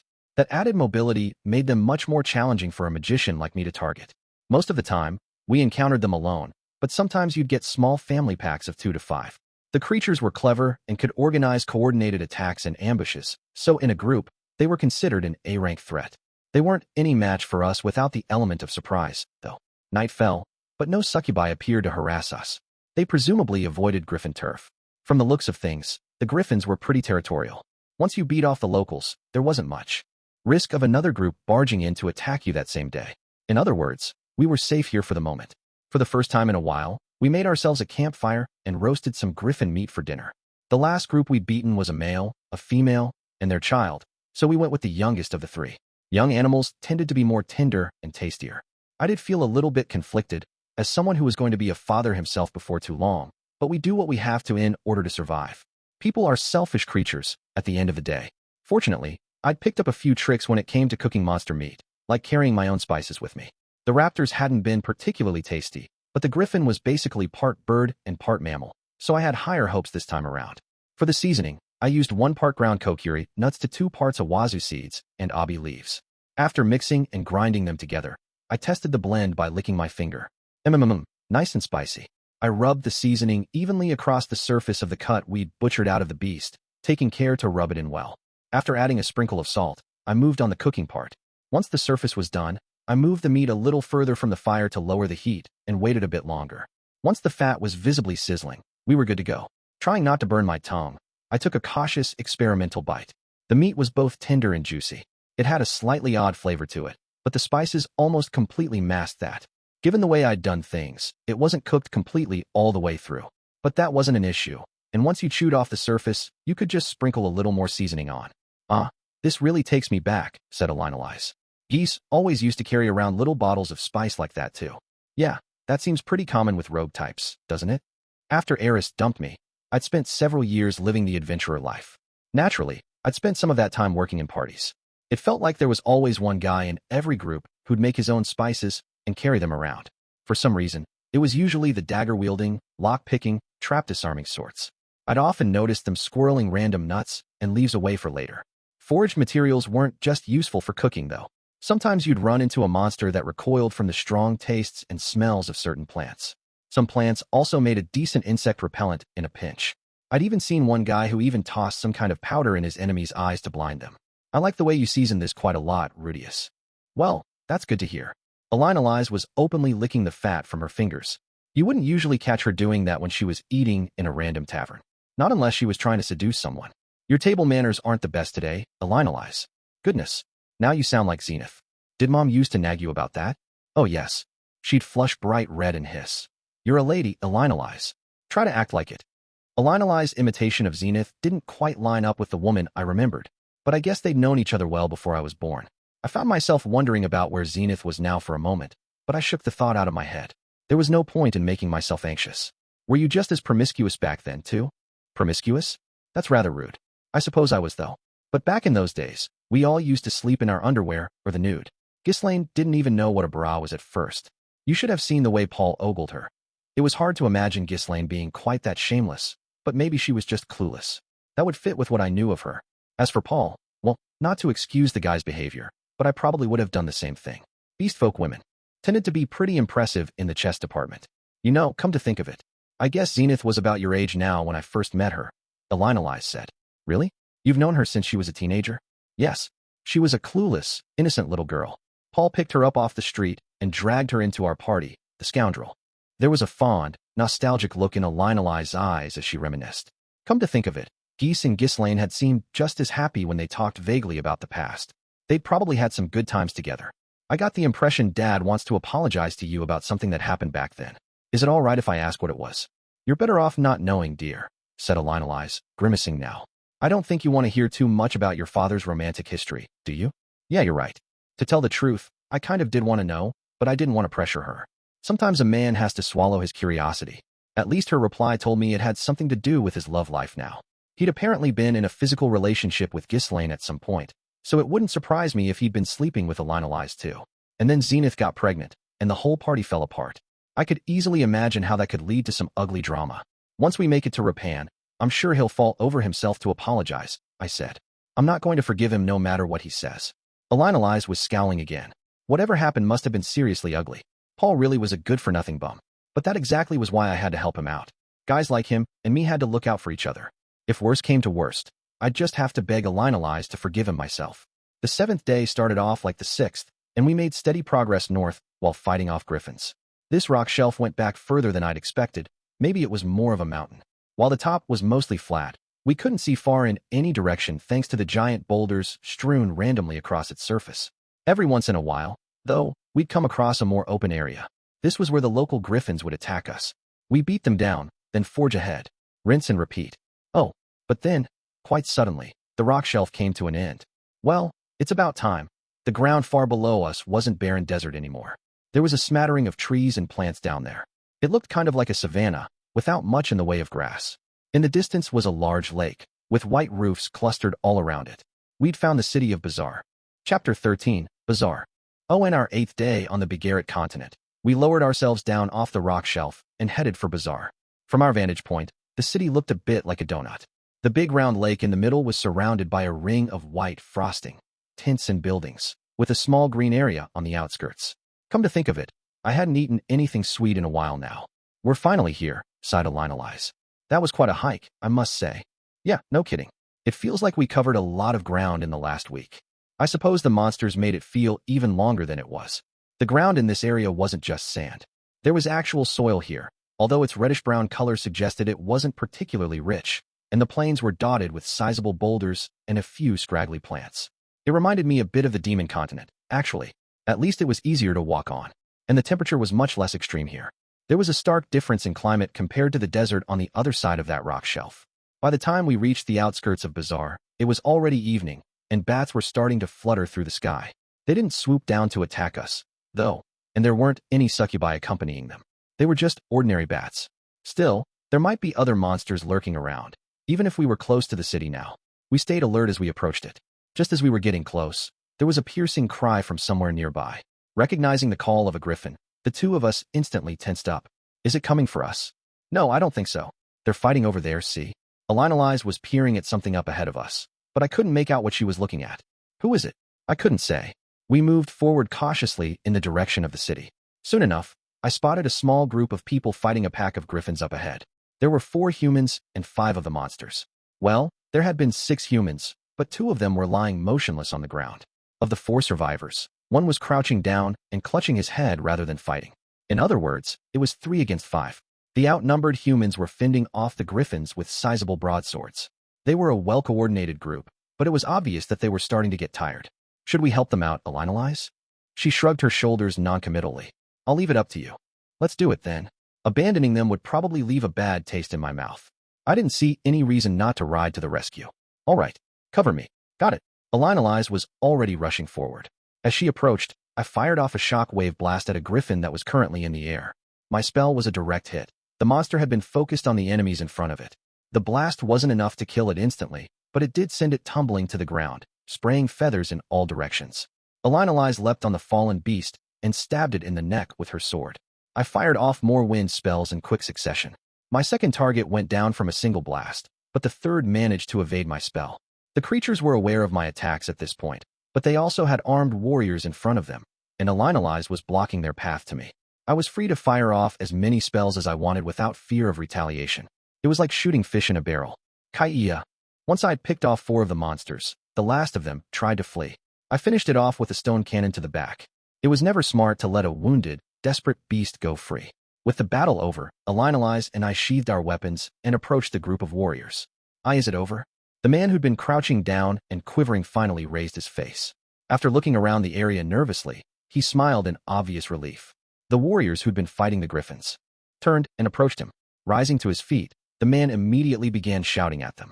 What are you standing around for? You, get out there and start looking. The warrior he'd addressed nodded and immediately ran off. Good grief, what a disaster, the man muttered. What on earth was a pack of griffins doing all the way out here anyway? Shaking his head, he turned and approached us with the other 2 warriors at his side. Your assistance was most kind, travelers. Allow me to express my gratitude. The man wore a turban and a red robe underneath a thin yellow gown of sorts. There was a small red dot in the middle of his forehead. He had a long, skinny mustache, but it didn't make him look especially imposing. He struck me as more of a timid sort, the very picture of a stereotypical desert merchant too. That was fine by me. Well, it looked like you were in some trouble, I said. We couldn't just abandon you. Most people certainly would have. The man was speaking in the fighting god tongue, so I'd replied in kind. Fortunately, he appeared to understand me just fine. That was a hopeful sign. May the blessings of the wind grace you and yours. With those final words, the man promptly turned and walked back to his fallen companions. Not the most expressive sort, then. The 2 other members of his party were fighters who wore red armor and a thick, skirt-like garment around their waists. They were more heavily equipped than the average Central Continent warrior. The weapons at their hips were large, curved swords with thick blades more than a meter in length. I'd often seen similar scimitars on the Demon Continent, actually. They were probably effective against larger monsters. Still, such heavy arms and armor wasn't ideal for fighting agile monsters like griffins. Maybe that was part of the reason they'd been struggling. Don't see mages too often in these parts. The one who spoke up first was a huge man with a patch over his left eye and a tattoo covering his face. He was nearly 6 feet tall and probably around 40 years old, obviously a seasoned veteran. Hey boss, is that girl a succubus? The other warrior was a girl with light brown skin who was staring at Elinalize. I couldn't see much of her underneath the armor, but she looked muscular. I would have guessed she was in her mid-20s. What is she saying, Rudeus? Asked Elinalize in the human tongue, looking a bit confused. She didn't speak the local language here. She's wondering if you're a succubus, I told her, also in human tongue. Well, I suppose I am, in a manner of speaking. Wow, she admits it. That said, I don't make a habit of spraying foul odors all over the place. I keep telling you, they smell really good to me. The huge man turned to his companion and chopped her on the head. Don't be an idiot. What kind of succubus travels with a man? You've got some nerve insulting them after they saved our lives. The woman whimpered pitifully in reply. Ow, but boss, you said a girl who shows up when there's bats around's got to be a succubus. It took some effort to understand what she was saying. Maybe her accent was just really strong? I could make out the words, but it wasn't easy. This is exactly why they call you Bonehead Kid. The man, on the other hand, spoke more clearly. I didn't know if he was more fluent in fighting god tongue or what, but I understood him much easier. Sighing, he turned to Elinalize to apologize. Sorry, miss. We didn't mean no offense. Carmelita here is kind of a moron. That's all. Elinalize looked awkwardly in my direction. She had no idea what the man was saying to her. What's this now? She asked me. Is he trying to make a move on me or something? No. He's apologizing because the woman called you a succubus. Ah, is that all? Well, tell them I wasn't offended at all. Elinalize turned her most brilliant smile on the big man, prompting him to blush fiercely. She says she doesn't mind, I added helpfully. And no kidding? Does she not speak our language or something? Nope. I can interpret for her, though. The big man was openly staring at Elinalize now. It wasn't hard to guess what he might be thinking. That's a fine woman there, or something along those lines. Maybe too bad she's kind of flat-chested. Elinalize didn't seem to mind the ogling. If anything, she looked kind of proud to be ogled. I guess she was used to it by now. Pulling his gaze away from Elinalize, the man looked over at me again. My name's Balabatum. Thanks again for your help, stranger. I'm Rudeus Greyrat, and this is Elinalize. Got it. Well, if you ever need anything, hey, what's the hold up, you two? Shouted the mustached man we'd spoken to earlier, interrupting the warrior mid-sentence. We need to find that cargo now. Whoops, sorry. Gotta go. I'm sure our employer will reward you later too. Balabatum and Carmelita ran over to their boss. The three of them had a brief conference, then split into two groups and ran off in different directions. They were gone in an instant. What? They're just leaving. I expected a bit more gratitude, said Elinalize. I could understand how she felt, but we hadn't gone into this expecting a reward. Looks like they left their wounded behind, too. I looked down at the fallen fighters, ready to cast a healing spell or two. Oh, they're dead. Come to think of it, the survivors hadn't even attempted to aid them after the battle. They'd probably been well aware that they were gone. This one was still awfully young, the poor thing. One of the dead was a teenage girl, maybe 18 years old. There was a gaping hole in her forehead where a griffin's sharp beak had struck her. She must have died instantly. I wonder if leaving the dead where they fell is a tradition on this continent. No decent adventurer would ever do such a thing. Well, those people didn't look like adventurers to me, since their party had vanished. I burned the bodies with my magic and buried them myself. It did seem a little heartless, the way they'd left them here. That Balabatum guy had promised we'd be rewarded later, but we didn't even know the name of that guy with the mustache. And how were they supposed to come find us if they didn't know who we were? Did they expect us to track them down and demand payment or something? Well, whatever. It wasn't like I'd intervened in the hopes of a big payoff or anything. I'd have to satisfy myself with having done my good deed for the day. Let's get going, I guess. All right then. The two of us walked off toward Bazaar. By the time we reached the city proper, the sun had set. The place was surprisingly well lit, though. There were large bonfires all around, like the kind you'd see at a festival fair. The ground around these bonfires was covered in carpets of some kind. People sat on these in groups, happily eating and carousing with each other. It kind of reminded me of a big cherry blossom viewing picnic, actually. Everyone seemed to have turbans on their heads. The colors and patterns of their clothes differed widely, but many of them reminded me of the tribal clothing I'd seen on the Demon Continent. Elinalize and I were going to stick out like sore thumbs. Not that it really mattered. I'm getting a bit hungry, aren't you? Yes, I suppose so. Watching everyone feasting all around us got our stomachs growling quickly enough. Still, we had to find ourselves a place to stay first. As I was looking around for an inn, though, a man came up and called to us. Hey, you two, looking for a meal? I can squeeze you in for just 3 cincha right now. From the sound of things, his group was selling off the excess portions of a huge meal they'd made. We decided to take him up on the offer. You couldn't think on an empty stomach, after all. Once we'd settled ourselves down on the carpet, the man who'd led us there held out his hand expectantly. Gonna have to ask you to pay up front, folks. We already cooked the food, see? I took out 3 bronze coins and handed them over. He examined them suspiciously. What the hell are these things? Bronze coins from the kingdom of Azura. The kingdom of what now? I can't use these things, buddy. As I'd feared, it looked like money from the central continent was no good here. It made sense, really. I'd been planning to exchange my currency somewhere, but we hadn't had the chance yet. How about this, then? As I was trying to figure out my next move, Elinalize dropped something else into the man's palm. It was a small golden ring. He held it up and examined it closely, then nodded happily and went off to find another customer. It's best just to barter in situations like that, Elinalize explained. That was those veteran instincts at work again. She'd figured out the right move almost instantly. I'm glad I've got you around, Elinalize. You really know your stuff. There's no need for flattery, dear. We settled down on the carpet to wait for our food. This brought back some very old memories from my previous life in Japan. I hadn't been doing much sitting on the ground lately. Here we go, folks. We hadn't placed an order or anything, but our food came anyway. The main dish was a thick white bean soup with some mysterious chunks in it, but we had spicy steamed meat on the side. There was also a strange tropical fruit with a slightly sour taste, which they'd covered in a sweet sauce of some kind. The sweet soup, spicy meat, and sour fruit made for an interesting combination. The meal seemed a little lacking in the carbs department, but once I got started, I found myself enjoying it a lot. The soup was particularly good. The mystery white chunks floating around in it turned out to be rice, rather than meat. So it was a kind of rice gruel?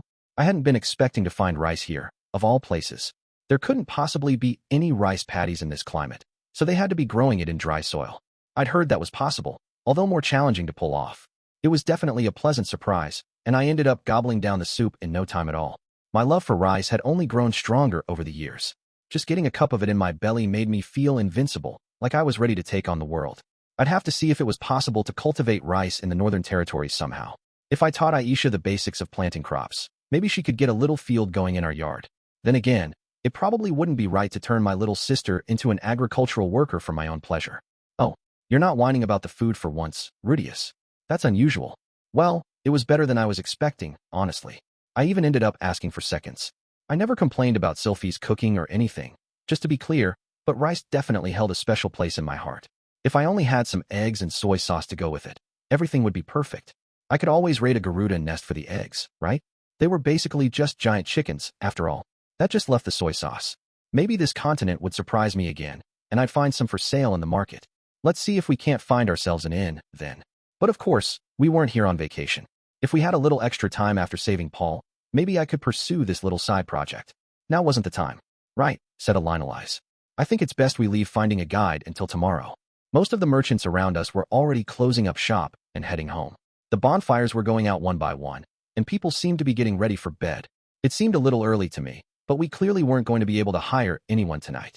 Spotting the man who'd sold us our meal earlier, I called out to him. Excuse me, are there any inns around here? Inns? What are you talking about? Just sleep wherever you want. Interesting.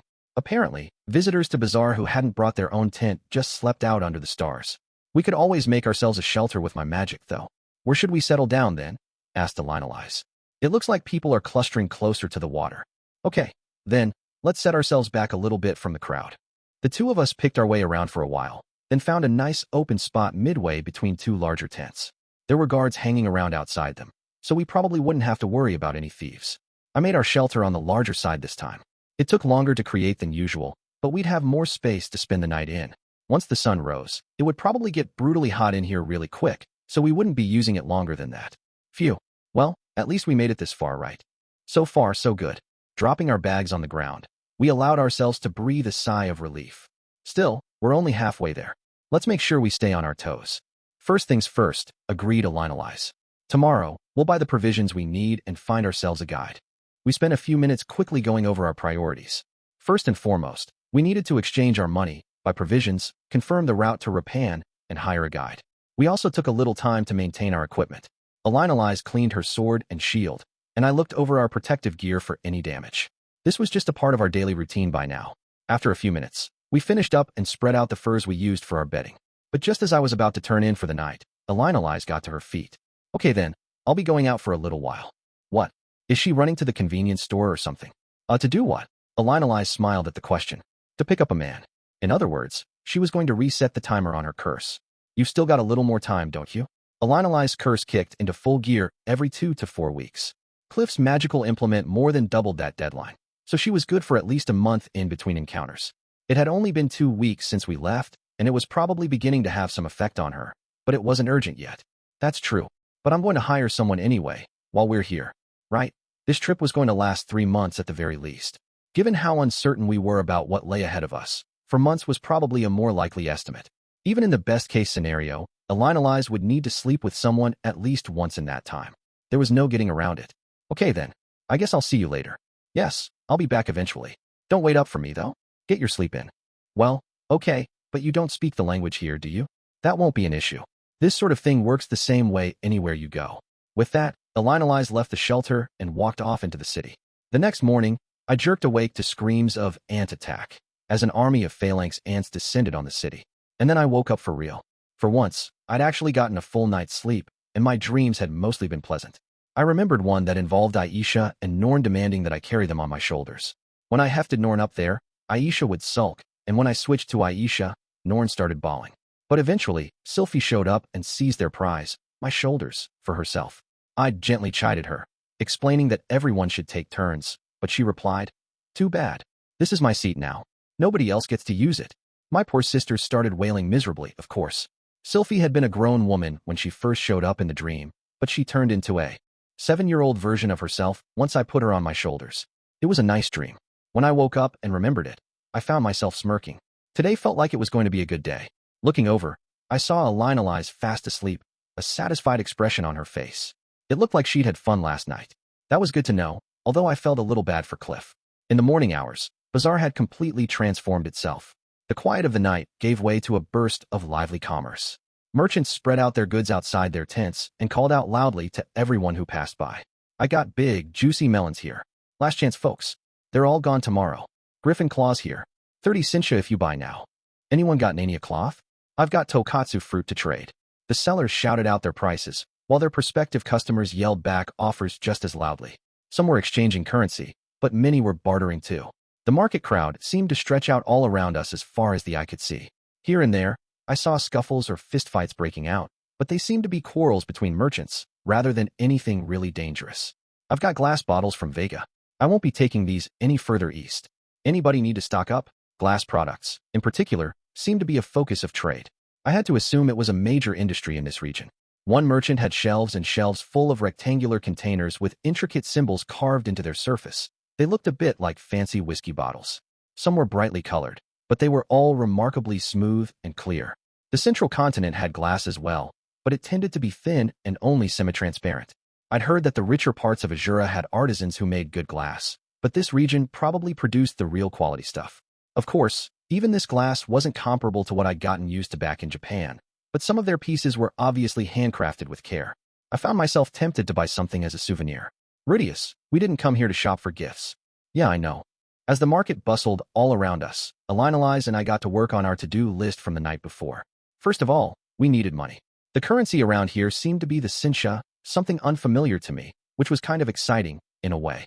In the central continent, everyone tended to use simple names like gold coins. The currency itself wasn't particularly different from any other, though.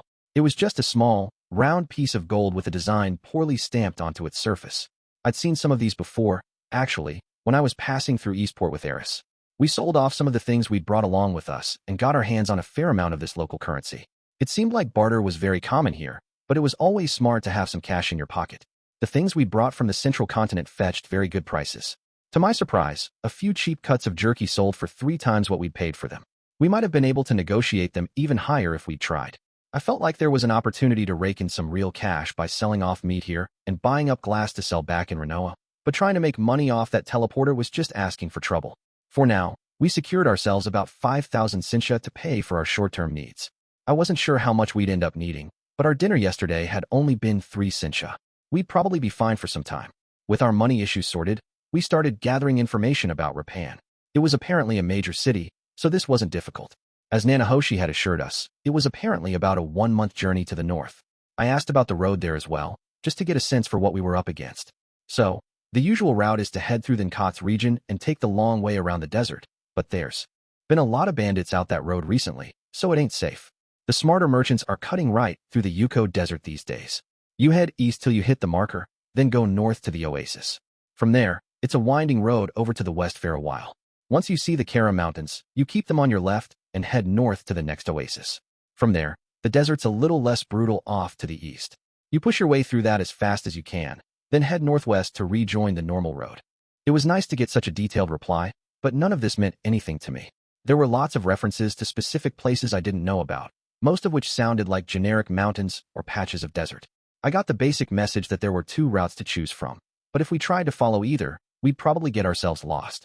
Are there maps of this area for sale or anything? I asked. Maps weren't always reliable, but they helped. You could usually at least get a general sense of where you were. That was always reassuring. Maps. Who the hell would bother making something like that? It didn't sound like we'd have much luck on this front. This continent hadn't found its Ino Tadataka yet. We clearly needed to find ourselves a trustworthy guide, after all. Okay then. Do you know where we can find someone who'd be able to guide us to Repan? I'd assumed this wouldn't be a problem, but I'm sure there are people who know the way, but you're not going to find any guides looking for customers here.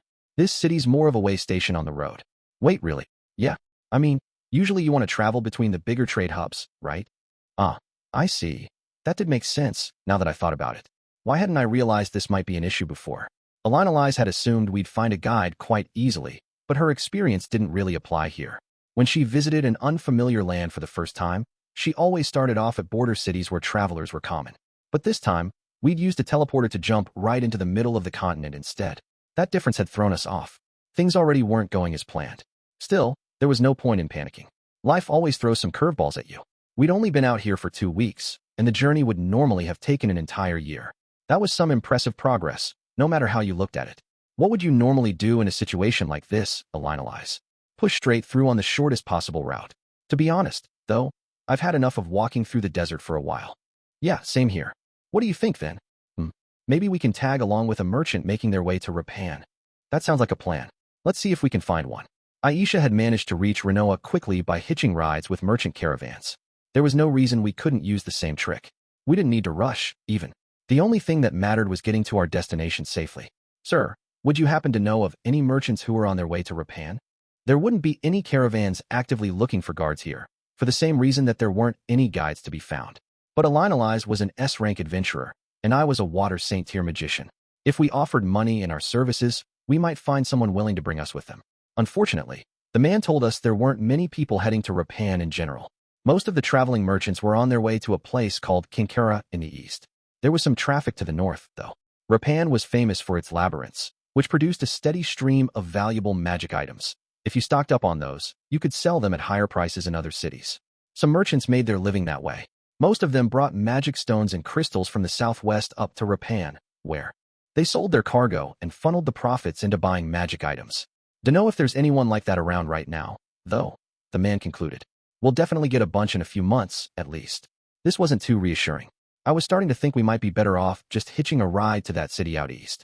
We'd be going out of our way, but at least we'd reach a trading hub where we might find a guide. Still, I tried asking around the city for a while. Almost everyone was headed to Kinkara, and after an hour or two, I'd very nearly resigned myself to that route. But then, just as I was getting ready to give up, we stumbled on a lead. Oh, Repan, you'll be wanting Galban, then. I think he pitched his tent over on the west side of the river. Go see if you can find him. Alinalize and I immediately went looking for this Galban.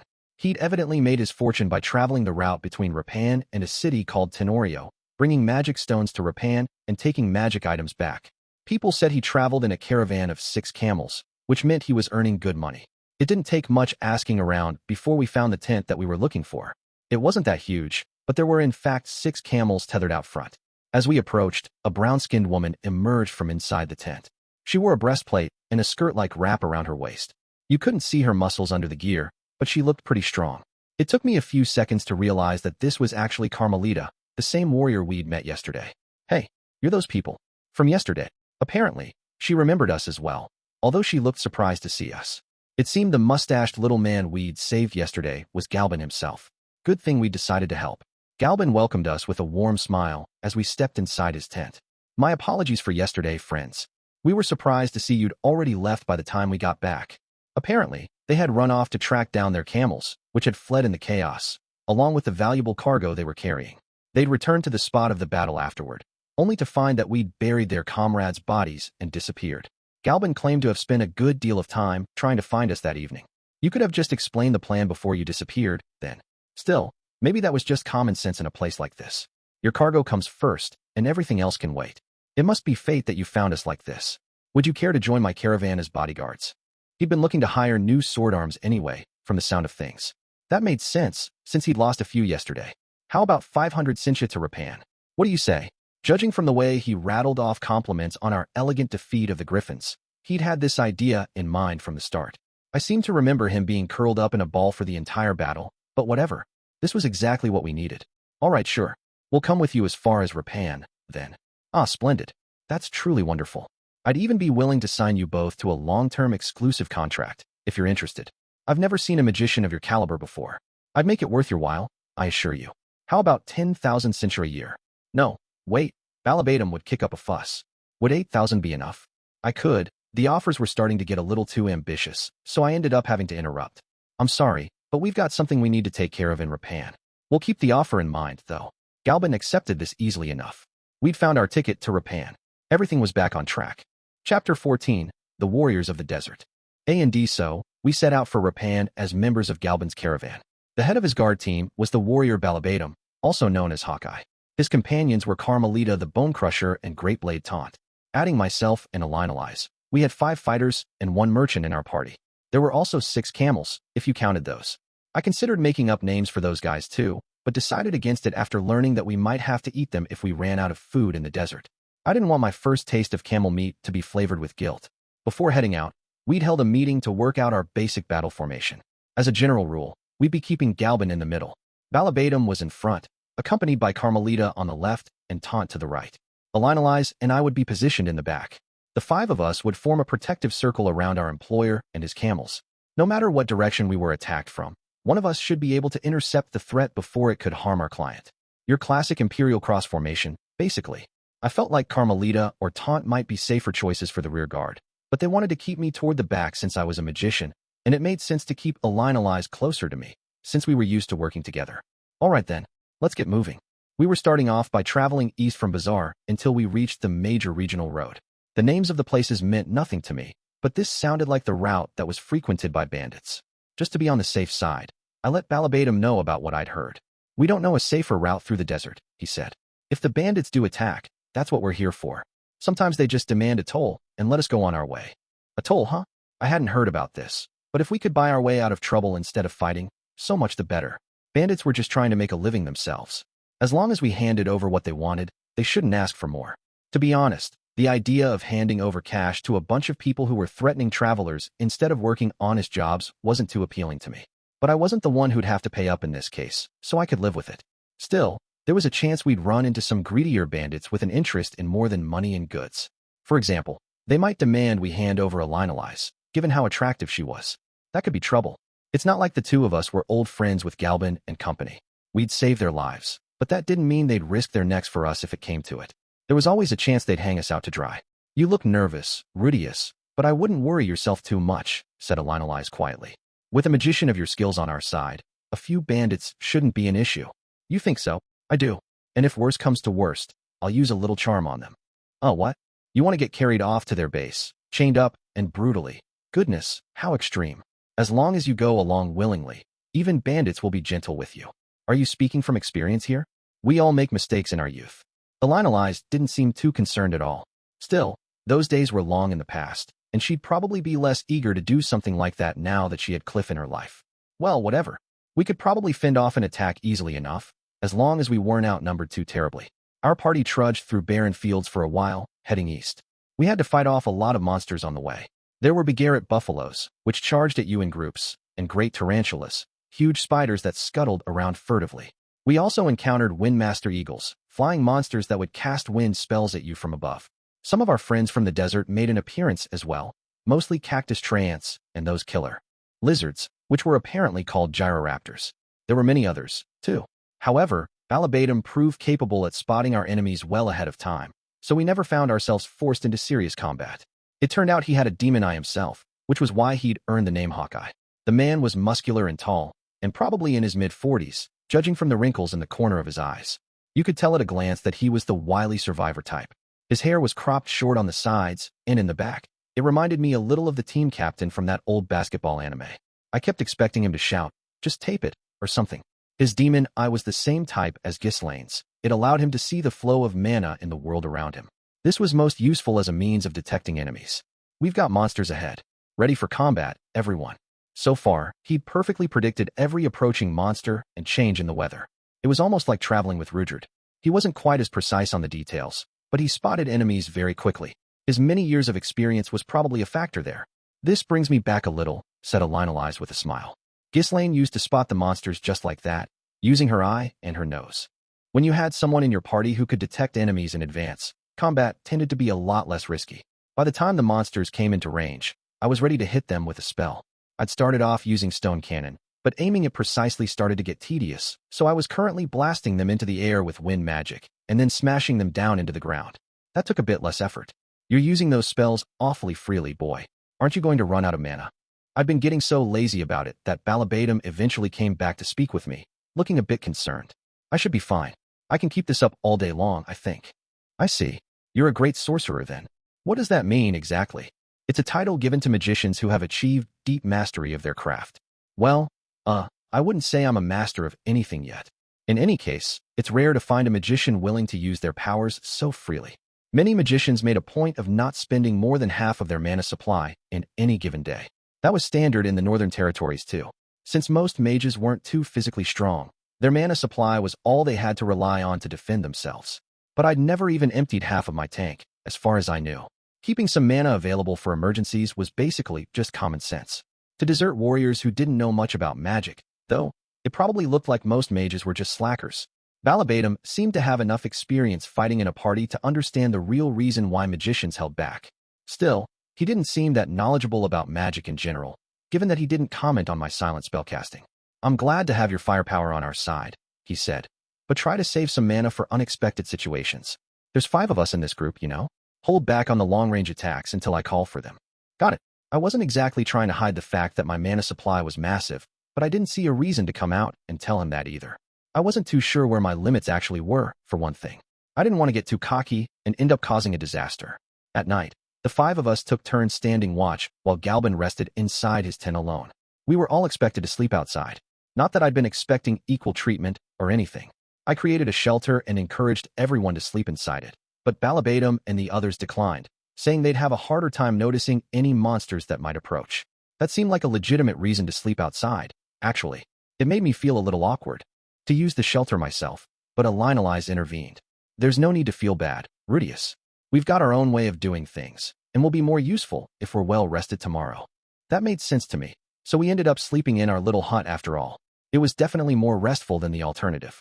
2 of us would be standing guard at a time throughout the night. I'd assumed 1 would be enough, but apparently it was safer this way when you had a group of this size. We'd be changing up the shifts every night. On our first night, I was paired with Carmelita. Hey there, guess we're working together tonight, huh? Yes. Don't fall asleep. Well, I wasn't planning on it. While we did technically have a job to do out here, staring silently at nothing in particular can get pretty boring. The 2 of us eventually started to make a little conversation. Thanks for the help. The other day. Oh, you're welcome. It was no big deal. You're strong. So's the other one. The woman.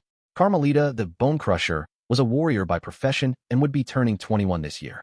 Her weapon of choice was a sword with a wide, thick blade more than 1 meter in length, which she swung around ferociously in combat. It seemed like many of the warriors in this region favored huge weapons of that sort. Balabatum also carried a massive blade. There seemed to be many large monsters with thick, tough shells around here. It made sense to use weapons that wouldn't break easily. No matter how skilled a swordsman you might be, you wouldn't want to try punching a hole through an iron plate with a skinny little rapier. Their combat style seemed to be somewhat unique as well, from what I'd seen of it. Your woman's sword is too thin, though. You can't kill anything with that. You might be surprised, actually. It's a magic item, and she knows how to use it. I've seen her cut up griffins. Oh, and just so you know, she's not actually my woman. We're just friends heading to Repan together. But you sleep with her, yes? When a succubus comes? No. I know some detoxification magic, so I just use that. When a succubus comes, the men are aroused. The women sleep with them. It's the way of things in the desert. Oh, Carmelita went on to explain the connection between the succubi and the way warrior bands worked in the desert, sounding rather proud of herself. These days, succubi could be found all across this continent. The species was originally native to the southwest region, and their numbers were relatively low, but in the war 400 years ago, Laplace had deliberately encouraged them to reproduce. It had been part of his plan to break the stubborn resistance of the Begaritt warriors. Succubi were deadly against men. Their pheromones could incapacitate even strong-willed veteran fighters. I could attest to that part personally. If 2 of them were to come at me at once, or if one popped up right in front of me, I wasn't at all confident that I'd survive. Once hit by a succubus pheromones, men were reduced to thoughtless slaves. But a single succubus can only bring so many victims back to her lair at once. They tend to pick out a few choice morsels, leaving any others behind. The men left behind in this manner then fight each other to the death. Once your mind is poisoned by the pheromones, every other man you see automatically becomes your enemy. It sounded a lot like the charm status effect, honestly. To cure someone of this condition, you had to either dispel it with an intermediate-tier detoxification spell or let them sleep with a woman. And 400 years ago, basically no one on this continent could use detoxification magic. As a result, many young men who were virgins ended up losing their lives.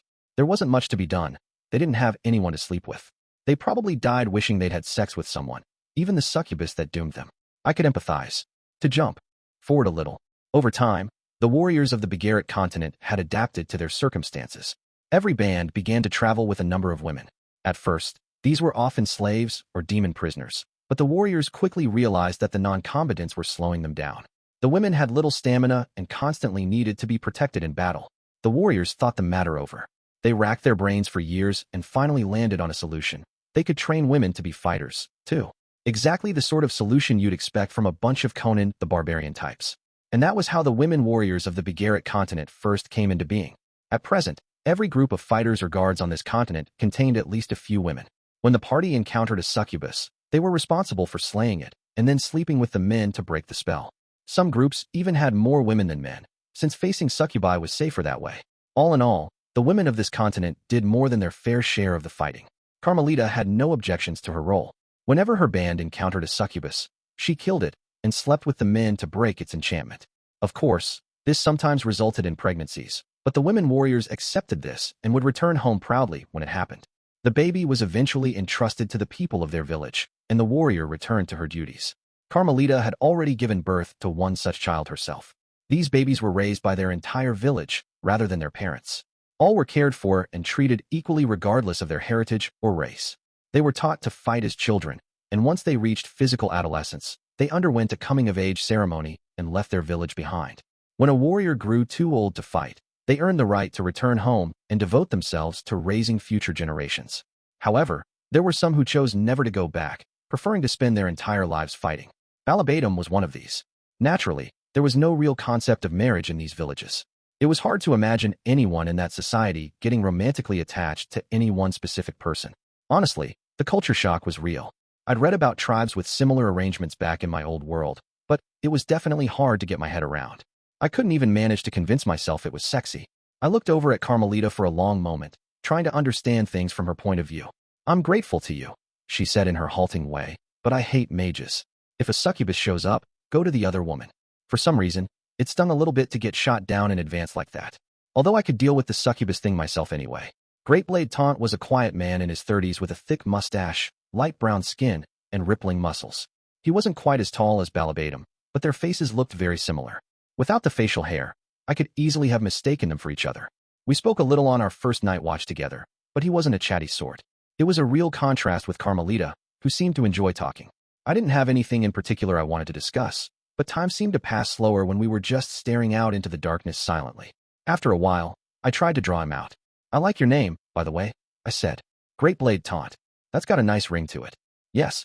The matriarch chose it for me." "Oh, really? You didn't just pick up the nickname at some point?" "The matriarch chooses our second names. It is so for all the warriors of the desert. Apparently, their titles weren't just nicknames, but rather ceremonial names given to them by the village elder on the day they left it for good. For those with great strength, like Carmelita, this was often something like Bone Crusher or Mighty Arm. Those with sharp eyes, like Balabatum, were usually Hawkeye or Eagle Eye.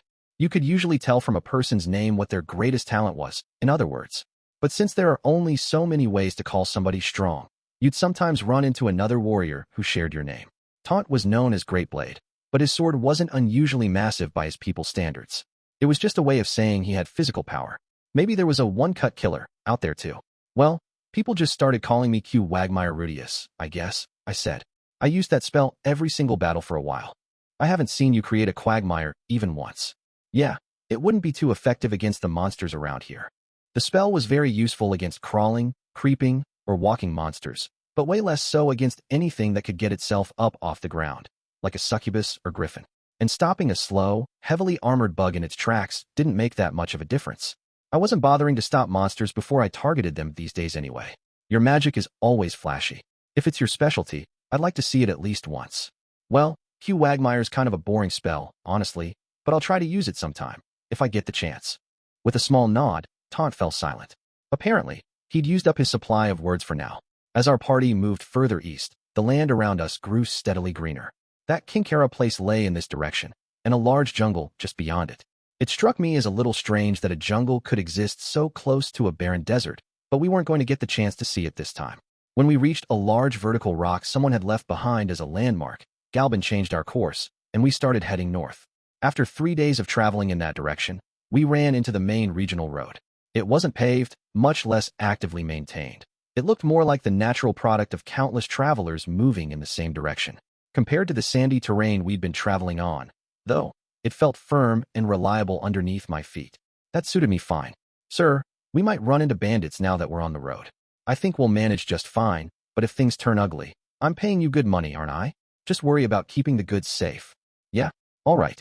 Balabatum clearly wanted Galban to consider abandoning the cargo in an emergency, but the man was having none of it. Maybe his merchandise was more important to him than his life. Didn't make much sense to me, but who was I to judge? "We gonna be okay, boss? Don't waste your time worrying about it, bonehead." For some reason, Balabatum and Taunt often referred to Carmelita in this way. I guess it was a friendly spin on the Bone Crusher thing, or maybe an insulting one.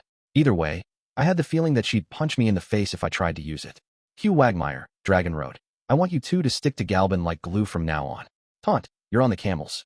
Don't let a single one slip away. Bonehead, you take the rear. I'll scout ahead of us and give the signal if something's up. You better not miss it. You got it, boss. Gotcha. Roger. Assuming our new positions, we set off cautiously. The bandits around here mostly set ambushes and waited for people to blunder into them. From the sound of things, if you spotted them in advance and took a detour, it was possible to avoid trouble completely. Thanks to Balabadum's expert scouting, we were able to detect the first ambush in our path well ahead of time. Groups of people weren't as easy to detect with his demon eye, but he'd managed to spot them the old-fashioned way. We took a long, looping detour off the road and around the danger. You won't find many people who willingly walk through a dog turd they've noticed up ahead, right? It's only natural to go around it. As it turned out, this was a mistake. Maybe Balabadum was spotted by the enemy during his scouting expedition, and they tailed him back to us. Maybe he'd only seen a small part of the bandits' forces, and our detour just happened to lead us into their main army. Either way, we came under attack. It happened right after we'd put a safe distance between ourselves and the ambush. Everyone was just starting to breathe a little more easily, and then something came whistling through the air. All of a sudden, Taunt had an arrow in his chest. He fell to the ground. Failing to understand what was happening, I started to rush over, intending to cast a healing spell. But Elinalize grabbed me by the collar and pulled me back. As she did so, another arrow struck the camel that Taunt had been standing next to. "Run!" screamed Balabadum. "We're under attack. They're coming from the west." It finally hit me that we were in serious danger and that we needed to flee for our lives. Elinalize released me. Galban and the camels were already sprinting desperately forward. I followed after them, running as fast as I could. There was a group of men on horseback on a hill to our left, and they were charging at us. They were mounted, and we were on foot. All of them wore an identical sandy yellow turban. "Sir, we've got to leave the camels. They might let us go if we hand over everything." "Not a chance. Are you suicidal, or just an idiot? Protect my cargo, damn it. That's what I hired you people to do." "It's not possible. There's just too many of them." As Balabadum and Galban screamed at each other, our wounded camel stumbled clumsily. Just as I realized it was foaming at the mouth, it staggered off to one side and collapsed. A cold shiver of dread ran down my spine. These arrows were poisoned. TCH. They're coming from the rear, too. Another group of horsemen was bearing down on us from behind, and the archers on the hill were readying their next volley. Most of their shots were falling short, but a few could really make their arrows fly. Every now and then, one would come dangerously close to hitting us. There had to be 50 of them. No, 100. And that was just the ones that we could see. The word bandits had misled me pretty badly. This was an army we were up against. My heart hammering in my chest, I tried to analyze the situation. We were under attack from the flank and the rear. At the very least, there weren't any foes directly in front of us. That was where we had to flee. "Rudeus," shouted Elinalize. "Right. I'm going to use Q Wagmire and Deep Mist." The spells popped into my mind immediately. Nothing else was going to work here. All right, fine. Do it already. Turning around, I summoned up the largest quagmire I could manage. I didn't bother making it too deep. It just needed to trip up the horses. "Balabadum, I'm going to blanket us in fog. Keep running straight ahead." "What? All right." Deep Mist. By summoning up an enormous amount of moisture in a wide range all around us, I effectively covered the area in a thick white shroud of mist. It almost felt like we were inside a cloud or something. No matter how talented their archers were, they wouldn't be landing any shots on us now. But a split second after that thought ran through my head, an arrow thumped into the ground a few feet in front of me. Gah! Startled, I nearly fell backward, but Elinalize caught me before I hit the ground. "It's all right, Rudeus. They've got one brilliant archer, but he won't be hitting us again." What? Was she saying that the same person had killed both Taunt and the camel? How did she know? It didn't matter, though. We had the mist on our side now. "Come on, run." Nodding shakily, I got moving. He wouldn't be able to target us again. He wasn't going to hit me. It just wasn't possible. I was invincible. Damn it. I should have asked Sylphie for some lucky charm or something. Maybe I could have taken my souvenir of our first night together from the shrine. Shit, they're catching up. "Draw your sword, Carmelita." Balabadum's shout brought me back to reality. When I listened closely, I could hear the sound of hoofbeats approaching us from behind.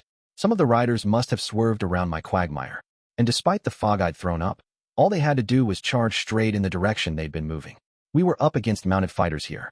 Cavalry did have some weaknesses, but their speed was a deadly weapon in itself.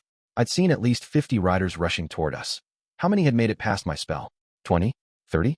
I didn't want to try fighting a group that large at close range. I'll slow them down. Keep running, everyone. Earth wall. I summoned up a thick, 2-meter wall behind us without slowing my pace. A galloping horse couldn't be brought to a sudden halt. In this fog, many of them would probably smash right into it. Even if they realized it was there, they'd have to slow down and go around. Ha!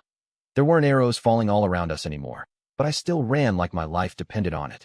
Every few seconds, I paused to summon up a new wall behind us. As I fled, I thought of Taunt, who'd taken an arrow to the chest at the very beginning of the ambush. Were we leaving him to die? No.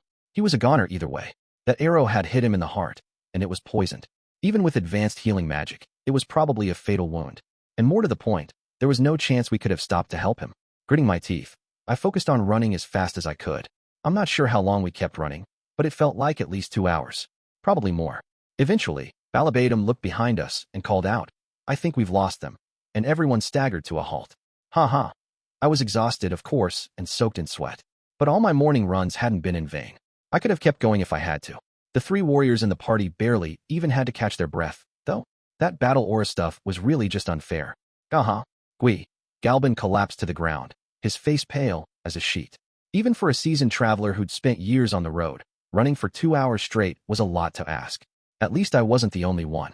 We'd lost only 1 camel in the raid. And 1 bodyguard, of course. Poor Taunt. If I'd been able to yank that arrow out right away and take some time to cast healing and detoxification spells, there was a chance he might have lived. Maybe the arrow hadn't struck him right in the heart. I probably would have tried to save him if Alinalize hadn't grabbed me by the collar. But if I'd stopped to focus on him, I wouldn't have gotten away in time. The next arrow probably would have gotten me. Alinalize was right to pull me away. Her experience in battle had probably saved my life. Even if I'd only hesitated for a few seconds, it might have proven fatal. Looking around the group, I noticed that Carmelita was glaring at me. Had I done something to upset her back there? Nothing came to mind. During the ambush, she'd been positioned behind me in the rear of the party. Maybe she'd been injured at some point and needed healing. It didn't look like any arrows had hit her, though. All of a sudden, she stomped up to me and grabbed me by the front of my robe. Why? Why didn't you kill them? You could have. I saw your magic. Wow, what was she saying? Had she expected me to kill that entire group of bandits?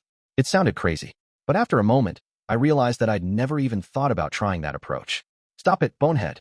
You saw it too, didn't you? He made the horses sink into the ground. He made them run into walls. He made everything foggy.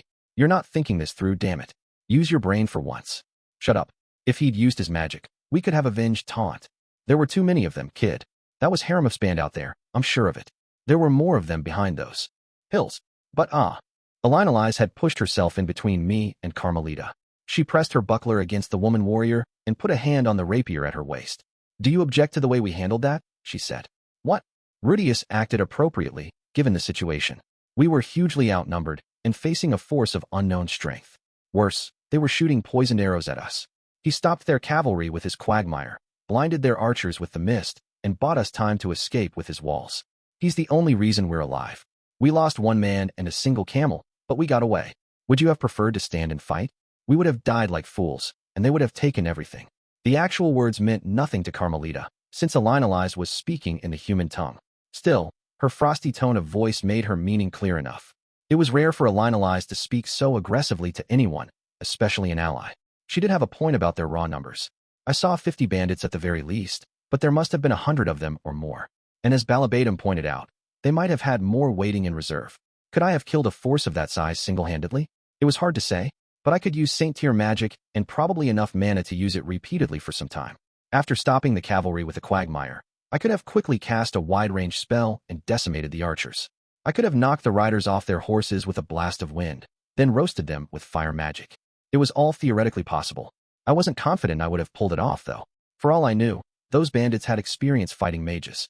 If a single archer survived, a poison arrow might have come my way. Some of the riders could have slipped past my quagmire and cut us down. And if it ever turned into a melee, I couldn't have thrown around my spells without killing my allies. Alinalize was aware of all this. That was why she was taking my side so firmly. And just to remind you, she continued, we're bodyguards, not mercenary soldiers. We didn't sign up to fight an entire army on our own. Is there a reason you're still glaring at me?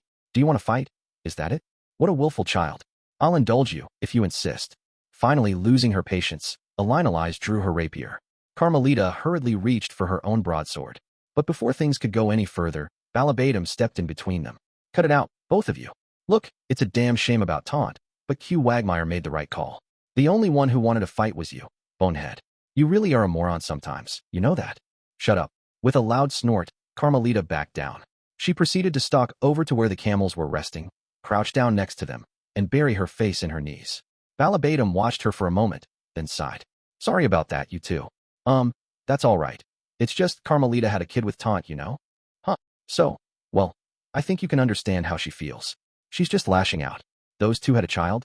I'd assumed that the female warriors of this continent didn't get emotionally attached to any one specific man, but clearly that wasn't always the case. Maybe it was different when they had a baby with someone. As I stood there at a loss for words, Elinalise sheathed her rapier and turned around to face me. There's no reason for you to feel down about this, Rudeus. There isn't. There are some adventurers out there who make a point of never killing another human being. Not many of them, granted, but they do exist. And you're going to become a father soon. I can understand why you'd hesitate to take so many lives. Her attempts to comfort me were a little off the mark. But of course, she didn't know what Balabatum had just said to me. To be honest, I hadn't hesitated at all. The thought of killing those men just hadn't even entered my mind, despite the mortal danger we were facing. Of course, a few riders had probably lost their lives riding headfirst into those walls I threw up in the mist. I didn't feel any guilt about that either. But the idea of using magic to murder someone directly just made me queasy. It was kind of pathetic, honestly. Thanks, Elinalise. Still, I thanked her for trying to cheer me up. Thinking back on it, she'd been running right at my side for the entire retreat. When I lost my balance, she'd been there to brace me. It felt like she'd positioned herself to shield me from any stray arrows too. I had a feeling she considered herself my bodyguard, more than anything else. No need to thank me, dear, she said, patting me on the shoulder. I'll always look out for my grandson. Your grandson, huh? By the time we got back home, Sylphie's belly would be very big. That baby was going to be Elinalise's great-grandchild. I'm sure she wanted its arrival to be a happy occasion. Or maybe she just didn't want to have Sylphie tearfully asking her why she'd failed to keep me safe. Either way, the solution was simple enough. We'd just have to make it back together. Elinalise, what now? Thank you. Really.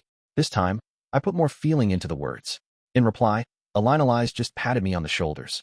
Despite the awkward atmosphere, our party moved steadily onward.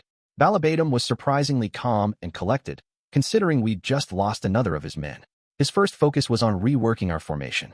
Far from pausing to mourn his comrade, he didn't even speak Taunt's name again. He was the same professional, focused bodyguard he always was.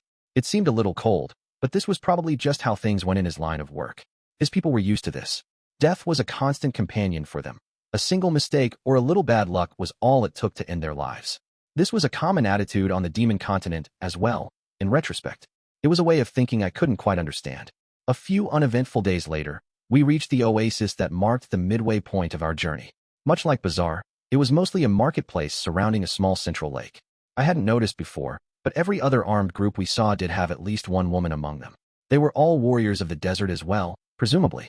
Galban and the others pitched our tents in an open corner of the little town. While we were in the oasis, at least, the bodyguards apparently got to sleep inside too. Balabatum, do you think we need to hire someone to replace the man you lost? Galban asked. Shouldn't be necessary, Galban. These two are more useful than your average warrior. I think it's smarter to head to Repan with our current group, then hire some new folks there. We shouldn't be running into any more bandits, anyway. I see. All right then, let's do that. Still, it's a pity we lost that camel. These things happen. We were lucky to get away that lightly, considering their numbers. Balabatum and Galban seemed to be on casual terms. It almost sounded like they were business partners, to be honest. What is it, Rudeus? Is there something on my face? Sensing my gaze, Galban turned to look at me. It's nothing, really. I was just thinking that you and Balabatum seem to get along. Ah, yes. We've worked together since the days when I was just a fledgling merchant, you see. I trust him more than anyone. Interesting. If they'd spent that much time together, maybe Balabatum had always been closer to Galban than Taunt, his fellow warrior. After years and years serving as a head bodyguard, it was possible he'd started to see his men and women as disposable, or at least interchangeable, given how regularly they came and went. We stopped in the oasis long enough to rest up and replenish our supplies of perishable goods, then headed on to the north. Carmelita didn't pick any more fights with me, but she wasn't any friendlier than necessary either. We didn't talk during our night watch shifts anymore. I tried not to let it get to me. We'd be going our separate ways once we reached Repan anyway. Still, I had to empathize with what she was going through. I couldn't imagine what it felt like to lose the father of your child so suddenly. I knew how much it would hurt if Sylphie up and died on me, at least. I'd been overwhelmed with joy when I learned she was pregnant. If I lost her suddenly, the despair would be even more intense. And I guess I'm going to regret this, aren't I? Assuming the man god was being straight with me, this voyage to the Begaritt continent was going to cost me one way or another. He'd first told me that when I met Elinalise at the age of 15, I'd spent some time in Renoa, but Nanahoshi's shortcut meant I wasn't getting to Repan that much later than I would have if I'd left when I met Elinalise. I had to assume the danger that awaited me in Repan hadn't changed in that time. If that was true, though, it probably meant no harm would come to the people I'd left behind in Renoa. After all, if I'd left for Begaritt right away, I wouldn't have met Sylphiette or gotten to know my other friends. I'd have no reason to regret some disaster taking place there. But now that I thought about it, maybe the regrets that lay ahead were different now. Things might go smoothly on my end, but poorly back home. Something might happen to Sylphiette or the baby. Did you say something, Rudeus? Nah, it's nothing. I had to stop speculating about this. You could drive yourself insane thinking about all the ways things might go wrong. And a guy like me was always going to make mistakes, no matter how hard he tried. There was no telling what the future held. This was the first time I'd ever directly gone against the man-god's advice. Up until now, I'd done well for myself by following his lead. Did that mean this choice was going to end in disaster, no matter what I tried? Nah, I wasn't buying that. I knew there was danger ahead, so it should be possible for me to avoid it. Still, there was a real risk someone I cared about might end up like Taunt. If I wanted to prevent that, I needed to stay sharp. And if there was someone out there who wanted to harm my family, this time, stop it. This is pointless. I could tell myself anything I wanted, but I had no reason to believe I was even capable of murder. I'd just have to do everything I could to keep my family safe. That, at least, I could promise myself. 2 weeks later, we finally reached the labyrinth city of Repan. We'd made it to our destination. Now it was time to get started. Extra chapter. Norn in the Millis Church in Norn Greyrat was feeling uneasy, to put it lightly. A month had passed since her brother Rudeus left to travel to the Begaritt continent, and life in the city of Sharia was as peaceful as ever. It was very hard to believe that most of her family was in danger in some strange, far-off land. Still, Norn's heart was troubled. There had been no word from Rudeus, of course. Not that she'd expected there to be. What was he going through right now? Was it her pestering that had driven him out there, to face dangers he was unprepared for? If Rudeus died, Sylphiette would be devastated. She'd weep and weep, holding a fatherless child in her arms. Norn was just a child herself, and she might not be as sharp as her sister, but even she understood that Sylphie's brave smile was only an attempt to hide her real feelings. Deep down inside, Sylphiette was suffering even now. No matter how talented a magician Rudeus might be, there was still a possibility he'd die on his trip to the Begaritt continent. And Norn had been the one who put him up to it. If she hadn't pestered him, if she hadn't been so selfish, Rudeus and Sylphiette would still be living together right now. It was a painful thought. The anxiety and regret were enough to crush her. Looking out the window of her dorm room, Norn heaved a long sigh. It was something she did regularly these days. Outside, she spotted a few students walking in the direction of the school gates. Oh right, I'm supposed to be going home today. Once every 10 days, she was required to make an appearance at the Greyrat family house. Today was that 10th day. Rising reluctantly to her feet, Norn started to get ready to leave. As she walked toward the Greyrat home, her thoughts continued to dwell on the situation at hand. The resentment or mistrust she'd felt towards Rudeus was mostly gone. She didn't hate him the way she once had either. But that was part of what made this so scary. What if he didn't come back home? What if a letter arrived, informing them of his death? She didn't know if she could bear that now. She wouldn't know how to apologize to Sylphiette. There was Aisha, too. Although she didn't care about her quite as much, her mind was going in circles. This was a bad habit of Norn's. Once she started worrying about something, it was very hard for her to stop. Noticing something out of the corner of her eye, Norn came to a stop. She'd spotted a distinctive building standing at the end of a side street.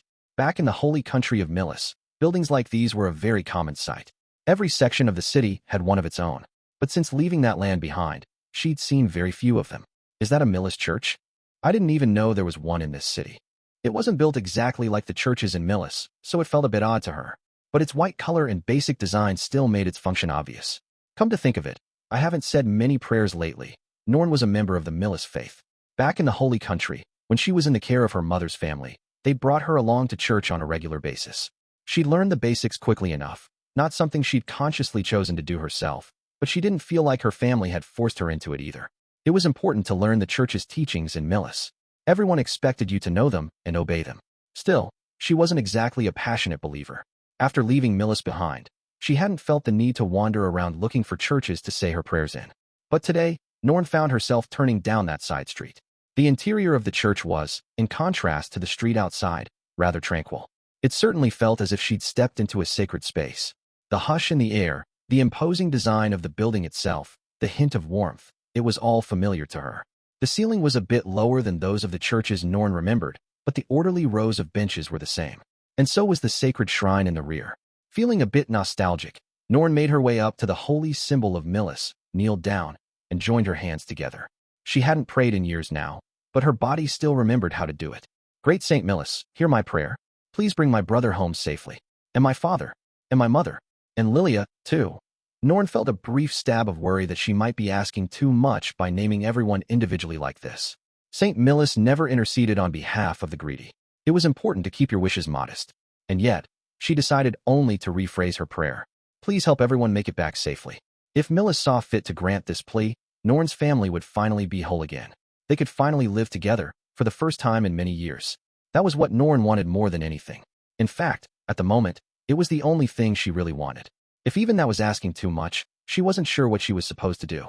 By the time she finished with her prayers, Norn was feeling a bit better. Maybe the atmosphere in this church was nice. Or maybe she'd managed to sort out her thoughts by putting them into words. Either way, she found herself thinking, I should come again. Norn attended her classes, did her exercises, and then headed to the church after school. This soon became her new routine. When she prayed, she always felt a little better afterward. It felt like she was doing her part, somehow. But then, one day, something gave way inside her. Please let everyone come back safe. When she murmured the same words she always did, a tear trickled from her eye. It ran slowly down her cheek before dropping off her chin. A second followed it, then a third, and all of a sudden, the dam had broken. Norn knew, of course, that she was only consoling herself by coming here. Praying made her feel like she was doing something, but she wasn't, really. There wasn't anything she could do. That was how things always had been, and it was how things would always be. She was powerless, and she knew it. Sniffling, Norn covered her face, although there was no one here to hide it from. She felt pathetic and frustrated. She hated how useless she was. Why are you crying? The voice seemed to come out of nowhere. Startled, Norn looked up and around the church. She thought she was alone. There was a priest who ran this place, but he often wasn't around at this hour. That was why she usually had the place to herself. But today, there was someone else here, a young man who had just emerged from the confession booth. He looked about the same age as her brother Rudeus. His hair was long enough in front that she could only barely make out his eyes. Something the way he looked at her made her think he was the headstrong type. Who are you? The young man frowned irritably at the question. What? You don't recognize me. I'm Cliff Grimoire. I'm a novice at this church. Just started here this year. For a mere novice, this young man seemed a little full of himself. But that arrogant tone helped spur Norn's memory. She'd met him once before. He was a friend of her brother's and a somewhat notorious student at the University of Magic. Now that she thought about it, she'd seen him at this church as well. When they said mass here, he was often hanging around helping out the priest. Oh right, of course. Hello. Wiping away her tears, Norn bowed her head slightly. Cliff snorted and strode closer to her. Something bothering you, then? Go ahead, tell me all about it. Huh.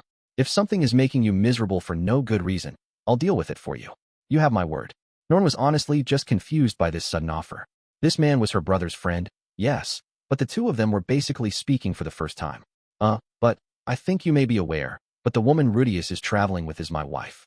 I'm worried about her, of course, but I have faith in Rudeus' skills. I'm confident that he'll keep her safe. So for my part, I have an obligation to protect his family here in Sharia. If he risks his life for Lee's, I'll do the same for you and your sister. Now it made a bit more sense.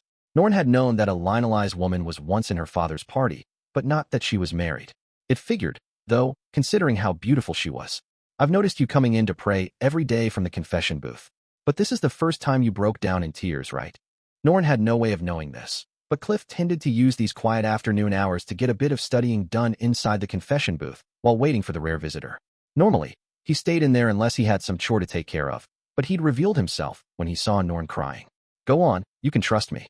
I'll take care of everything, said Cliff confidently, thumping a hand to his chest. Is it an awkward problem?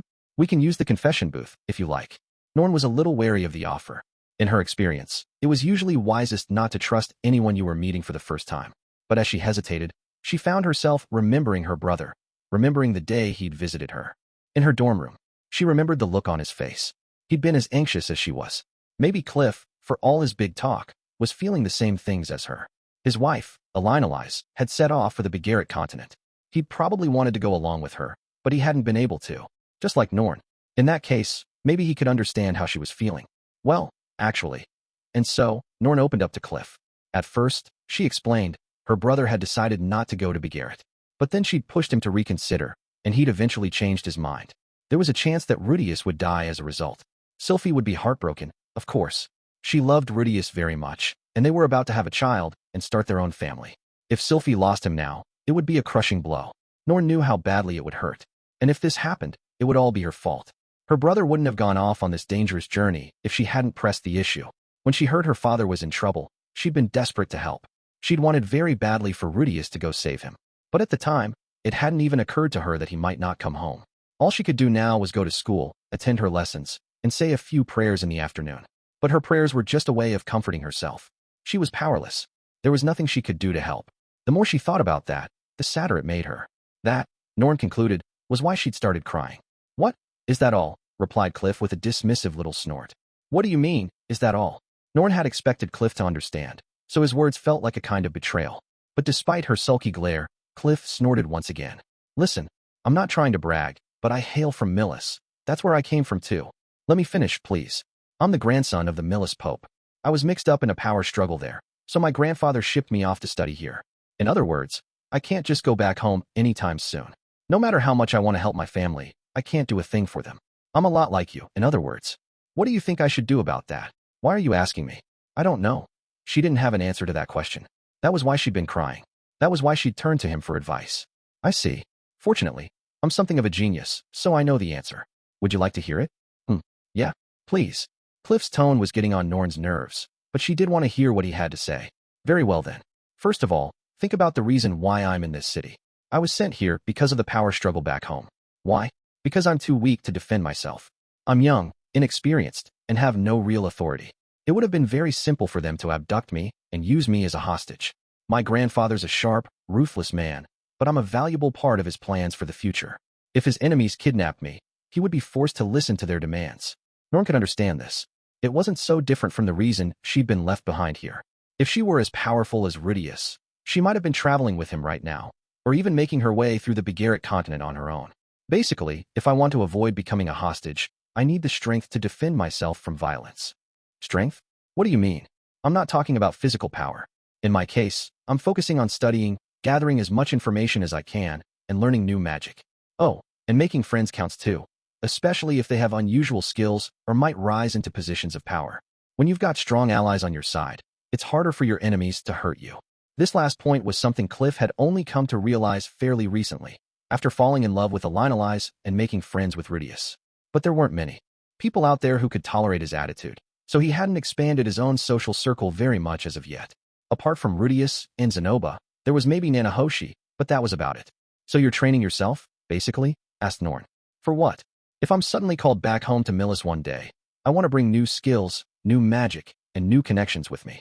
I'll make use of them to help my grandfather and quickly secure myself a lofty position in the hierarchy of the church." This was all just a fantasy at this point, of course, but Cliff believed in it earnestly. As long as he trusted in his abilities and worked to develop them, he was sure this future would come to pass. "That's never going to happen, though," muttered Norn, staring down at the floor. No one was going to call her to the Begaritt continent anytime soon. Even if they did, she wouldn't be of any use. If her brother and her father couldn't deal with the situation by themselves, she certainly wasn't going to be of any help. Oh, but it will. Not tomorrow, and not the day after tomorrow. But someday, there will come a day when our strength is put to the test. Perhaps it will be a year from now. Perhaps 5, or even 10. Listen, Norn, there isn't much we can do, now that we've been left behind. If we tried to go and help, we'd only get in the way. I know that good. This is the very reason why we need to use this time effectively. We need to focus on the few things we can do, and we need to grow stronger. This happens to be a teaching of the Millis Church, by the way. Cliff reached into his robe and took out a small copy of the Holy Scriptures. He proceeded to recite a passage from memory, without even opening the book. Automos chapter 12, verse 31. "In these times of suffering, the righteous one endured. In these days of hardship, he cultivated his strength. When the weak of heart asked him why, the righteous one told them that the day would surely come for him to strike with all his might. And when the wicked king of demons bore down on them with his great host, the righteous one swung down his holy sword upon him. That blade divided the mountains, the forests, and the seas, and it cleft the wicked king of demons in twain." Norn remembered this verse as well. It was one she'd memorized several times at her old church, the story of St. Millis bringing down his holy sword on the demon army. The power of that weapon was so great that it reached from Millishan to the blue WRM mountains, and then to the great forest, and then across the ocean. It struck the demon king at the spot where Windport now stood, killing him instantly. The place where Millis launched this attack was now known as the Holy Sword Road. The stupendous might of St. Millis is what most people remember about this passage, of course. But its true importance lies at the beginning. Even Millis himself was not omnipotent. He needed to bide his time and gather his strength before he could bring down the holy sword on his enemies. If you look to the history books, you'll read that the Millis army fought a great battle against the demons on the northern coast during this period. The human army's commander was Peter Dollier, said to be St. Millis' closest friend, and he died in the fighting. Pained as he was by this loss, Millis kept his focus on the future. You mean he abandoned his friend? He left him to die? No. Millis trusted his friend, and his friend trusted him. It was for that very reason that Peter fought to the death to slow the demons' advance, rather than retreating in defeat. And thanks to that sacrifice, their shared dream of victory and peace was realized. With this emphatic lecture at an end, Cliff stared down into Norn's eyes. Now tell me, what is your dream? I just want my family to be reunited. I want us to be happy again. Then do what you can to realize that goal. Study hard and learn your magic. It will be a great relief to your brother Rudeus and your father, wherever they might be. What am I supposed to do after that? After I've learned what I can, I mean. Cliff nodded, having expected this follow-up question. Turning to the shrine where the church's holy symbol was mounted, he paused for a moment and then answered. In the end, you pray. St. Millis is always watching over us. If Cliff had been speaking to Rudeus, the mage would have rolled his eyes at this. But Norn wasn't like her brother. She was moved by these words. For the first time, she felt that the things she'd learned in church truly were meaningful. Her teachers back in Millis had always told her to end every day with a prayer. It had seemed a bit arbitrary at the time. Why not begin the day with a prayer? But now she understood. There had been a reason for it after all. I think I understand. I'll focus on doing what I can for now. I'm very glad to hear that. If you run into any trouble or need help with your studies, feel free to seek me out. I'm usually here at this time of day, but you can also find me at my laboratory on campus. All right. Norn left the church that evening in a newly buoyant frame of mind. She had a goal now. She would follow the teachings of her faith and grow stronger in her brother's absence. It wasn't much, but it was a start.